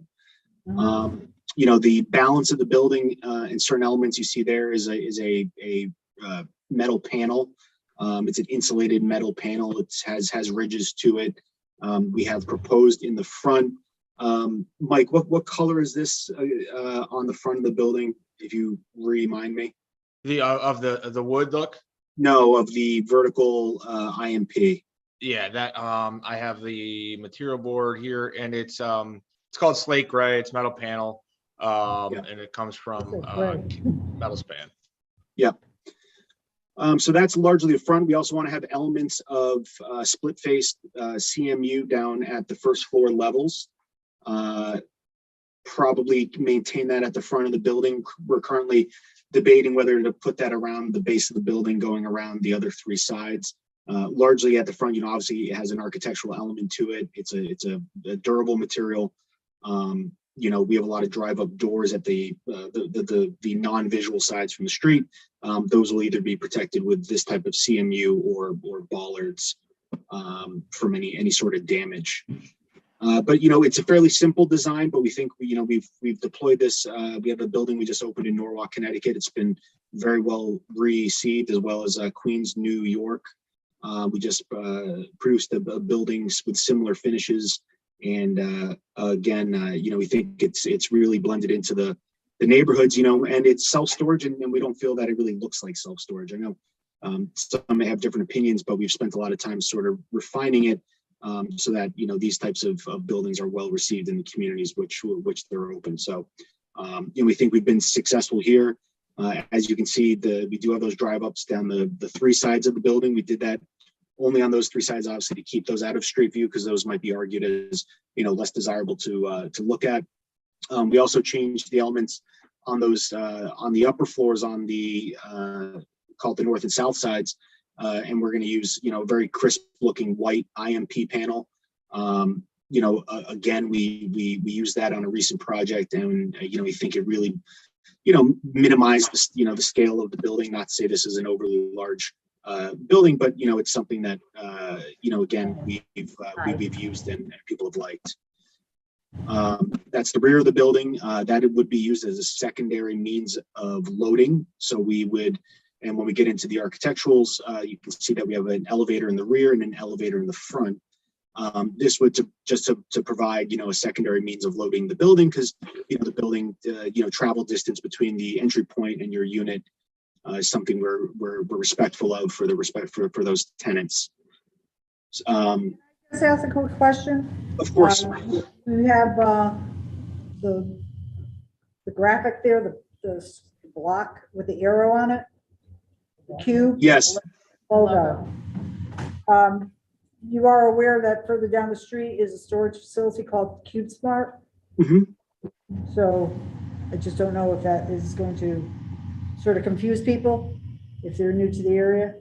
Well, there's addresses, This all has to go numbers. to this sign approval, the Yeah. logo and the lettering up on the building, which looks pretty big. Right. Yeah, we put this up, where there's going to be separate application for signage. Whether that is our brand logo, so I don't know if we would depart from it too much, but we certainly want to have a presence and have people know us there, because there are some challenges with this site, and it's kind of build on the discussion previous to the regarding the setback and so on. We are not on Bridgeport Avenue. We don't want to be front and center, but we do want to be noticed. We want to be. I a understand successful business. completely. Are you intending the name of the business would be Secure Self-Storage? Yeah, no, it is. That is actually our operating brand. Okay. We have two buildings in Connecticut and Norwalk. We have multiple in the boroughs of New York City. We go down to the Mid-Atlantic. So, we are not a CubeSmart. We don't have that recognition yet. But we have a very, very good product, high occupancy, and we certainly want to maintain our brand for this location. Now, are you familiar with the other end of Bridgeport Avenue down by exit 13, I guess it is, where Wiffle Ball has a small building, because there's a storage facility back there, and I think that's Shelton Self-storage. self-storage. Yep. So, we got a lot of repetitive kind of. Yeah, we've got a naming. lot of apartments too, and these So- are very attractive to people who have apartments where there's no storage. Okay. Is Yeah, of course. that building that's being depicted right now, this architectural, is this being shown as 3-story or 2-story? This is 3. And there's no windows up on the second and third floor on the sides? There are, Mike, I don't know if you have we probably don't have a good vantage point, but we can show them via the architecturals when we go through them. But you'll see where the white breaks, you see those vertical lines. And right there at the front, there's actually some in the gray IMP. Those are windows, usually because, within storage, you don't have a lot of, call it vacant exterior wall. So we do like to take the corridor down to an exterior wall to provide a little bit of natural light. It lets the customer feel a little more comfortable up in those spaces. And during the daylight hours, it really has, a large effect, because those are at the ends of kind of the main thoroughfares. To Chris's point, Claire's has built a number of these multi-story self-storage facilities throughout the state, and Secure Self-Storage as a client, they make a conscious effort to make sure that the hallways feel safe with the windows at the end, and when you're walking through, you definitely notice it as a leasing of the product. So they do a very good job with that. Most And of, those as Chris said, windows- most self-storage facilities do have, as you'll see in the floor plan, units all the way to the exterior just to maximize the efficiency of the structure. Those windows just seem very far apart, was really the point I was getting at. Yeah. All right, what else do you have for us? No, this is, this is the exterior. This would be the town facing, public facing side of the building. Like I said, I think we've spent a lot of time and effort trying to find something and produce something that we think would blend in well with the community, and certainly be a drastic improvement from the existing conditions of the site being, a contractor's yard. And just so that the commission is aware, the accessibility to the interior would be all controlled by. Yeah, of course, I'll speak to that. So we use we have 24-hour access. We have a manager in the building during business hours, which are generally 9 to 5:30 Monday through Saturdays, with a office staff in the building. Probably 11 o'clock on Sundays to 4 p.m. on Sundays with modified hours. But we do have a 24-hour controlled access. It's done via, there's a proprietary system that we use for self-storage. People, when they lease a unit, get credentialed. They get a specific access code that allows them to gain entry into the building. We log all of the entries. So we know who's come in and when, God forbid, there's something that we need to, figure out why somebody was in the building, or if there was any damage or theft. We have that ability. We also have, as part of that, the ability to lock people out should somebody be precluded from accessing the building, whether it's, a payment issue or unauthorized access. Okay. So who designed the interior layout? Is that a standard kind of layout that you have? No, so these are actually, believe it or not, we put a lot of thought into these. These are, we want to provide units that we think there's a need for, so that goes along to the unit sizes. Unit sizes in self-storage really drive the layout. So, when we get into more urban markets, we do smaller units. So a building of this size might have 1,000 doors in it. When we get out into the communities like we have in Connecticut, the units are generally a little bit larger on the first floor, and we get progressively smaller up on the second and third floor, just because we know that people are coming in, with larger or bulkier items, want first floor access. So this unit layout was done with Claris and TBG working, looking at it and looking through. I'm sure Mike could attest many different layouts, trying to provide what we think would be successful for the community. Do you think it's entirely critical that on the Viking tool side that you have all of those overhead doors that go down to the inside of the building? It's I can say that from operating, about a dozen communities, customers they are some of the first units that people want. People, when they think of self-storage, like the idea of being able to drive up and remove things from their unit and not have to enter the building. And it also, satisfies a certain type of customer, whether, in our Norwalk community, we have a lot of companies that are, stage furniture. They're in there once every couple of days, picking out pieces of furniture, so on and so forth. Those really just provide a certain type of unit that we want to provide to the potential, renters. Are they also used for storing autos, collectors' cars and boats and that sort of thing? So as long as, you don't run the vehicles in there, somebody could store a car in there in a 10 by 30, or the 10 by 25s are our perimeter units. They could. We do not allow land storage on our properties. Obviously, towns take exception to that as well. So, what somebody puts in there is their own, business to an extent. We don't allow, anything that could cause a fire or things like that. And honestly, we may or may not provide electric in these units, which would prevent people from storing an electric vehicle or charging it, as well as, using refrigeration and other things that require, a power outlet. With the question that Mr. Panico had about the rear of the building, the driveway just touching the wetlands. Is there a possible reduction in the overall length of the building by eliminating a couple rows? You know, anything's possible. I wouldn't sort of offer that up. You know, we think there's a need in this market. We don't want to, you know, once we pull that building back in any one of the elevations, it affects 3 floors of it. You know, we think that this building's the right size as designed. I'll also note that the current design has shrunk a little bit than from what is proposed here. We've actually taken 4,000 square feet out of the building. I would say it's a negligible sort of a, you know, from a visual perspective, you know, it largely looks like the same building, but the building's actually 98,165 gross square feet at this time. As drawings get developed, you know, that could change, you know, a couple hundred feet here and there.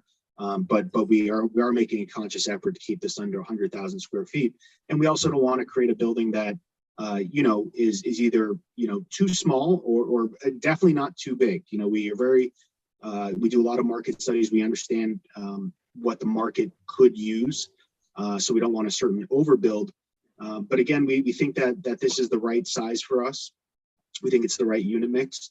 And again, I just want to reiterate, you know, we're already on a secondary road, and it would be our preference not to push it back into the upland review area unnecessarily. You know, so and I think we've done a good job with the circulation here. We have the, you know, the parking as required, and we've certainly vetted through Rose Tissot and Claire's Design Build. You know, the turning radiuses, the K turns. You know, we have certain size vehicles that approach the building, and we, you know, from our experience building these things as well as what we've done here, we think we've put together a building that circulates well, as well as, you know, gives us a little bit of presence, so that, you know, the town knows that we've actually built this building. So final question, seeing that you said that you took out 4,000 square feet, does that mean the length of the building is not as indicated? Like, I think I'm reading either 262 or 282 feet long, 4 inches So on the Walmart side. Chris, I can speak to where that square footage comes from. The drop off area in the front of the building, when you see the rendering, the glass overhead doors, is for customers to be able to back in, you know, a rental U-Haul or something if they're unloading an apartment or a house. And the floor to floor of a self-storage is really only about 10'6", 11 feet. So obviously those trucks are a little bit taller. So what we did is we bumped up. That area is actually 2 stories tall. So it was actually internal square footage that we lost. So we don't actually have the 102,000 square feet of floor area. We have the 98 and change that Chris had just mentioned. Yes, thank you for clarifying, Mike. The overall building is the same. Same footprint. The footprint is the Correct. same. So you have several interior hallways there. Do they have any natural light? No. On the first floor, the natural light that you would get is, you know, the view corridor of the east-west corridor on the north side. There is not natural light there. It's blocked off on both ends. The main thoroughfare of the first floor is that the middle of the building, which you would see natural light from the loading dock as well as those rear doors. And then if you can just scroll down to the second floor, just as an example. At the end of each hallway, we really try to make sure that there's a window. So you're not walking in an internal maze and get lost. You really can get your bearings. And I gotta be, not a lot of self-storage facilities do that. And like I said earlier, they make a conscious effort to make sure that you know, they make their customers feel safe there. So what kind of ceiling lighting are you going to have to compensate for no natural light? We have LED lights down the corridors. They're all on occupancy sensors. So as someone approaches a certain block of the facility, they turn on.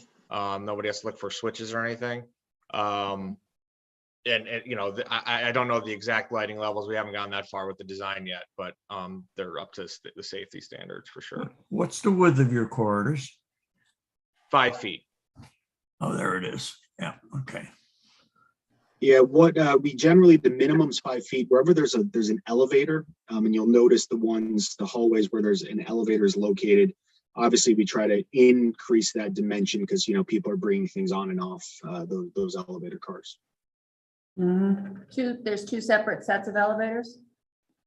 Yes, so we did that because the building being 272 feet long, you know, we try to keep the travel distance between a customer and their potential unit, you know, somewhere around 150 feet maximum, because obviously we don't want people having to, you know, have a long travel distance between the elevator and their door.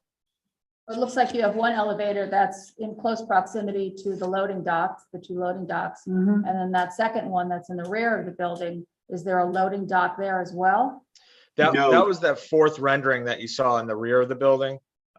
It's right off there. There'll be automatic sliding doors there that once they punch in their access code, they'll be able to, a customer could access it, have a nice wide loading zone inside, unload their stuff and bring it up to the elevator. So they can't back in a vehicle in the back? No. Not in the rear, Yeah. no. No. But we have a canopy over it, so if you did have a box truck or a pickup truck, you would be covered if it was inclement weather. If you were using the front loading docks, you would be expected to back your vehicle in and then the overhead door would go down? Yeah, so our overhead doors are on timers. After a minute, as long as there's no obstructions on them, they automatically render to the closed position. We do put signage up in there for people to not run their vehicles and so on. And then I believe we'll probably even have some sort of carbon monoxide detection. But the only instance where a door might stay in the upright position is occasionally somebody comes in who either is not used to driving a long vehicle and maybe is timid about it and doesn't back it the full way in, which causes the nose to stick out a little bit. But, you know, generally speaking, people come in, those doors close. We do it also for climate control. We don't want, you know, large openings in the side of the building, while that sliding door on the interior is certainly being opened and closed quite a bit. So there's no way of securing your back entrance, so to speak? Because once that door is open, the vehicle doesn't enter, they offload from the driveway. Yes, they do. Now, you know, when somebody comes in with a large box truck or a substantial amount of goods to move in and out, you know, from an operational standpoint, we do find them using the loading dock quite a bit more. But yes, somebody could pull up parallel in the loading area, exit their vehicle and go up to their units. It should also be noted though, you know, when people are coming in the smaller vehicles, they're not spending a large amount of time within the building. You know, if somebody's moving a 3-bedroom house and they have their movers there, they might be there 45 minutes offloading a truck. But generally when someone's coming in a personal vehicle, it's a fairly quick in and out of the building. Mm-hmm.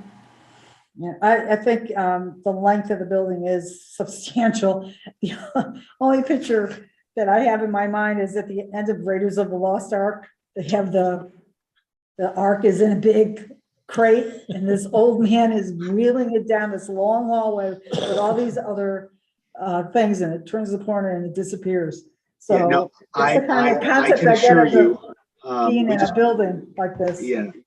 We just built a building in East Norwalk that I would encourage you guys to see our website. If you just Google secure self-storage Willard Road, it's a similar length. It's a few feet shorter, but I can tell you that once you're up on the floors, you know, once you're inside the building, it looks bigger on paper than it does once it's actually built. Yeah. Okay. All right. Anything else for the commission? Any questions for the applicant or Attorney Thomas from the commission?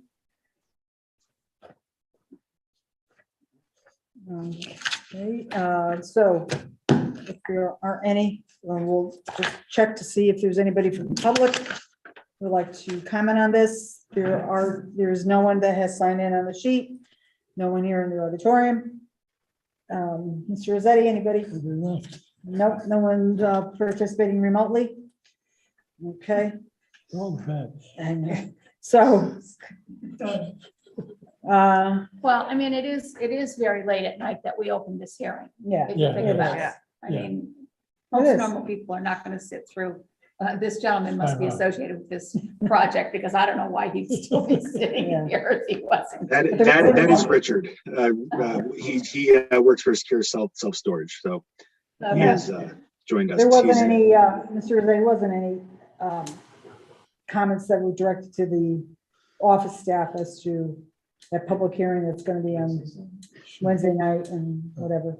Someone in the audience that like to just want to say one thing. Well, you have to come up according to protocol to the podium and state your name and address. Hi, I'm Rich Carraro, from 20 North Meadow Ridge Drive in town. Oh, okay. I've been in town for almost 30 years. Mhm. And the one thing that I wanted to address was part of moving the building, or, I mean, I go up and down Bridgeport Avenue like you folks do a Mhm. 100 times.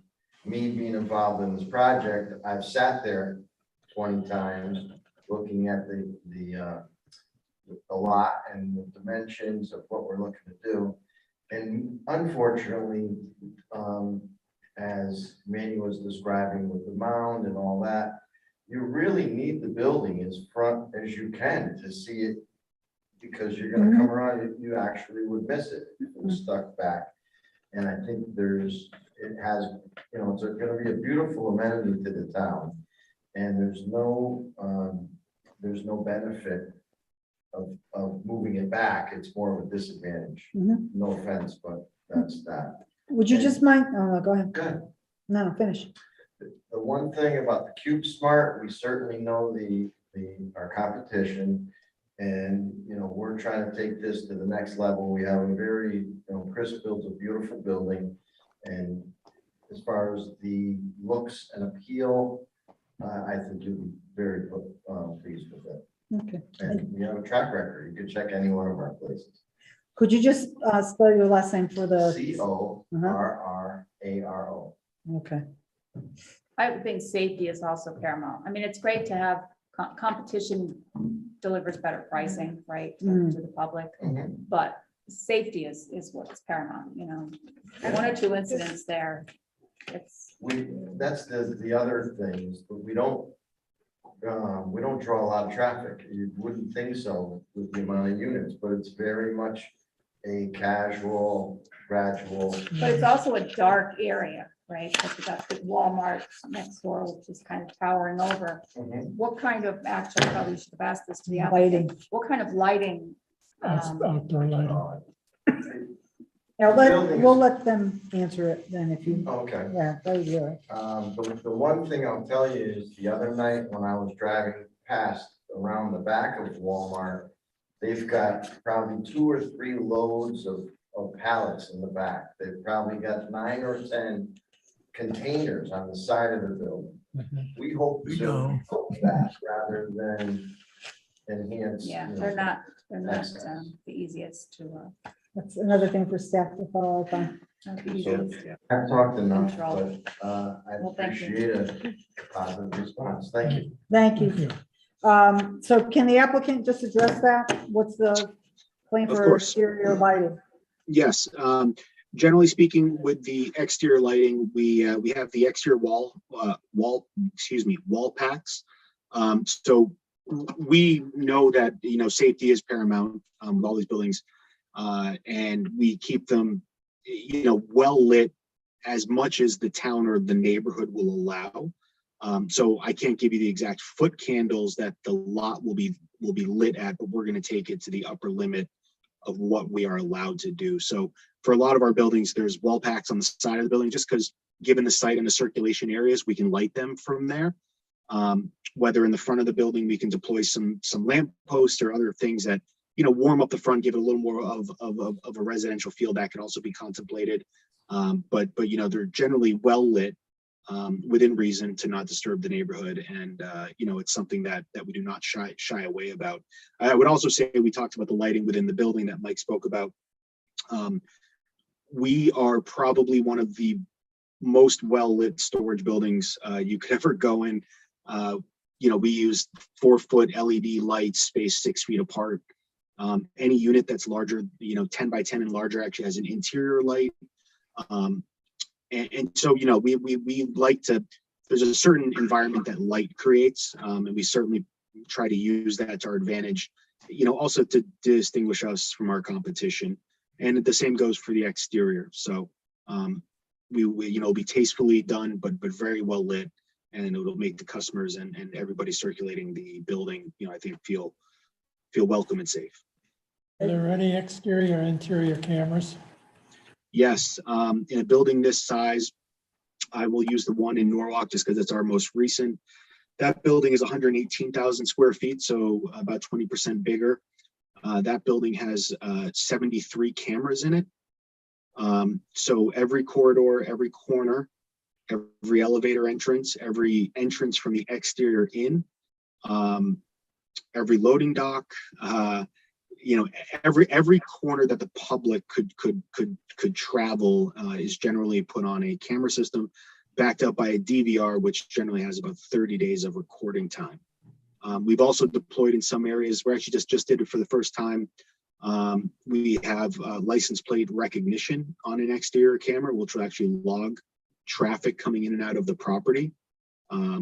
So there's certain things that we can do. The license plate thing I wouldn't say is a standard at this point, but it's something that we're testing out. But it's one of those things that we like to show our customers that we're spending a lot of time to make sure that not only that they're safe, but obviously their belongings are safe, which is very, very important to us.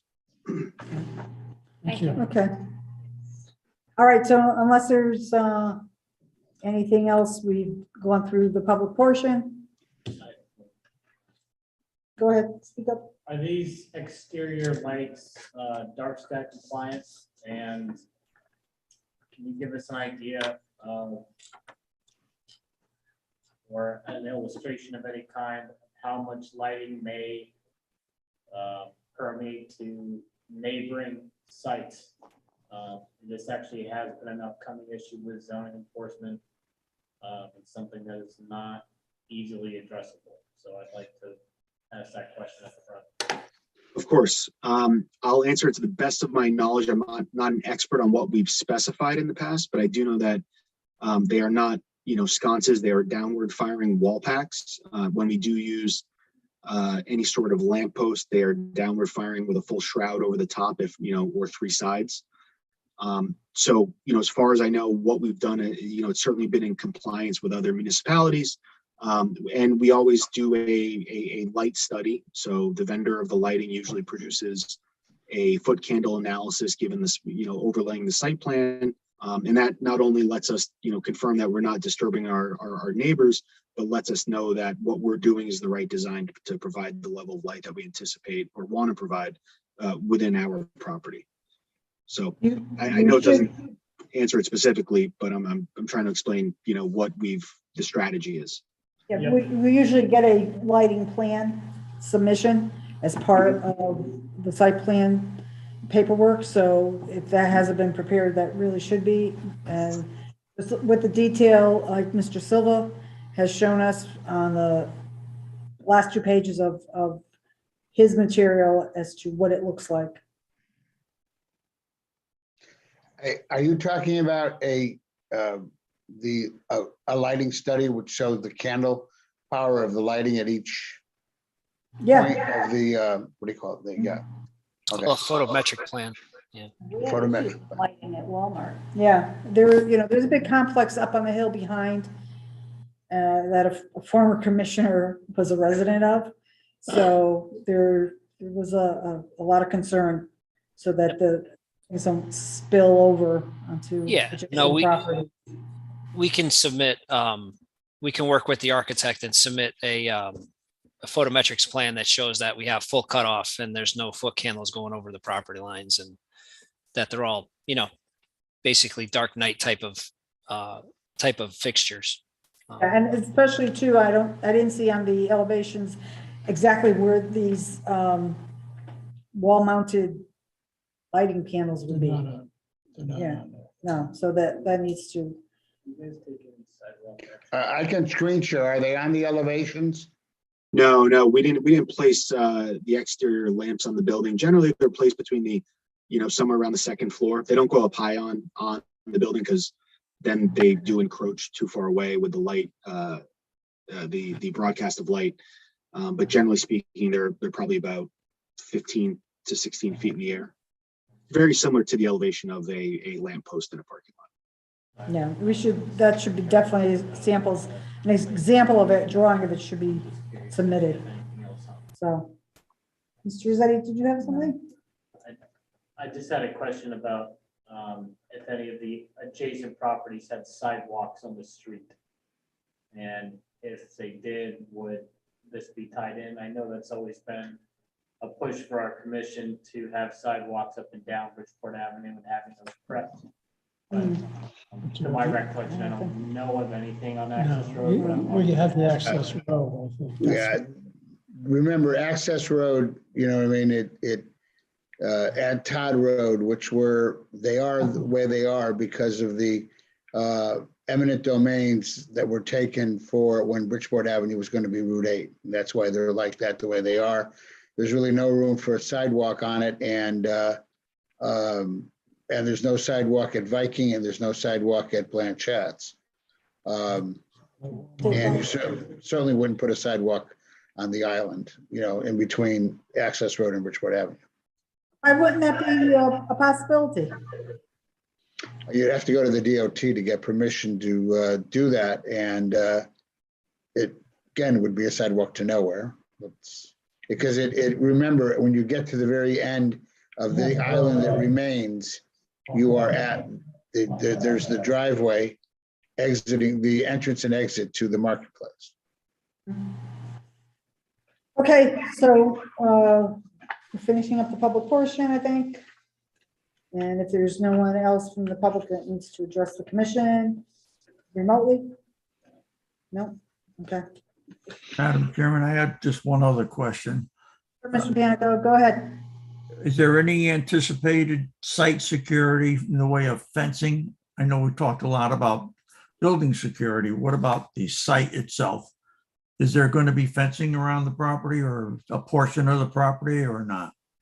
We haven't contemplated that at this time. You know, we don't usually put a perimeter fence up unless a neighboring property would request it or something like that, you know. I was thinking more from a security point of view. Yeah, one of the things we generally don't do is you know, a access gate. You know, one is, you know, we have created a pretty secure envelope of the building.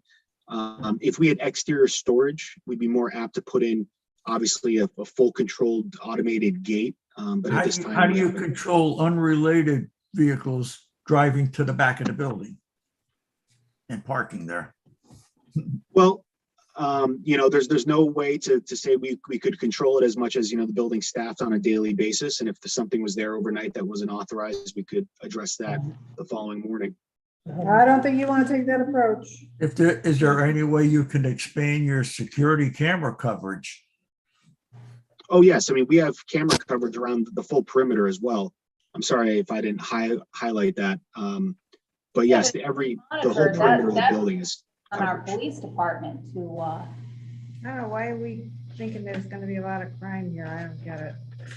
I mean, we have buildings all over the place. Aren't fenced It's in. a tall building with a secluded area in the back. If it's an unsecured site, then it's expected that the police department's going to have to drive around the back.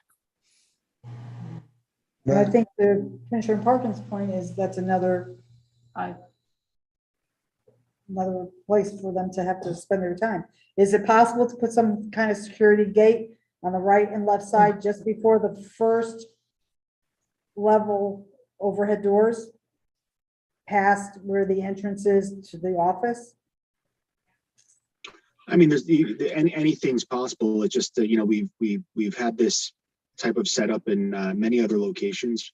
We haven't had a lot of riffraff. Not to say, you know, it's not possible, because it certainly is. You know, but you know, at this time, we haven't considered providing an access gate of any fashion. Well, I'm sure you're familiar, Cube Smart does, so. Yeah. Mm-hmm. Yeah, I think you might want to consider that. I've used that and felt much safer having that access gate. Yeah. Well, it's something we could consider, and I'll speak to operations about it if I think it's necessary. Okay. All right. Anything else for the applicant? Okay, if not, what's the commission's consensus? Is this something that we can close tonight, or does it need to be continued? Well, I don't think we can close it tonight because isn't one of the other, Because of the fact of application Text 2210, isn't one of the text changes related to this or no? 2210 is, but I don't think so, because this is a PDD. We said Yeah. that. There is a text change related to this. The only thing you've asked for is a photometric plan, which is a request that can be submitted to your staff. Obviously, you can't act on this application until you act on the text change. Right. you're right, that's I just, the only reason I would want to hold it open is because of how late we opened it for the public. to give them another opportunity to. Yeah, I mean, this was much later than Mhm. most of our public hearings open. Yeah. And I just would, Well, I'm surprised we stayed here all night for this. Yeah, me I thought we were gonna table something. Well, I was glued to this chair. given the fact that you've continued the text change application, hopefully that is a relatively hopefully a simple decision to make. So, and this really is not going to, there's no more presentation other than the photometric. Certainly we can have a conversation with your staff about the other issues to point up. So hopefully if you would see fit to do it at a soon upcoming meeting. I think the concern, and I understand your situation with the number of applications, and I'm not going to be a popular person next week when I come in with 3 more. But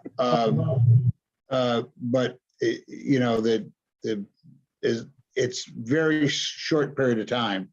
I think pretty much at the next meeting, and the clients are under a contract timetable. So the next time you can get it, and you can even, I know you're reluctant to do this, but you could even stick it on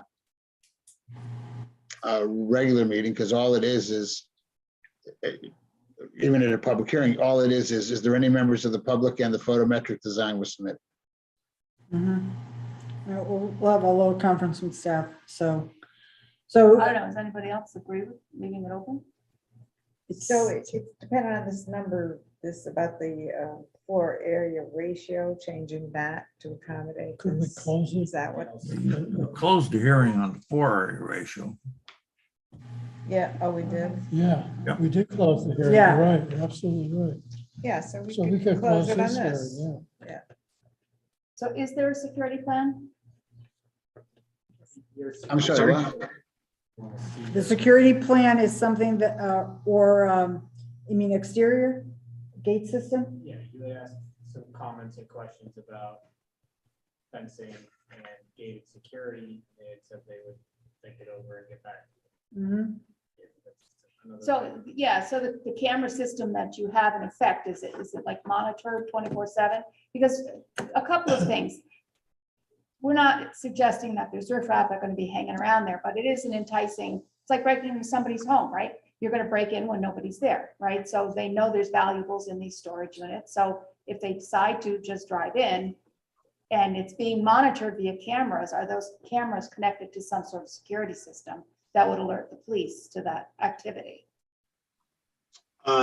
No, and largely because of, possibly the false notifications to the authorities.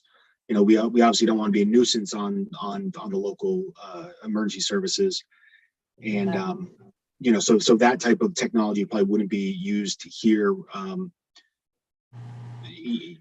So no, not sort of an activation to the local authorities. No. Right, they wouldn't, but if they drove in there, they wouldn't be able to get in. I mean, if they drove in there and they rammed their car through the garage door or something, but they would have no access to the building or to the units. Correct. The units on the first floor have garage doors, don't they?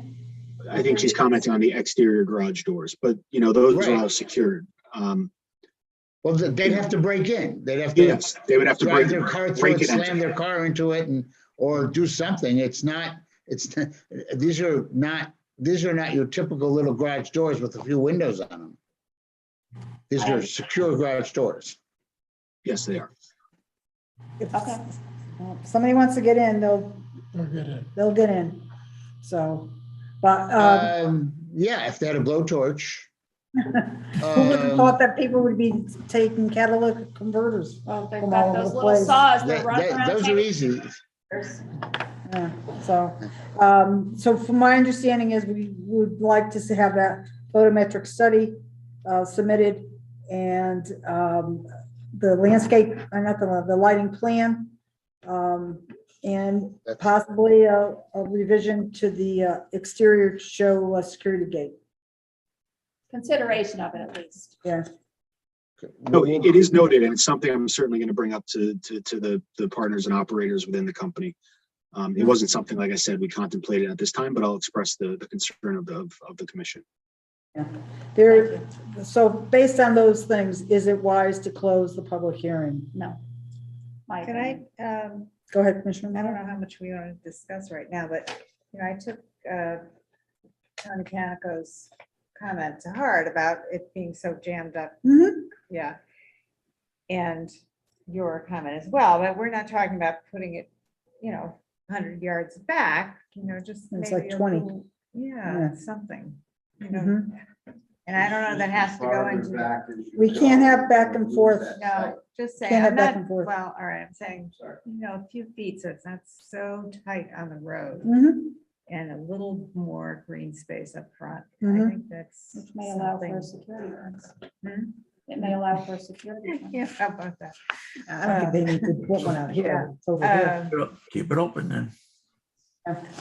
Just I think to, saying, you can shrink it a little bit in the back, maybe, Mhm. because they say they can make units smaller. I know they don't want to. Everybody wants to maximize their space. That's how you do business. Mhm.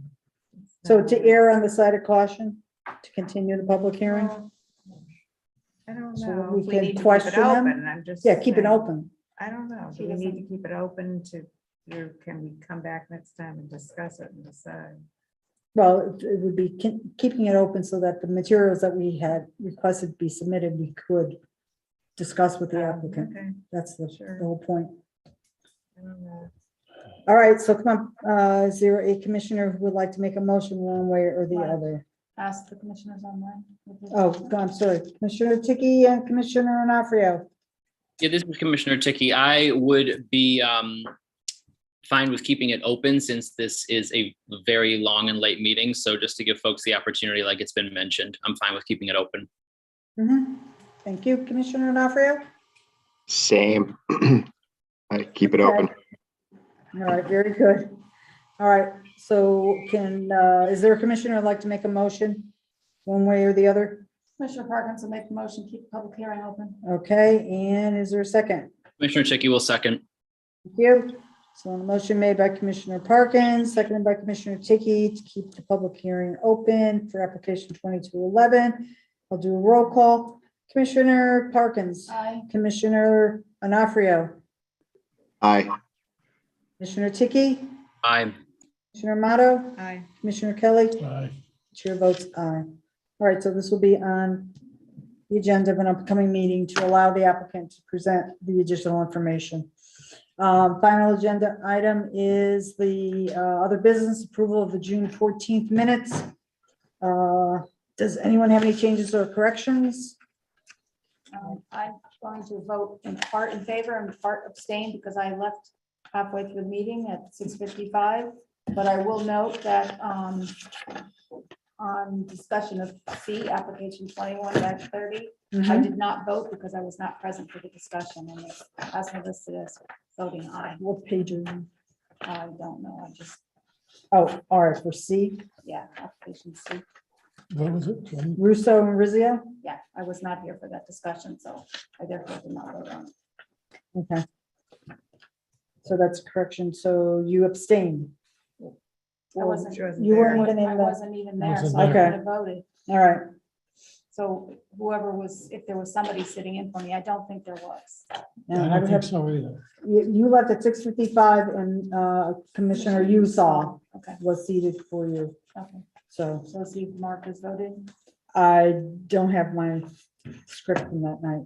So, all right, then why don't we reserve voting on the minutes so I can verify what the voting was for.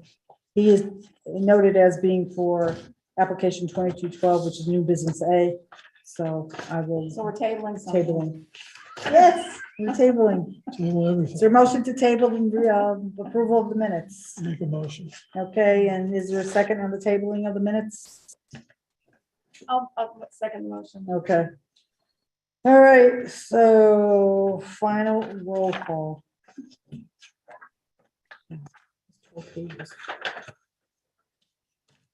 Commissioner Kelly, Aye. Commissioner Parkins, Aye. Commissioner Amato, Commissioner Laskos, Onofrio, Aye. Tiki, Aye. and the chair votes aye. All right, ladies and gentlemen, thank you for hanging in there. And seeing that there's no other items on the agenda, commission meeting is adjourned. It was 11 p.m. I predicted 11. You did? I did.